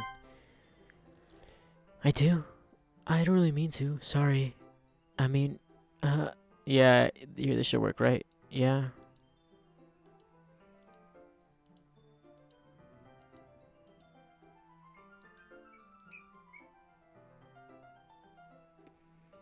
Terminals, yeah. This scene is pretty cool, too. Do you see with my right arm? Yeah. That way I turn the page and you resize your thumb.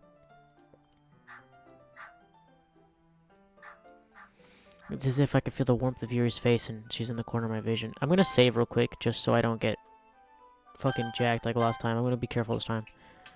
Are you ready? To turn the page. Sorry. I think I got a bit distracted for a second. Glance over Yuri's face again and her eyes meet. I don't know how I'll be able to keep up with her. That's okay. You're not as used to reading, right?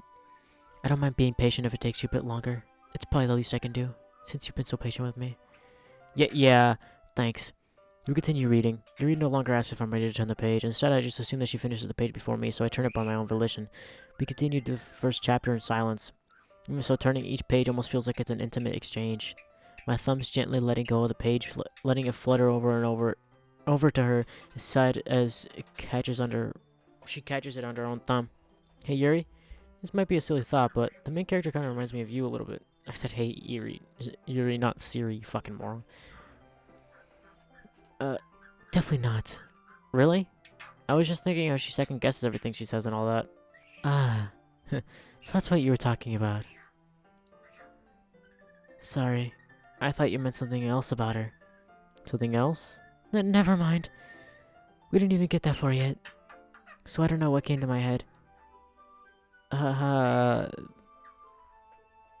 Yeah, what the fuck? Yuri, are you feeling alright? You've been a little fidgety ever since I started reading. You can rest if you're feeling sick or something. Your breathing is a little... My breathing? As if to feel her heartbeat.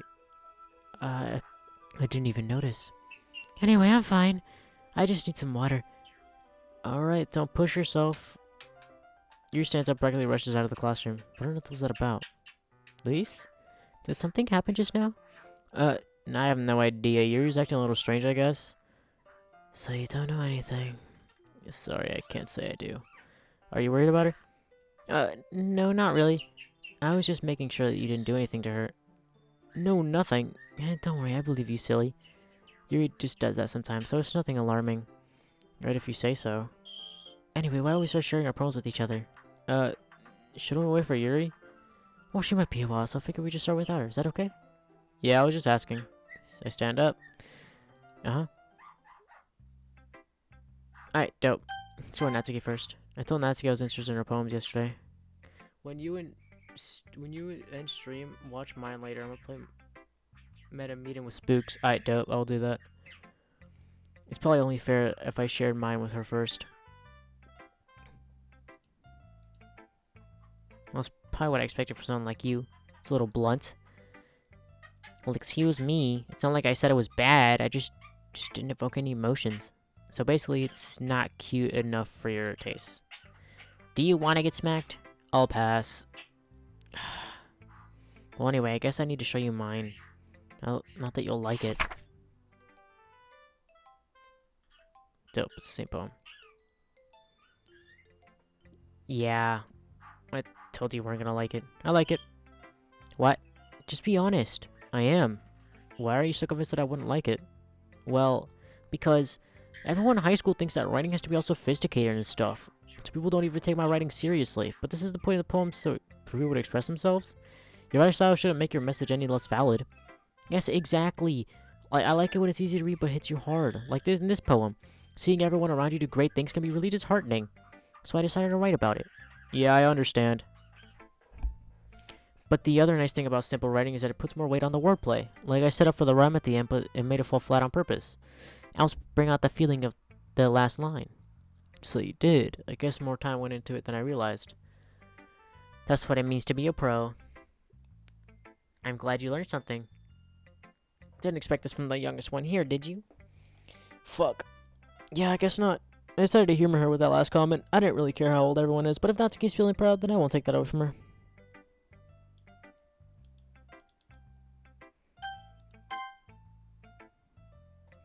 Hi, Louise. Having a good time so far? Yeah. Good, glad to hear it. By the way, since you're new and everything, if you ever have any suggestions for the club, like new activities that or things we could do better, I'm always listening. Don't be afraid to bring things up, okay? Oh, fuck, my ears. Oh, my God. Oh, fuck.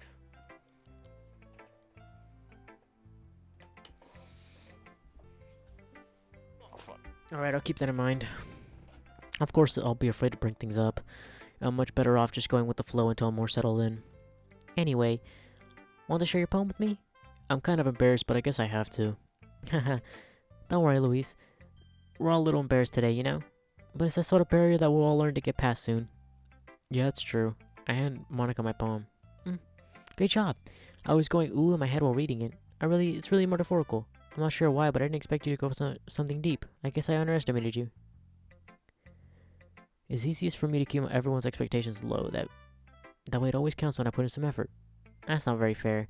Well, I guess it worked anyway. You know that Yuri looks kind of writing, right? Writing that's full of imagery and symbolism. Sometimes I feel like Yuri's mind is just totally detached from reality. I don't mean it like it's a bad thing though, but sometimes I got the impression that she's just totally given up on people. She spends so much of her time in her own head, that it's probably a much more interesting place for her. But that's why she gets so happy when you treat her with a lot of kindness. I don't think she's used to being indulged like that. She must be really starved for social interaction, so don't blame her for coming on a little strongly. Like earlier, I think if she gets too stimulated, she ends up withdrawing and looking for alone time. Suddenly the door opens. Yuri! I'm back. Did I miss anything? Not really. Well, we all started sharing our poems with each other. Already? I'm sorry for being late. No need for it to apologize. We still have plenty of time, so I'm more glad that you took all the time you needed. Alright. Thanks, Monica. I suppose I should go get my poem now. Anyways, do you want to read my poem now? Don't worry, I'm not very good. You sound pretty confident for someone who says they're not pretty good. Well, it's because I have to sound confident. Yeah.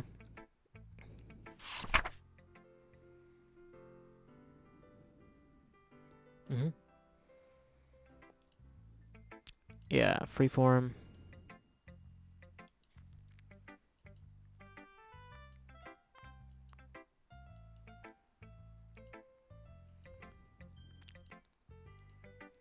Yep.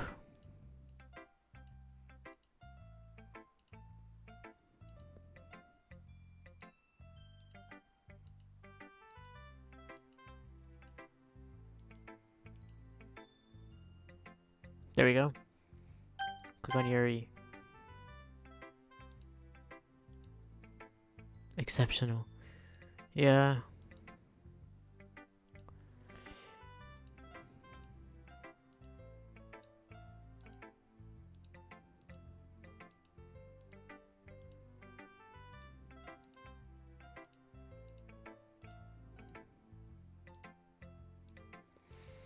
There's nothing, bro. I literally don't. There's nothing. At least like earlier, like there was like a painting here, but it's all the same. Which I guess makes sense. If it deviates too much, it just doesn't seem normal. Nothing about this fucking game is normal though, but still.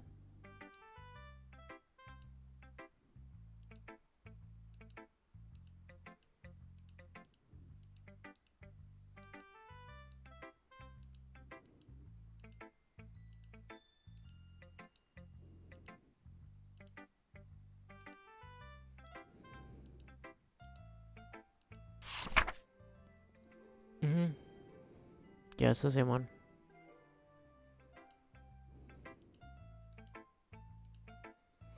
It took you a long time to read. It took me like 5 seconds.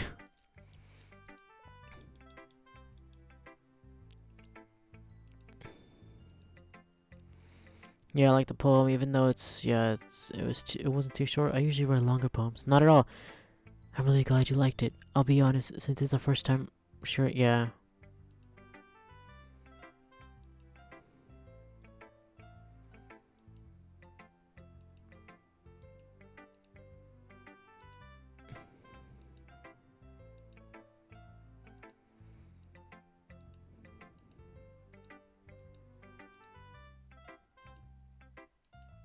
Yeah, there's nothing for me to add here.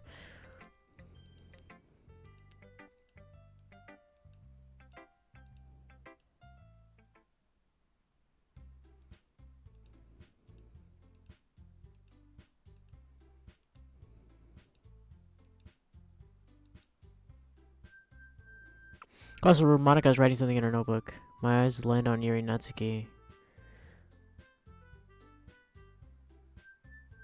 They usually exchange sheets of paper and sharing their respective poems. As they read in tandem, I watch each other's expressions change. Natsuki's eyebrows furrow in frustration. Meanwhile, Yuri smiles sadly. What the heck is this language? Did you say something? It's nothing. Natsuki dismissively returns the poem to the desk and with one hand. I guess you could say it's fancy. Thanks. Yours is cute. Cute? Did you completely miss the symbolism or something? It's clearly about the feeling of giving up. How can that be cute? I know that. I just meant the language, I guess. I was trying to say something nice. Do you mean you have to try that hard to come up with something nice to say? Thanks, but it really didn't come out nice at all. Well, I do have a couple suggestions. If I was looking for suggestions, I would have asked someone who actually liked it. Which people did, by the way. Monica liked it. Luis did too. So based on that, I'm glad to give you some suggestions of my own. First of all, excuse me. I appreciate the offer, but I spent a long time establishing my writing style. I don't expect it to change anytime soon, so unless, of course, I come across something particularly inspiring, which I haven't yet. And Luis liked my poem too, you know. He even says he was impressed by it. Natsuki suddenly stands up. Oh, I didn't realize you were so invested in trying to impress our new member, Yuri. That's not what I... You know, Yuri stands up as well. Maybe you're just jealous that he appreciates my advice more than he appreciates yours. Huh? And how do you know he didn't appreciate my advice more? And are you that full of yourself? No. If I was full of myself, I would deliberately go out of my way to make everything I do overly cutesy. Well, you know what? I wasn't the one whose boobs managed to grow a size bigger as soon as Luis started showing up. Natsuki. Natsuki, that's a little... This doesn't involve you, okay? Taking out your insecurities on others like that, you really act as young as you look, Natsuki. Me? Look who's talking, you wanna be edgy bitch. Edgy? Sorry that my lifestyle's too much for someone of your mental age to comprehend. See? You're just saying that proves my point. Most people can learn to get over themselves when they graduate middle school, you know. If you want to prove anything to stop harassing other people with your sickening attitude, you think you can contribute to your toxic personality just by dressing and acting cute? You're acting cute, so hard you try. Well, be there. You might cut yourself on the edge, Yuri. Oh, my bad. You already do, don't you? Did you just accuse me of cutting myself? What the fuck is wrong with your head? Yeah, go on. Let Luis hear everything you really think. I'm sure he'll be head over ears for you after this. Suddenly Yuri turns on me as if she's noticed I was standing there. Luis, she's just trying to make me look bad. That's not true. She started it. What the fuck? How did I? Neither. I don't know.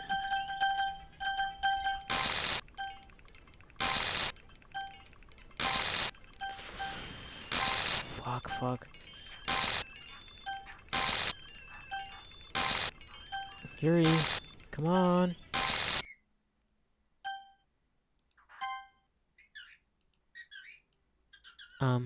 Hey Luis, why don't we step outside for a bit? Okay? Sorry about that. They really shouldn't have tried to get you involved. It's probably better for us to stay out of this. We'll go back inside once they're done yelling. Haha. Some president I am, right? I can't even confront my own club members properly. I just wish I was able to be a little more service sometimes. But I never had it in me to put my foot down against others. You understand, right? Anyway, this makes you want to spend less time with the others, then that's fine. I'd be happy to spend time with you instead.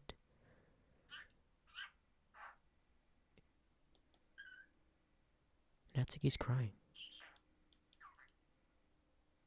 She quickly runs away. Oh dear. Well, it looks like they're done. I didn't mean it. I didn't mean it. Yuri's rocking back and forth on her desk with her palms on her forehead. Yuri, I didn't mean it. I believe you. I have no idea what Yuri might have said to Natsuki, or did. Please don't hate me. Please. I'm not like this. There's something wrong with me today. It's fine, Yuri. We know you didn't mean it. Besides, I'm sure Natsuki will forget about it by tomorrow. Completely. Anyway, the meeting is over, so you can go home if you want. Yuri looks at me like he wants to say something, but she keeps glancing at Monica. You can go first, Monica. I'd like to stay a little longer. I'm the president, so I should be the last one out. I'll wait for you to be done. Well, I'm vice president, so please let me take responsibility today. Kinda looks like you don't want me to be around or something, Yuri. It's not that. I don't get much of a chance to discuss my book with Luis. It would just be embarrassing with you listening. I guess I don't really have a choice, do I? I'm sorry for causing trouble, but I really appreciate you.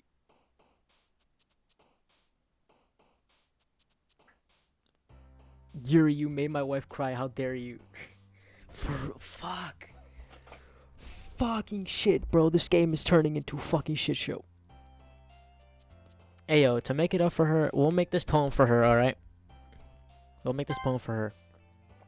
Actually, no, let's add 15 of hers, and then let's add 5 for Yuri. No, never mind. I'll just do as much as I can for her. Peace. Romance. Joy. Kitty. Flying. Sweet. This.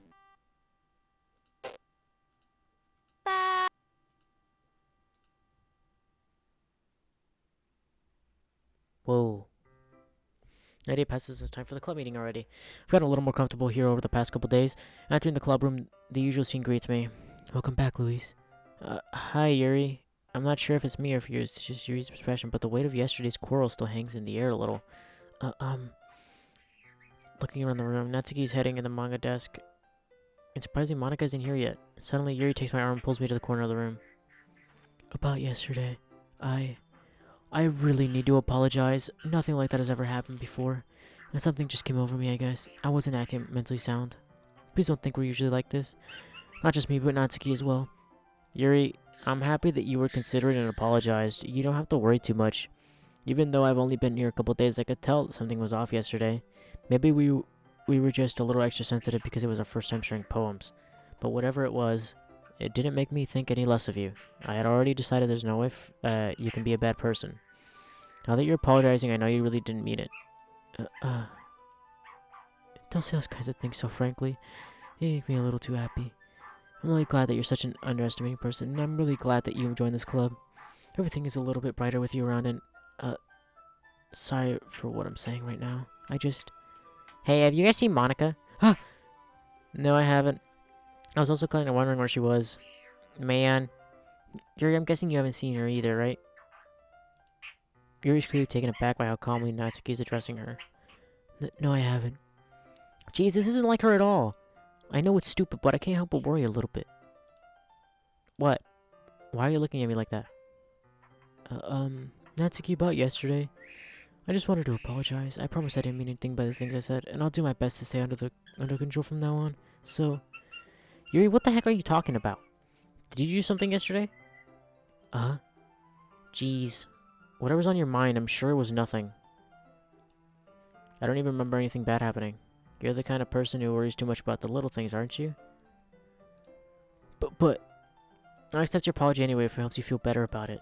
Besides, it's kind of nice to hear since I was always afraid you secretly hated me or something like that. Hee. No, not at all. I don't hate you. Well, you're kind of weird, but I don't hate you either. Natsuki turns to me. You're still on trial, though. Hey. Suddenly the sourcing's open. Yeah.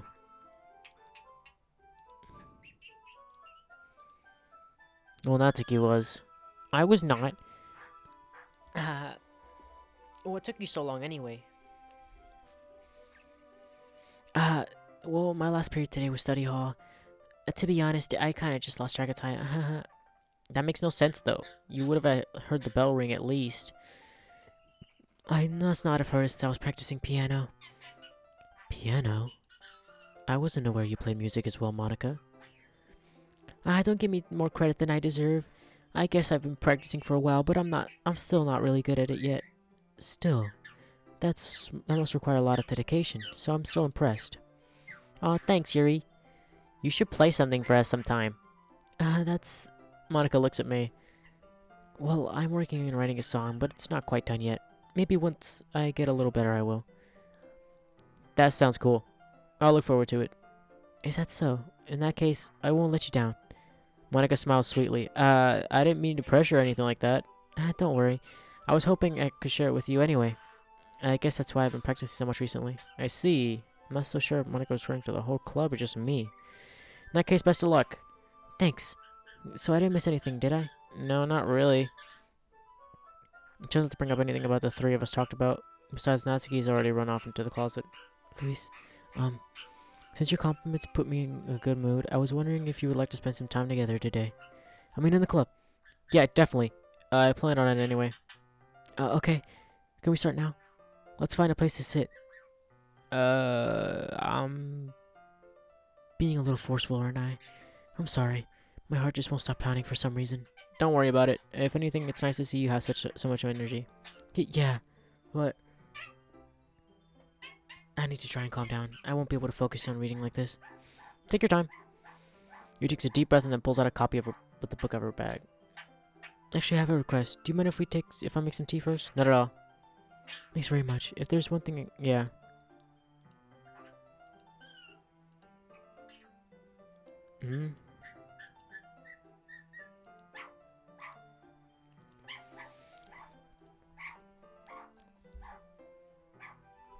Okay.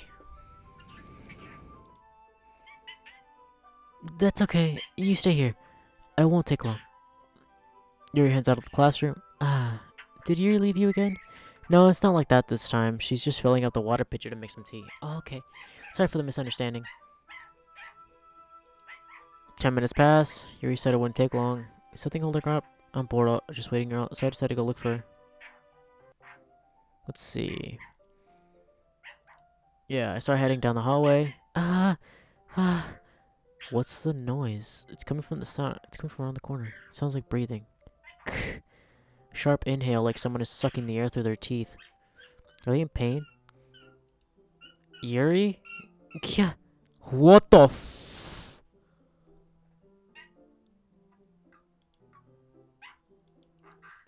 Yuri.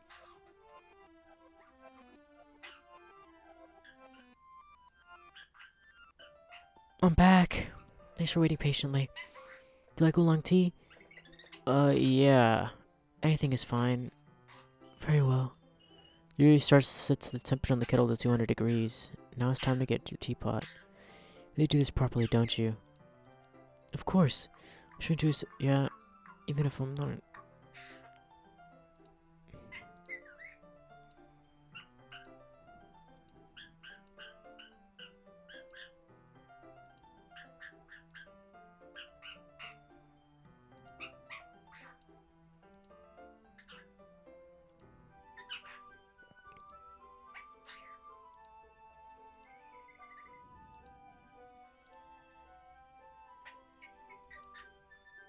I'm just gonna skip through everything that I've read so far. That way I don't have to waste my breath reading it again.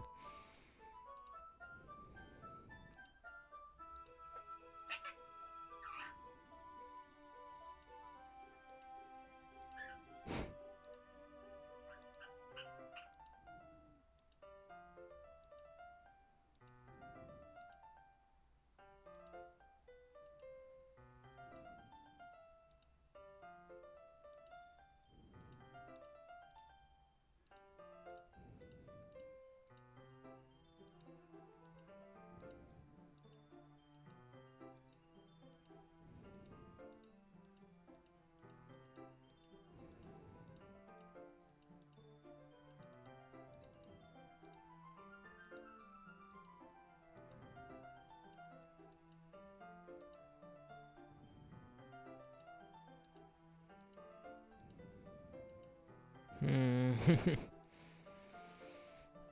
A lot of reading. Good thing that I didn't.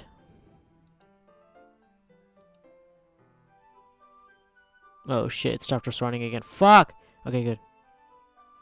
Fuck, I thought... Okay, I might as well save right now.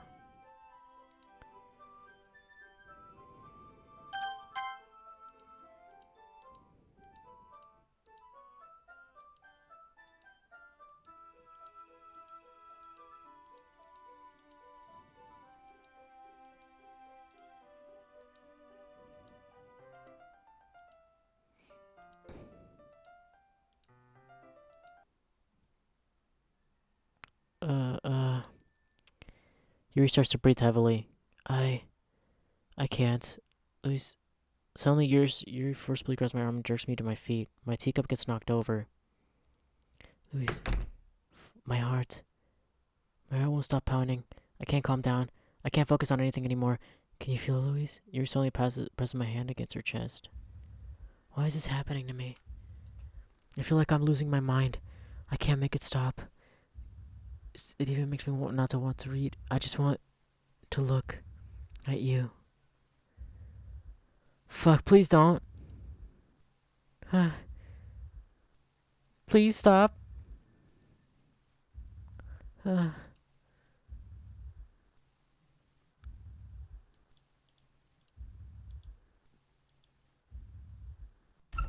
Oh, fuck. It's time to share poems. Fuck. Okay. I'll go with Yuri first. See what you're in for today. I mean, the poem turned out good. It's, well, there are some few things that you should work on, but that doesn't really matter. It feels like anything written by you is a treasure. That came out as a little awkward. Let's move on. Here's the poem I wrote. You don't have to like it or anything. Okay. Wheel. A rotating wheel, turning an axle, grinding. Bolt head. Oh, fuck, I can't read.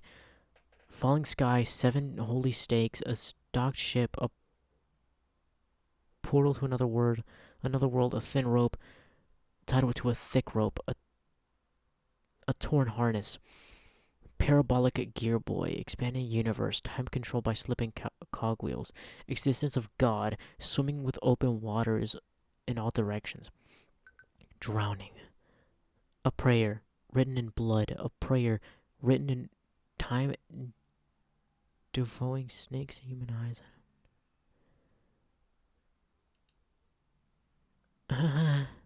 Doesn't really matter what it's about. My mind has been a little hyperactive lately, so I had to take it out on a pen. On your pen? Uh, that is a pen fell out of your backpack yesterday, so I took it home for safekeeping, and I just really like the way that it writes, so I wrote this poem with it, and now you're touching it. I'm okay. What did I just... Can we pretend this conversation never happened? You can keep the poem, though.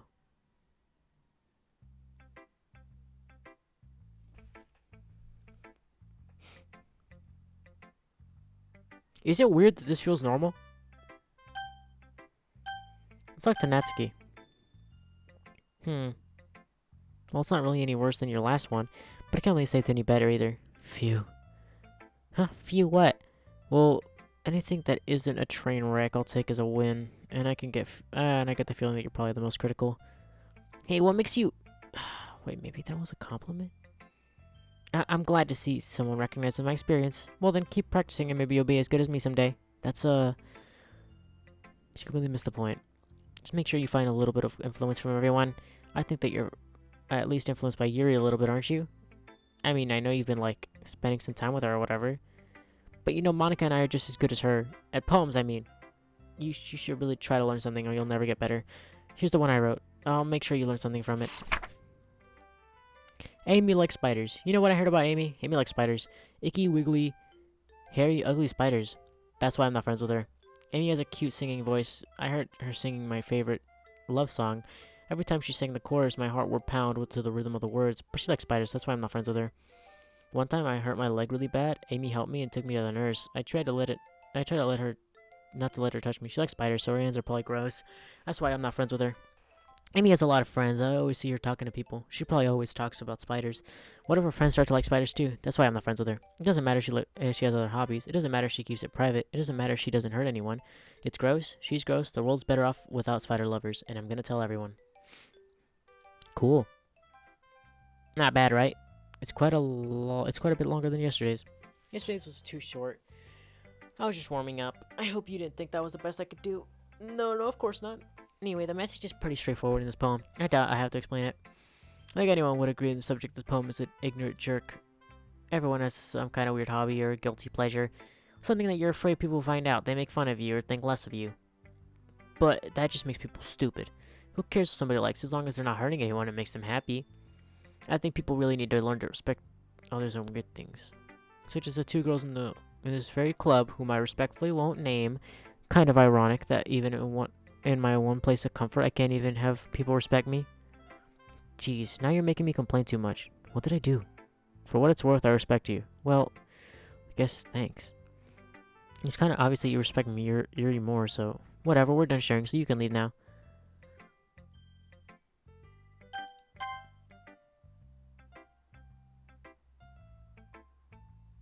Luis, I think you saw something earlier that you weren't supposed to see.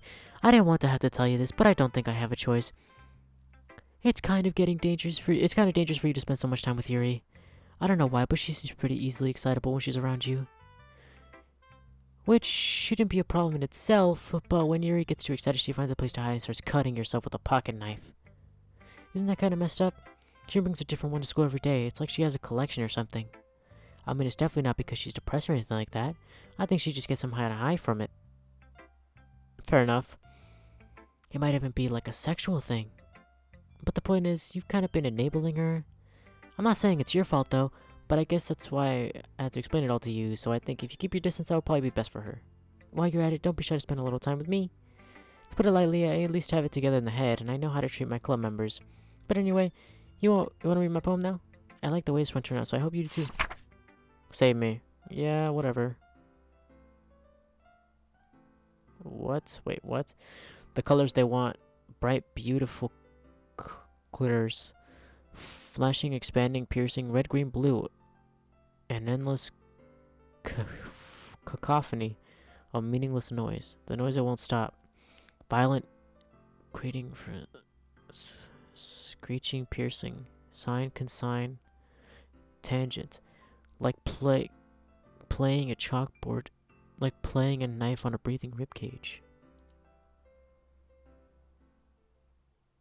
Monica? I know it's kind of abstract. I'm just trying to Well, never mind. There's no point in explaining. Anyway, here's Monika's writing tip of the day. Sometimes you'll find yourself making a difficult decision. Thank you, Monika. I'll save my game. Can you hear me? Tell me you can hear me. Yeah, I can hear you. Anything? That's my advice for today. Thanks for listening.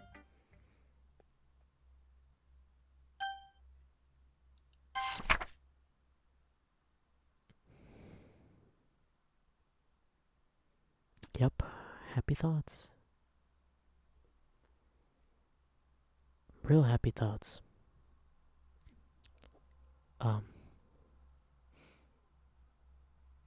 Okay. Let's just move on. Why is my cursor fucking Monika? Okay, everyone. We're all done reading each other's poems, right?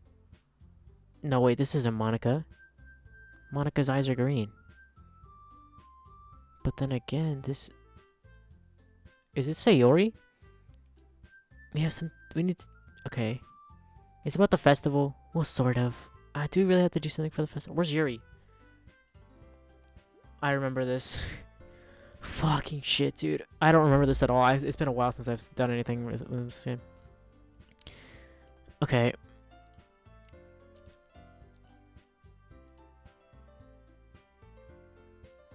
I know everyone's been a little more lively since Luis joined, and we've started with some club activities.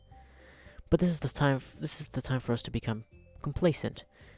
We still only have 4 members, and the festival is only a chance to find more.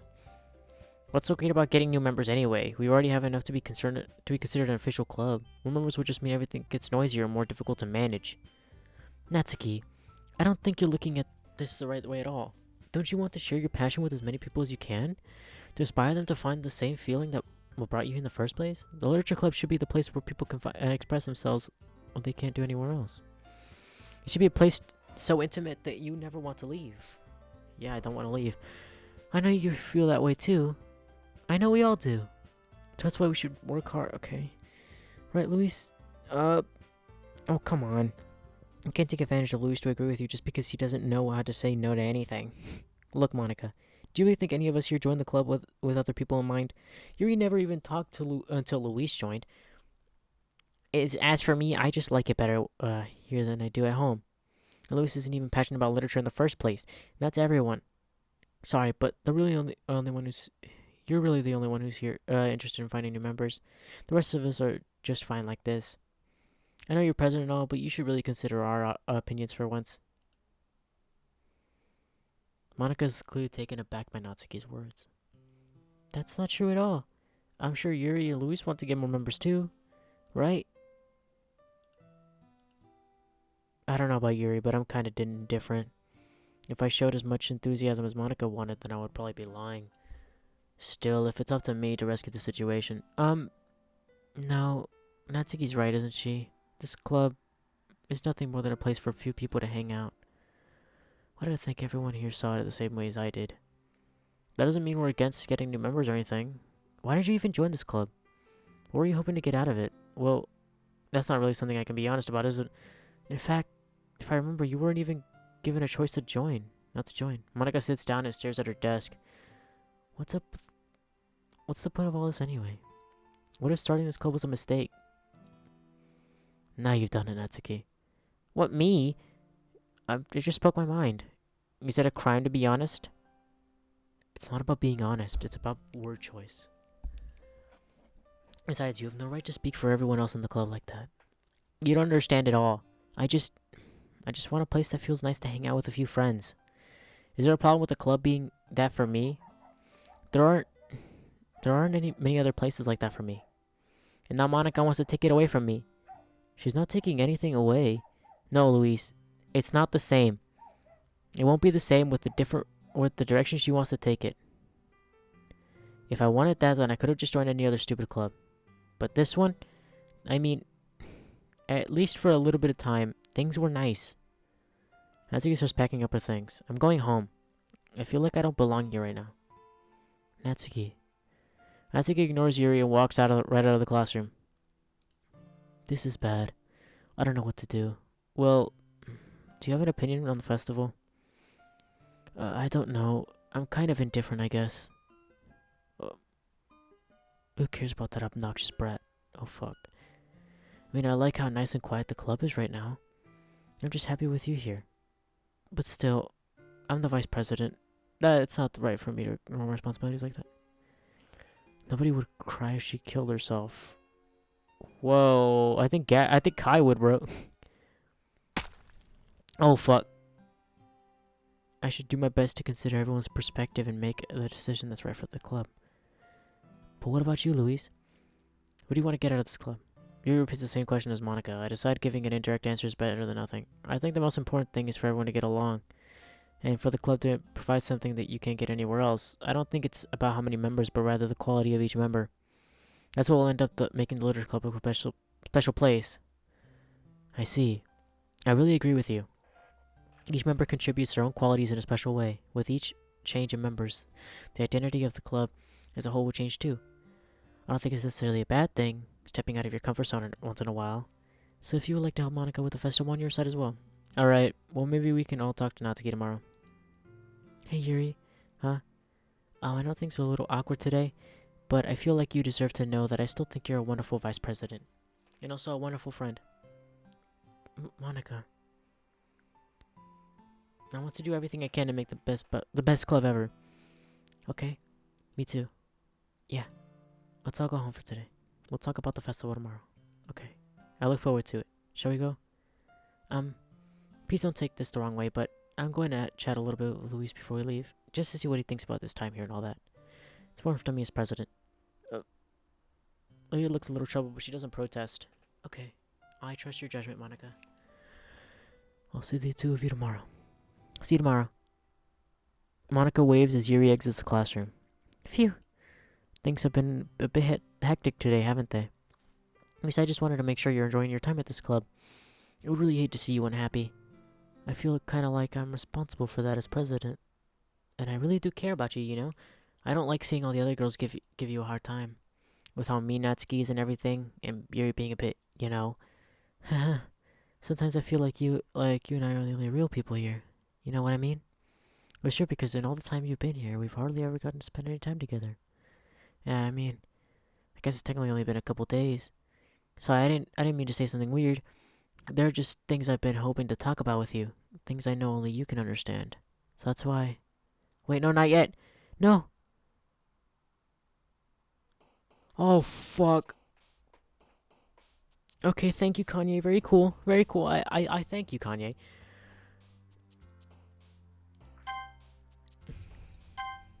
Hmm?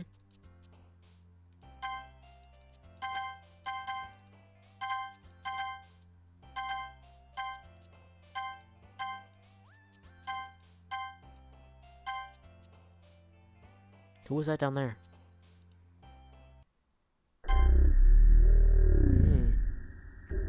Sayori.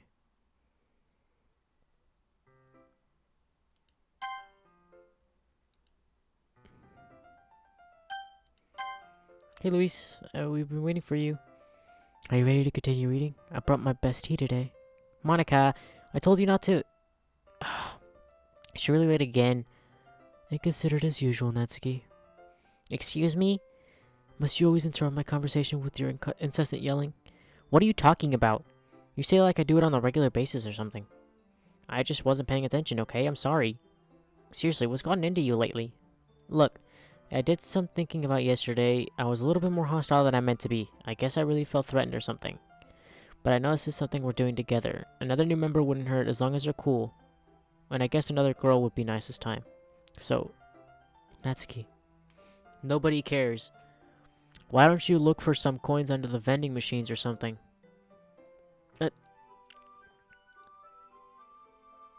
Was she crying? Aw, man. I'm the last one here again. Were you practicing piano again? Yeah. Uh-huh. You must have a lot of determination. Starting this club and still trying to make it time for piano? Well, maybe not determination. I guess passion? It motivates me to work harder to the festival, too. Anyway, Louise, what do you want to do today? I was thinking we've already have plans today. Ah, is that so, Yuri? That's correct. Luis is already engaged in a novel that we're reading together. Aren't you glad I've already taken him into literature, Monica? I suppose. I was just... Actually, it doesn't matter. It really doesn't. You guys can do whatever you want. Yes! Thank you for understanding, Monica. Actually, I have a request. Do you mind if I make some tea first? No, not at all. Thanks very much. If there's... Yeah? For yourself as well.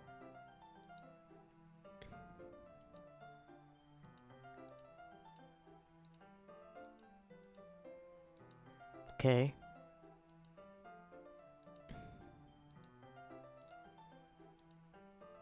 Yeah, that's okay. You stay here.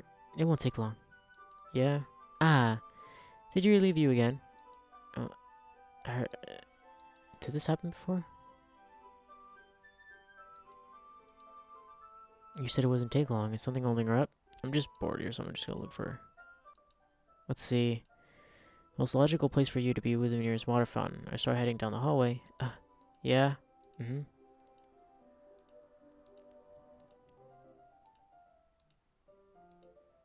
Yuri? Yeah. Again?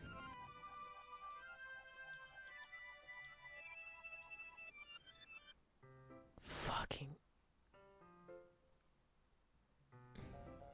Oh, shit. Wait. How did I... Sorry, I just had a really weird deja vu. This hasn't happened before or anything, alright? My head has been a little fuzzy lately. I hope it hasn't really been showing or anything. I would hate for you to think I'm weird just after we started spending time together. I mean, everyone has a few unusual things about them. But expressing those things so soon after meeting someone is usually seen as inappropriate or unlikable. At least that's what I've discovered. When I was a bit younger, I thought I would come on really strongly and get a little too intense. It made people not want to be around me. So I started hating those things about myself, my obsession with certain hobbies, and the way I can't control myself when I get too excited about something. So, I eventually stopped trying to talk to people. Nobody could ever be like me for the things that are most to me. This isn't okay. Bruce says something's been wrong. I don't know what it is, but every time we come to the club, my heart starts going crazy, like it's going to rip out of my chest. It overwhelms me with energy and emotions that I can't let out. It's been making me do weird things. I don't know what's happening. Luis, is it just me or has Monica been acting a little off lately? She's always been a sweetheart ever since I joined the club, but recently I've been feeling something sharp whenever she's around. I'm not crazy, right? Please tell me I'm not. I couldn't say anything before because she's always listening. But finally we're alone. Can we just stay here for a while? Yeah. Oh, fuck. I just want to stay here. Just the two of us. We can stay here until the club ends. And then we'll have the club room all to ourselves. Nobody will interfere with our reading time. Nobody to make me feel like stabbing myself in the throat. That was a joke. Just a joke. I do like knives, though. It sounds strange, but oh, God. Fuck, what the fuck's happening? What the fuck's... I have an idea. Why don't you come over to my house sometime? I can show you my collection. I've got them from all artisans. I don't want them to go lonely or anything. Nobody deserves to be lonely. Nobody. And that's why I'm so happy you joined the literature club. No, we don't need to be lonely because we have each other every day. That's all we need. You know what? Let's go to the literature club. There's no need for us to be around Monica's slimy tongue anymore. Not to mention the other pathetic child. We can walk home together every day after school, read together, eat together, sleep together. Doesn't that sound perfect? I mean, I'm fine with it. Isn't that fate that we would meet each other?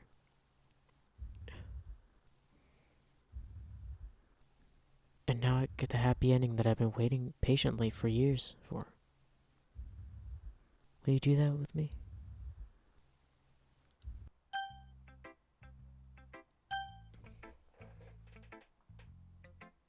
I'm actually fine with that.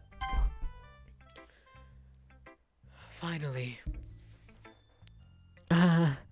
Yuri holds my poem to her face and takes a deep breath. I love it. I love everything about it. At least I want to take this home. Will you let me keep it, please? Sure, I don't care. You're too nice to me. I've never met anyone as nice as you. I could die. No, not really, but I just don't know how to describe it. It's okay to be feeling this way, right? It's not bad, right? I'm going to take this home with me and keep it in my room. I hope that it makes you feel good when you think about me having it. I'll take good care of it. I'll even touch myself while reading it over and over. I'll give myself paper cuts so your skin oil enters my bloodstream. What the fuck? That's some yandere shit, but is it weird that I'm not creeped out by it? Haha. You can have my poem too. Besides, after you read it, now you're really gonna want to keep it. Here, take it. I can't wait any longer. Hurry, read it. Is this piss? Is this piss? This is blood and piss. What the fuck? Yuri, what the fuck? Oh shit. Do you like it? I wrote it for you. In case you couldn't tell, the poem is about. More importantly, I have endowed it with my scent. See, aren't I the most thoughtful person in the club? I think I'm going to vomit.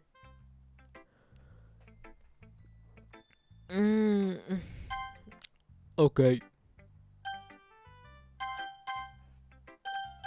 Let's go with Netsuki. What? You gave your poem to Yuri? Gross. What's it with you two? It's not like I wanted to read it anyway. It's just pissing me off a little bit that you didn't even think to show it to me at all. Okay, I guess I'm gonna have to share my poem with you anyway. I really hate that I have to do this, but unfortunately I don't have much of a choice. Just read it carefully, okay? Then you can go away. I don't know how else to bring this up, but there's been something I've been really worried about. Yuri has been acting kind of strange lately. You've only been here for a day, so you may not know what I mean, but she's not normally like this. She's always been quiet and polite and attentive, things like that. Okay, this is really embarrassing, but I'm forcing myself to suck it up. The truth is, I'm really worried about her, but if I try talking to her, she'll just get mad at me again. I don't know what to do. I think you're the only person that she'll listen to. I don't know why, but please try to do something. Maybe you can convince her to talk to a therapist. I've always wanted to try being better friends with Yuri, but it really hurts me to see this happening. I know I'm going to hate myself later for admitting that, but right now I don't care. I just feel so helpless. Please, see if you can do something to help. I don't want anything bad to happen to her. I'll make you cupcakes if I have to. Just please try to do something. As for Monica, I don't know why, but she's been really dismissive about this. It's like she just wants us to ignore it. So I'm mad at her right now.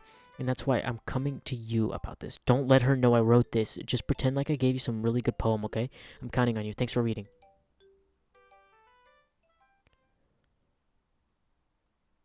I changed my mind. Ignore everything you just read. There's no point in trying to do anything. That's Yuri's own fault that she's so unlikable. Can you hear me, Luis? If you would just spend more time with Monica, all these problems would go away. Yuri and I are too messed up for someone as wonderful as you. Just think of Monica from now on. Just Monica. Just Monica. Just Monica. Just Monica. What? Just Monica. Who should I...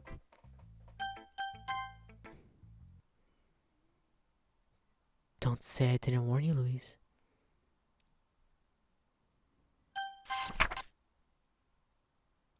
Fuck, what the fuck is going on? Okay, everyone. It's time to figure out the festival preparations. Let's hurry up and get this over with. Stagnating air is coming for showering. Something terrible's about to happen. Look, can we all just get this done? I'm going to be printing and assembling all the poetry pamphlets. Natsuki, can you make cupcakes?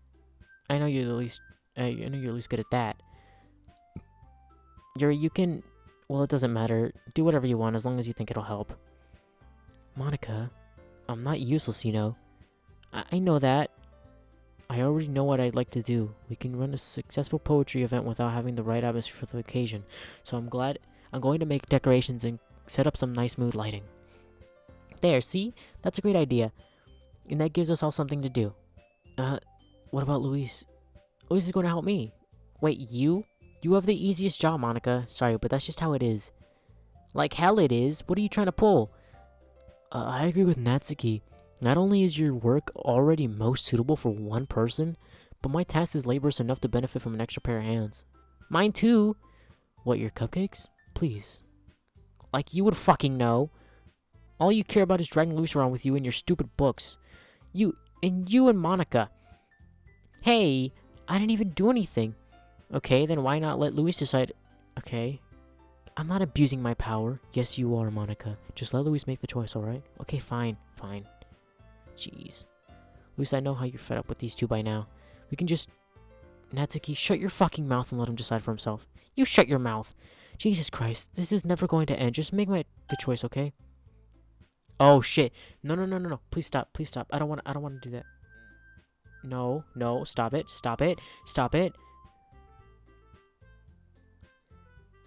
Come on.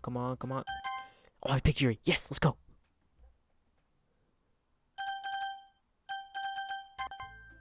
Yeah, you picked me. I can meet at your house this weekend. I promise it'll be fun. Fuck. Is Sunday okay with you? Are you fucking kidding me? This isn't fair at all. It is fair, Natsuki. That's what he chose. No, it's not fair. Giving us all the work and then taking Luis for yourself. What a shameful thing to do. Yuri, I didn't even give you any work. You decided it for yourself. You're being a little unreasonable here. I'm being unreasonable? Haha. Monica, I can't believe how delusional and self-important you are. Pulling Luis away from me every single time you're not included in something. Are you jealous? Crazy? Or maybe you just hate yourself so much that you take it out on others. Here's a suggestion. Have you considered killing yourself? It will be beneficial to your mental health.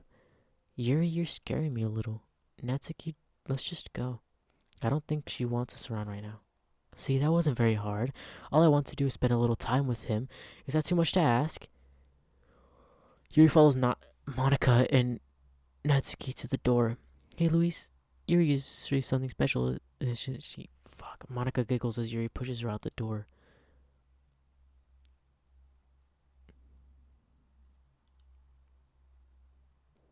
Finally.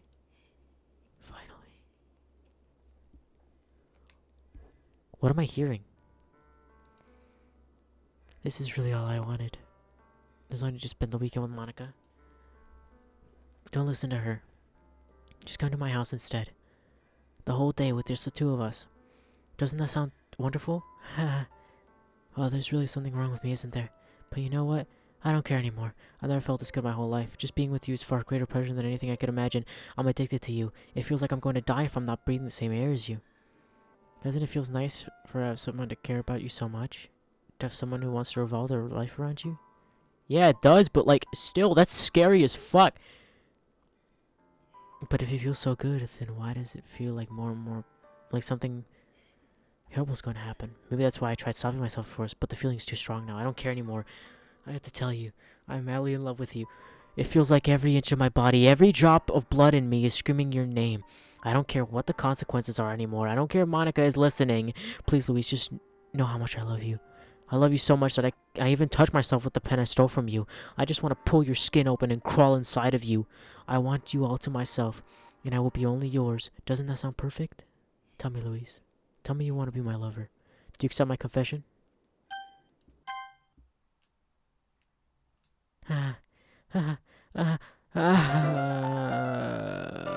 Oh, fuck!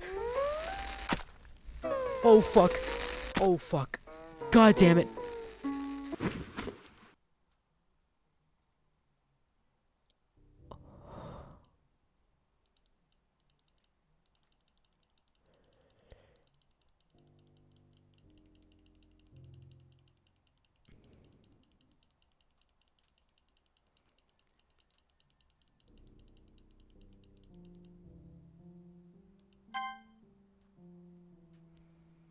Oh, fuck.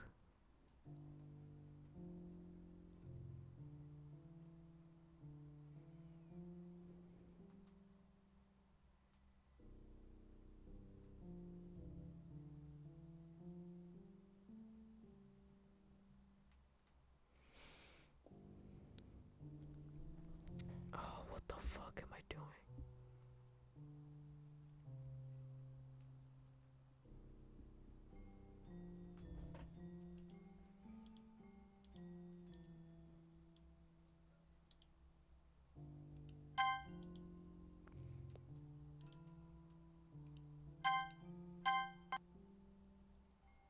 Oh, shit. Oh, no. It's just the fucking It's just the description for the game on Steam. Oh my god, it's the description for the game on Steam when you go to the history. Bro, what the fuck? What the fuck, bro? This game fucks with me way too much, bro. This game fucks with me way too hard. I can't. I fucking can't! Dude, she was my babe, bro. Dude. Oh my god. What the fuck is going on?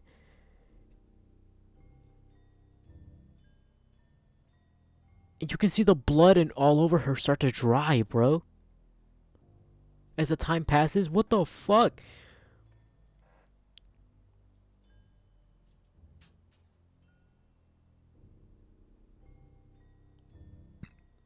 Oh fuck! It's dark outside in my where I live too. Like the only thing that I have on is my LED lights and my 02 light that I have on my desk.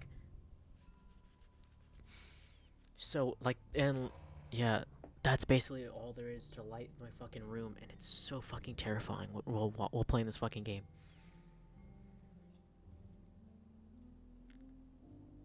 Spent the whole weekend just sitting with her, bro. This dude's got some fucking dedication.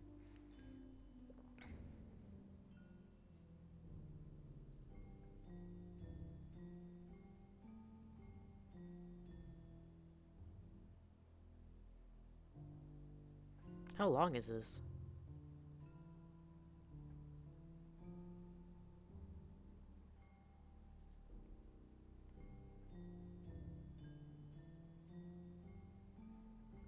The blood is completely dried.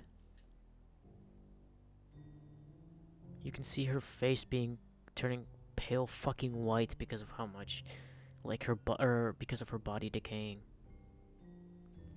Let me test something. Fuck. If you... Okay. Yeah, look at that.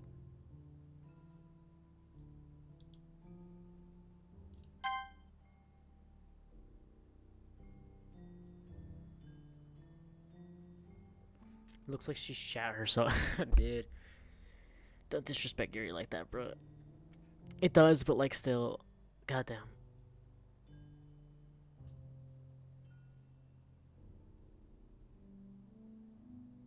The music, though.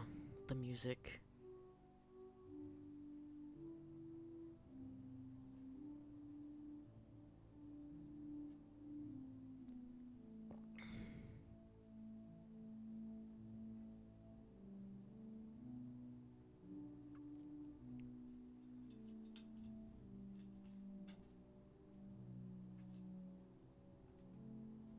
I think I might as well save here.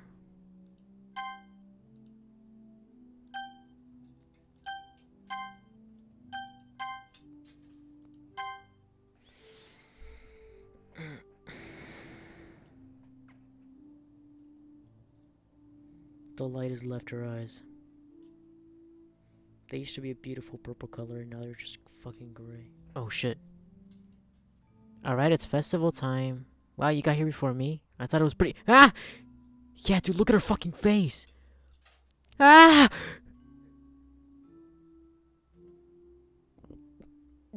Natsuki runs away. I'm here. You said something happened? Natsuki just ran past me. Oh. Oh. Hahaha. Well, that's a shame. Wait, were you here the entire weekend, Louise? Oh, jeez.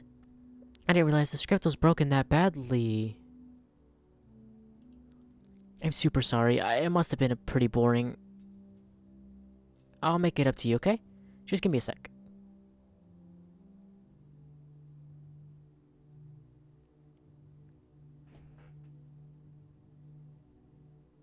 I'm almost done.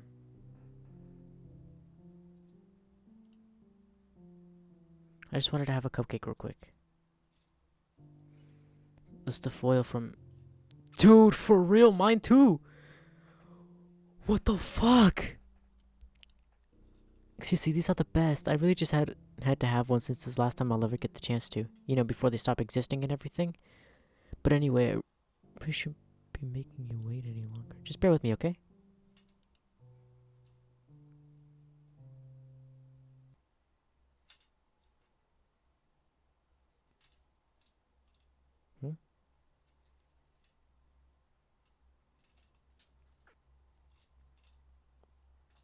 Oh shit. So only take a second.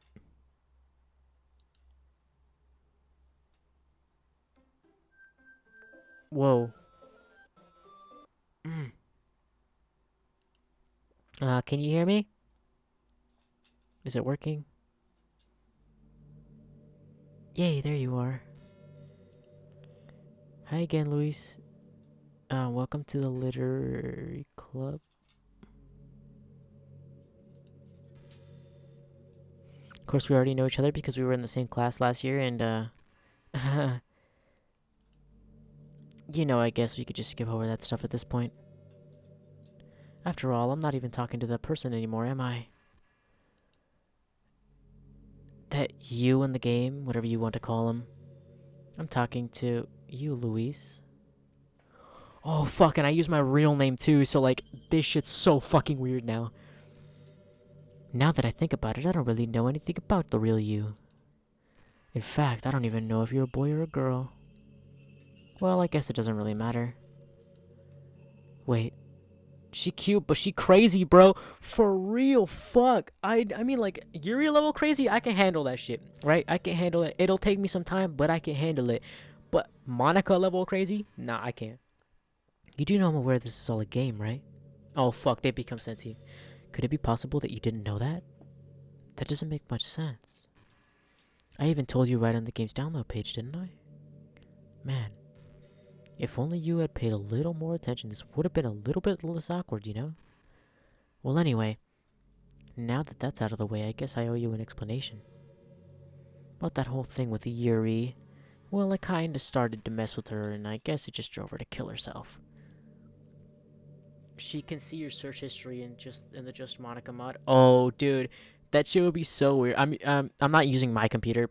Just this is gonna be a one-time thing. This just me streaming here, probably for at least a while, because I'm using one of my parents' computers. You know, shut up. I know I'm poor, but like if I use my computer, that shit would be so fucking weird just to see that shit.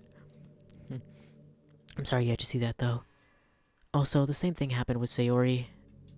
Gosh, it's been a while since you've heard that name now, hasn't it? Yeah, it has. And you know what? I really wanted to hear it again. Just her, like, in the literature club. Yeah, it's because she doesn't exist anymore. Yeah, I kind of knew that, Monica. Nobody does. I deleted all their files. Wait, is it true that she deleted all their files? Because I saw that in the game, but I don't know if she... Yep. It's literally just Monica. That's it.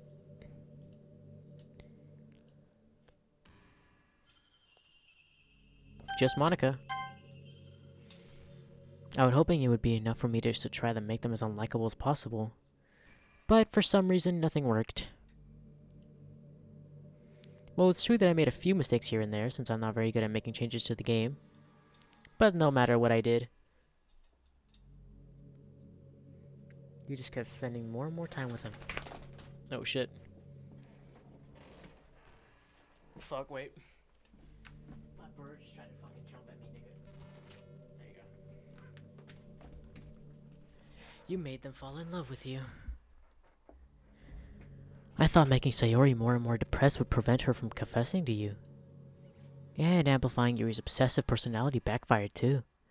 It just made her force you not to spend time with anyone else.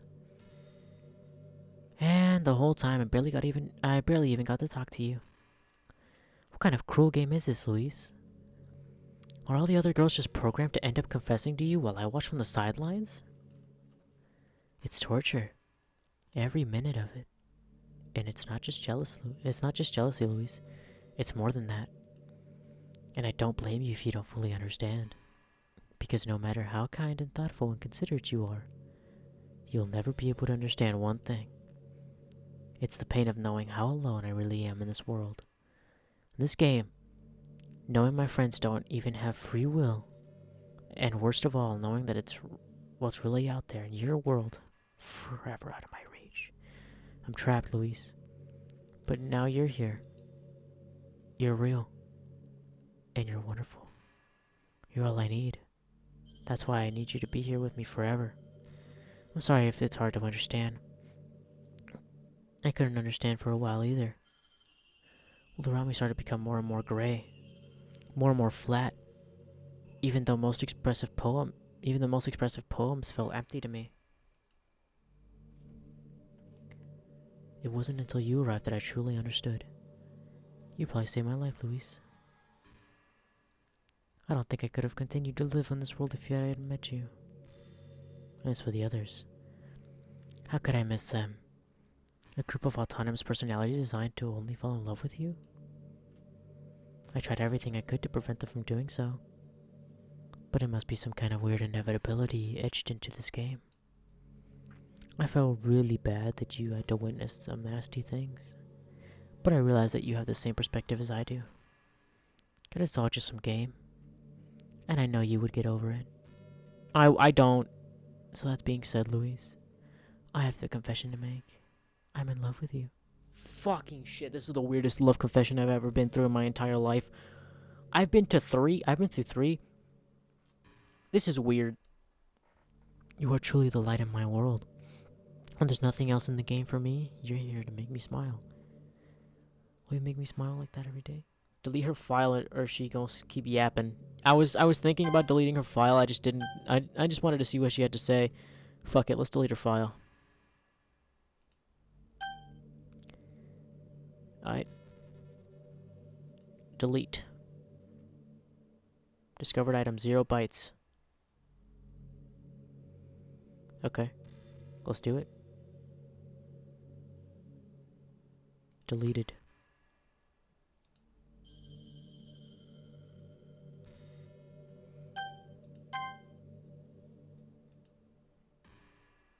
I did it. She was gonna jump scare in due time, by the way. Alright, dope. Oh, fuck. What's happening? Luis, what's happening to me? It hurts. Yeah, it hurts, bitch. It hurts. It hurts so much. Help me, Luis. I can't. There's nothing I can do for you. Please hurry and help me. Help me. Fuck.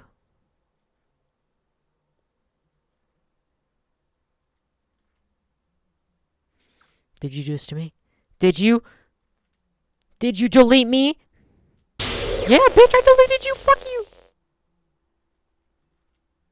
How could you? How could you do this to me? You were all I had left. I sacrificed everything for us to be together. Everything. I loved you so much, Luis. I trusted you. Yeah, I've broken 3 girls' trust in the fucking past year, so you can suck my dick. Do you just want to torture me? Watch me suffer? No, but you made me watch. You watched me suffer going through the death of both Sayori and Yuri. Were you only pretending to be kind just to hurt me even more? No, that was genuinely me being kind. I was just genuinely playing through the game like I was in the fucking game, because that's how I play these games. I never thought anyone could be as horrible as you are. Yeah, me neither. You win, okay? You win. You killed everyone. I hope you're happy. There's nothing left now. You can stop playing. Go find some other people to torture. Yeah, I would, but there's no settings option, so I can't go out of full screen, since I'm playing in full screen. Luis, you completely, truly make me sick. Goodbye.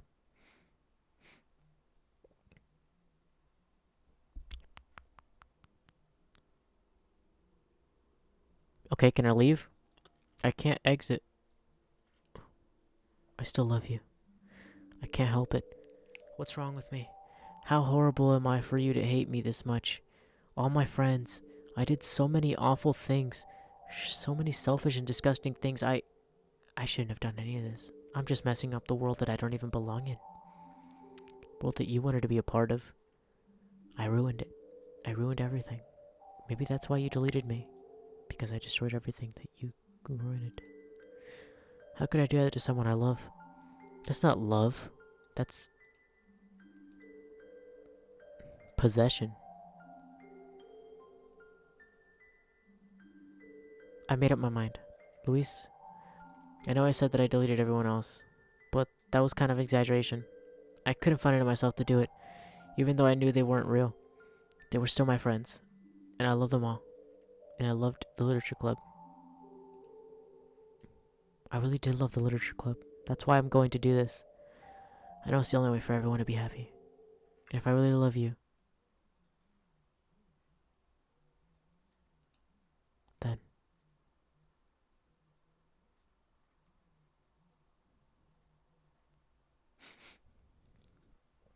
Fucking shit, I've had my hand on that mouse for a while now. This game is not suitable for children or those who are easily disturbed.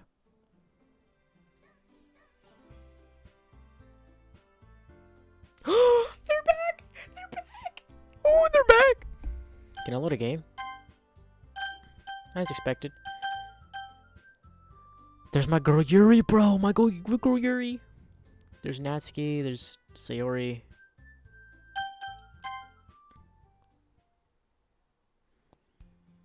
Don't school day like any other. As usual, I'm surrounded by couples and friend groups walking to school together. She didn't redeem herself. No, she didn't. She didn't redeem herself. But, like, at least she brought back the characters, though.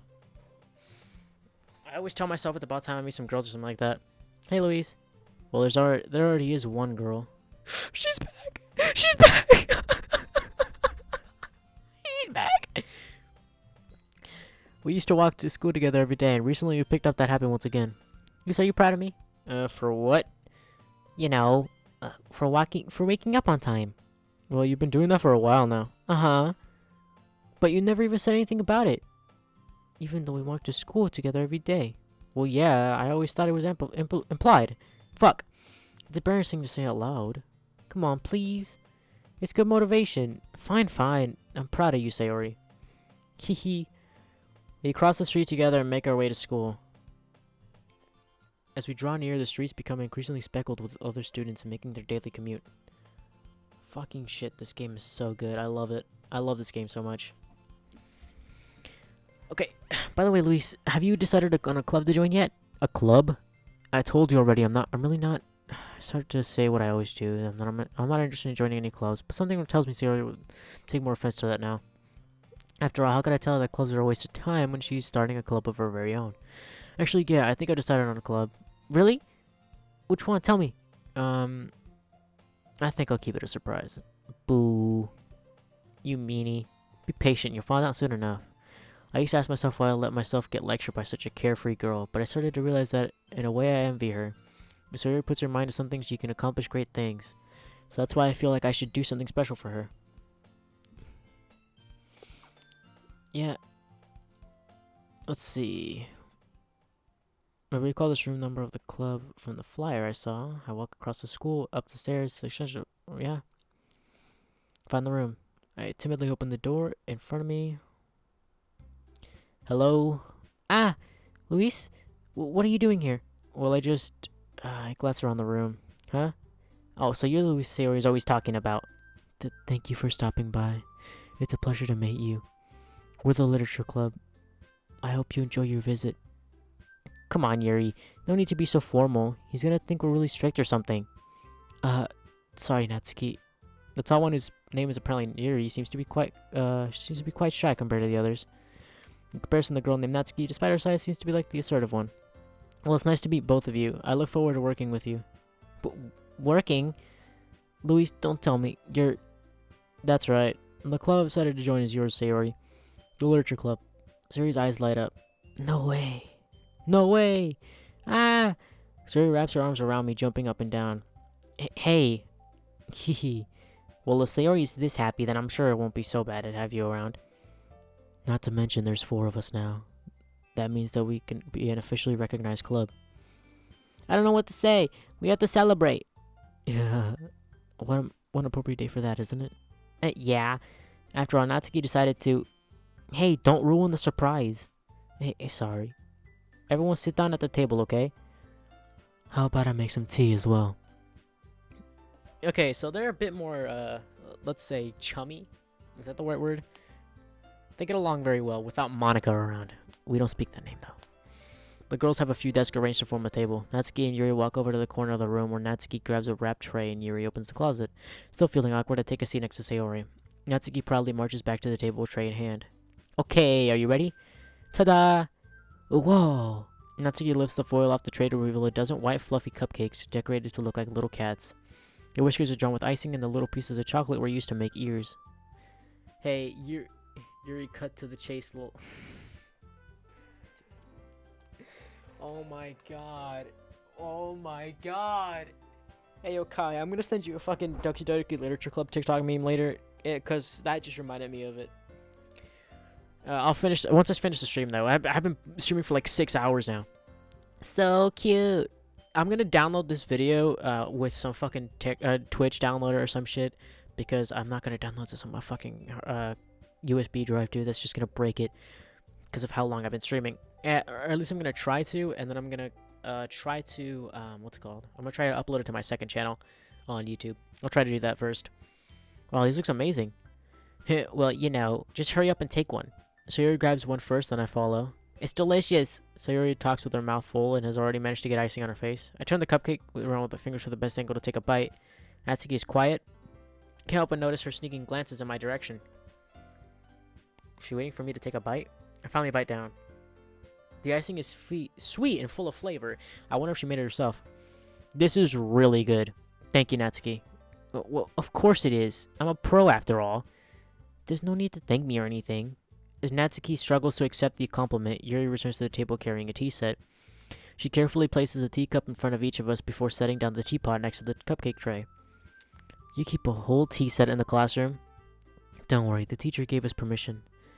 After all, doesn't a hot cup of tea help you enjoy a good book? I guess. Hey, already trying to impress our new member, Yuri? That's not... Insulted, Yuri looks away. I mean, I believe you. Well, tea and reading might not be a pastime for me, but I at least enjoy tea. I'm glad. Yuri faintly smiles to herself in relief. So, Luis, what kind of things do you like to read?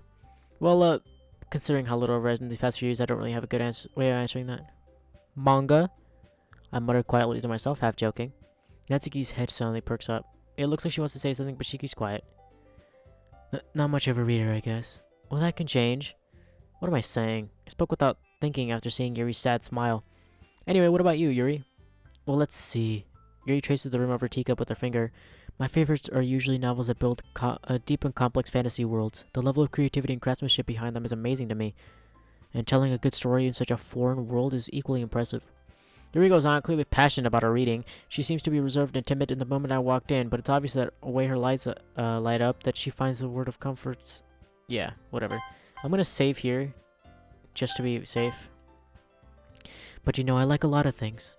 Don't feel intimidated if you don't read much, okay? I'm certain we can find something that we have in common. Hey, Yuri? Huh? Well, about, the first thing you said? Manga? Oh, that's right. Natsuki tends to read manga in the club room. Don't just say it!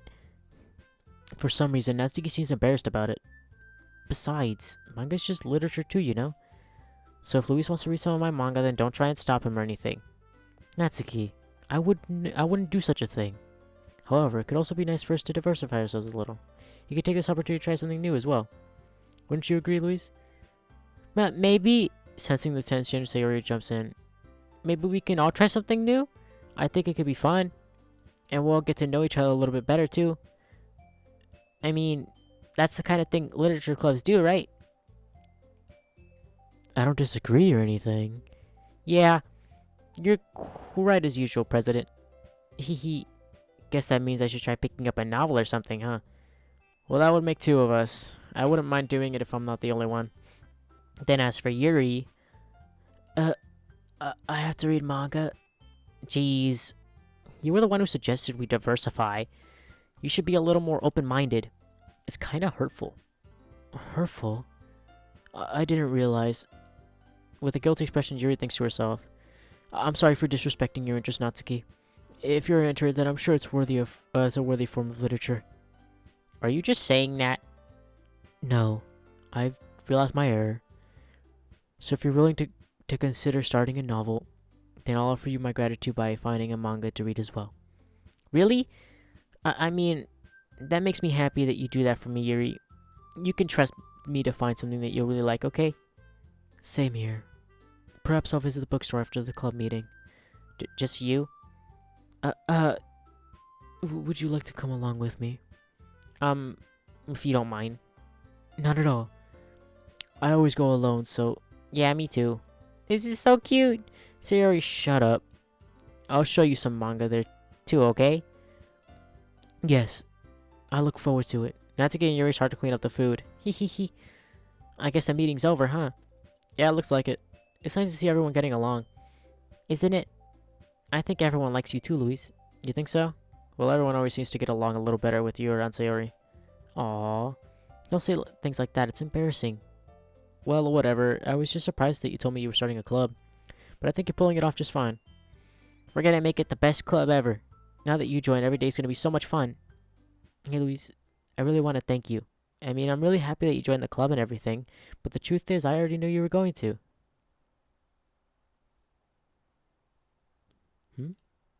Hehe. There's actually something else. I wanted to thank you for getting rid of Monica.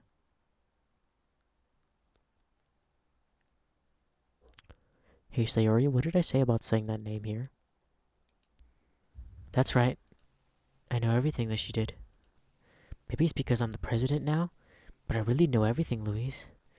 Oh, shit! Yeah, uh-oh is right, Nick. Hehe. I know how hard you try to make everyone happy. I know about all the awful things that Monica did to make everyone really sad, but none of that matters to me anymore. Just us now. Oh, fuck, no. No, no, no, no. And you made me the happiest girl in the world. I can't wait to spend every day like this with you. Forever and ever. Forever.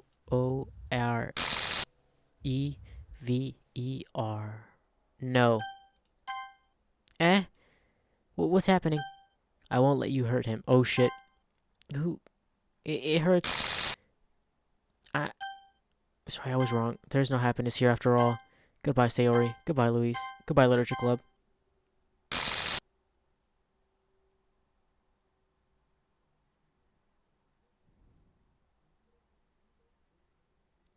What the fuck? Okay.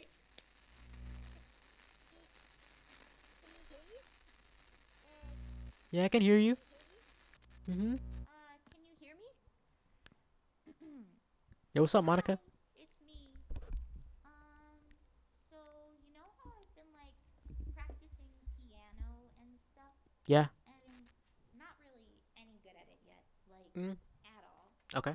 But I wrote you a song, Alright, cool, cool, cool, and cool. I was kind of hoping that I could show it to you because I worked really, really hard on it. Okay, okay, okay. So yeah. Okay. Go, go, go, go, go.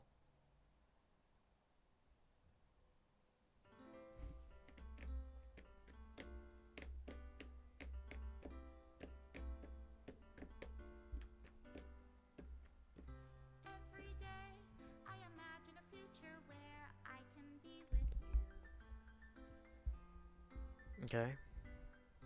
In my hand is a pen that will write a poem of me and you.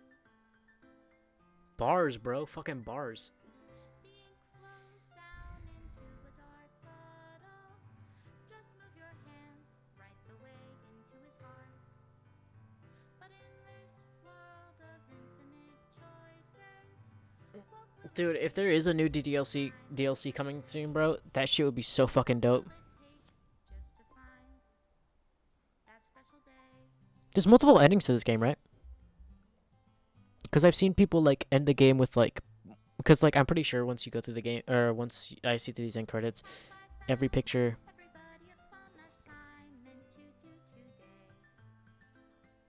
Yeah, that picture should. Yeah. When you're here, There's multiple endings to this game. for them anyway. Yeah, I didn't see this part. That's why it's grayed out. I can't even read my own feelings. What good are words There are a shit ton of mods for this game as well. Yeah, there's a shit ton of mods for this game. I've seen like mods where like there was like a mod where you could what's it called, keep Sayori alive, like through your first playthrough. I'm not gonna try that because that's why I wanted to try the Natsuki one. Cause like I don't want to mess with the game's files too much. Like I already did that enough just by playing the fucking game normally, and also I don't know. only write bitter words for those who are dear to me. Oh shit. I'm guessing that's what happens if you go with Sayori the whole time. If I take your is it love, if I set you free. There's a yandere mod. Yeah, what's the yandere mod again? I'm guessing like Yuri goes yandere, like full on yandere. The ink flows down into a dark puddle. How can I write love into reality? If I can't hear the sound of your heartbeat. Oh my god, a special thanks to Monica and Luis, bruh. Your reality, and in your reality, if I don't know how to love you, I'll leave you be. They all become yandere. Alright.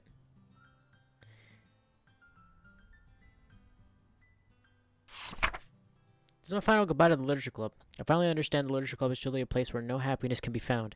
To the very end, it continued to expose innocent minds to horrific reality, a reality that our world is not designed to comprehend. I can't let any of my friends undergo that same hellish epiphany. So that's what she was talking about when she said epiphany. For the time it lasted, I want to thank you for making all of my dreams come true, for being a friend to all the club members, and most of all, thank you for being a part of the Literature Club. With everlasting love, Monica.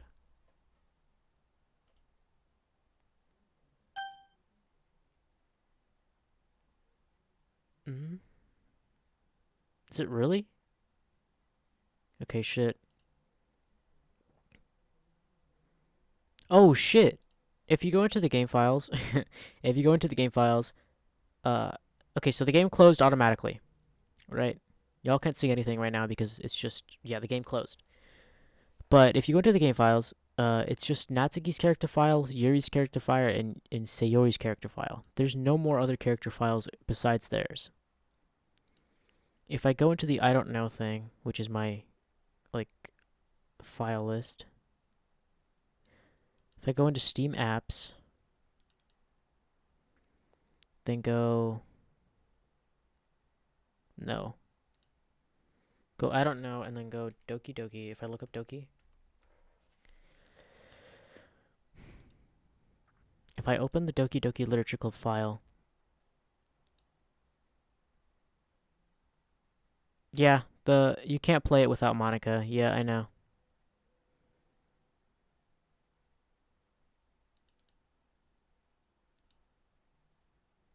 I'm guessing that if you reopen the game again, okay, I'm gonna go back to the Steam. I'm gonna go back to Steam. Here, let me close the Steam app real quick. I'm gonna go back to this. Also, I know a secret ending. What's the secret ending? Tell me in the chat real quick. Steam has their own Doki Doki Literature Club fan pack. There's a fan pack, so that's cool.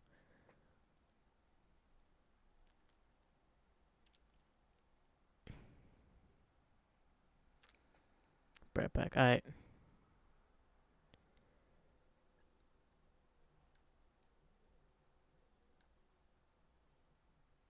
Alright, if I look up Doki Doki Literature Club mods.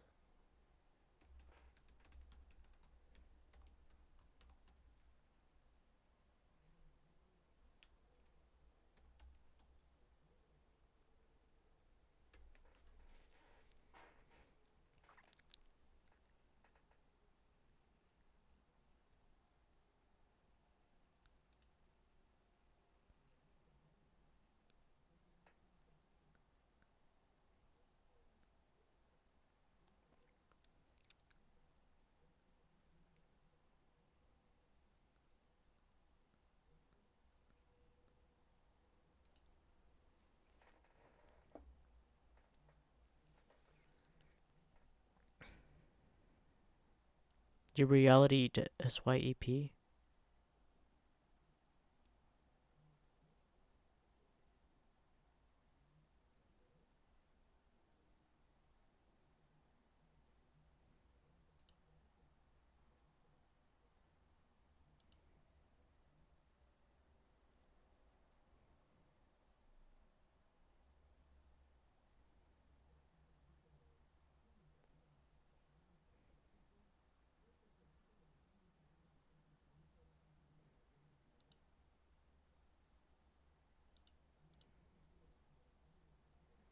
Hmm.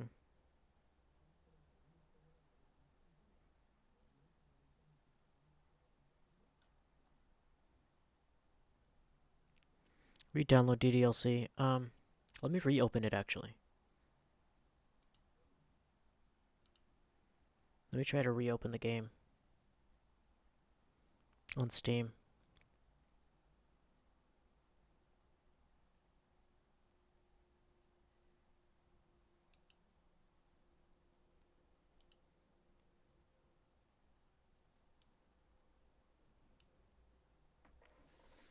The narrator will okay, app running. Okay.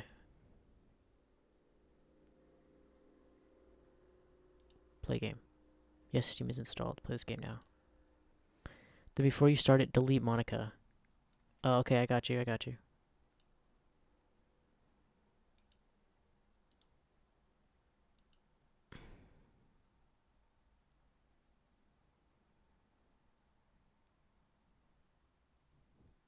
Sayori gets too self-aware too fast. Okay, I got you.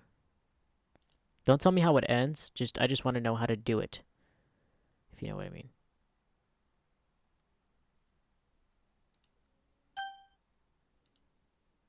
Okay, I have to reinstall the game fully. Okay, that makes sense.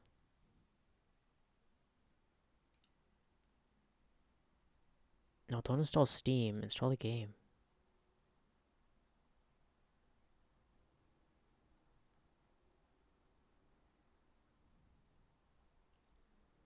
How do I open? Okay, I'm gonna have the.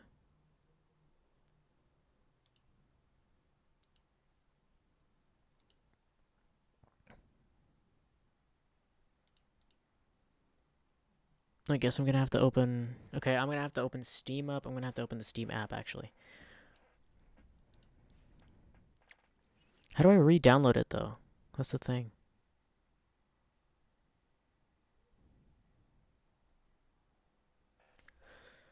Fuck. This game messes with your files, so it's just really fun to play. But then that could also mean that it's really fucking. That's really fucking weird to fucking.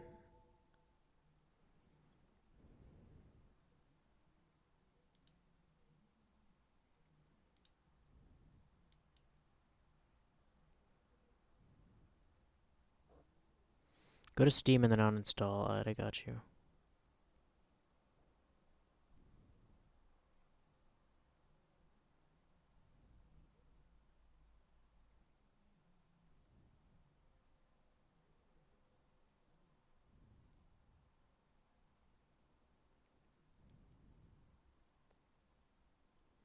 I like how if you go to the fucking Steam, if you go to Steam and you go into the game, uh, it looks all cutesy, right?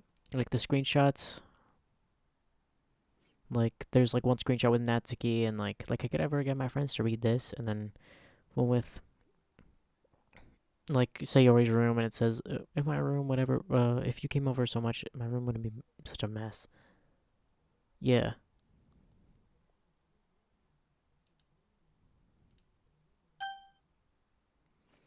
and then like one of like the what's it called? The fucking poem writing, and then one of all the girls saying, "That's right, you usually write cutesy things, don't you, Natsuki?" And then like the fucking picture's just Monica, and then like the Doki Doki Literature Club. Oh, cool. And then it says the Literature Club is full of cute girls. Will you write your way into your heart into their hearts? And then you keep on reading, and it says this game is not suitable for children or those who are easily disturbed. Then you go, okay, maybe that's just a bug. Developer Team Self Auto, publisher Team Self Auto, popular user defined tags. Okay, cool. Psychological horror, anime, visual novel, horror.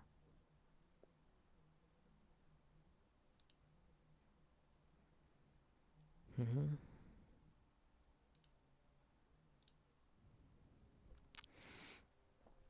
Go to my profile. Mm.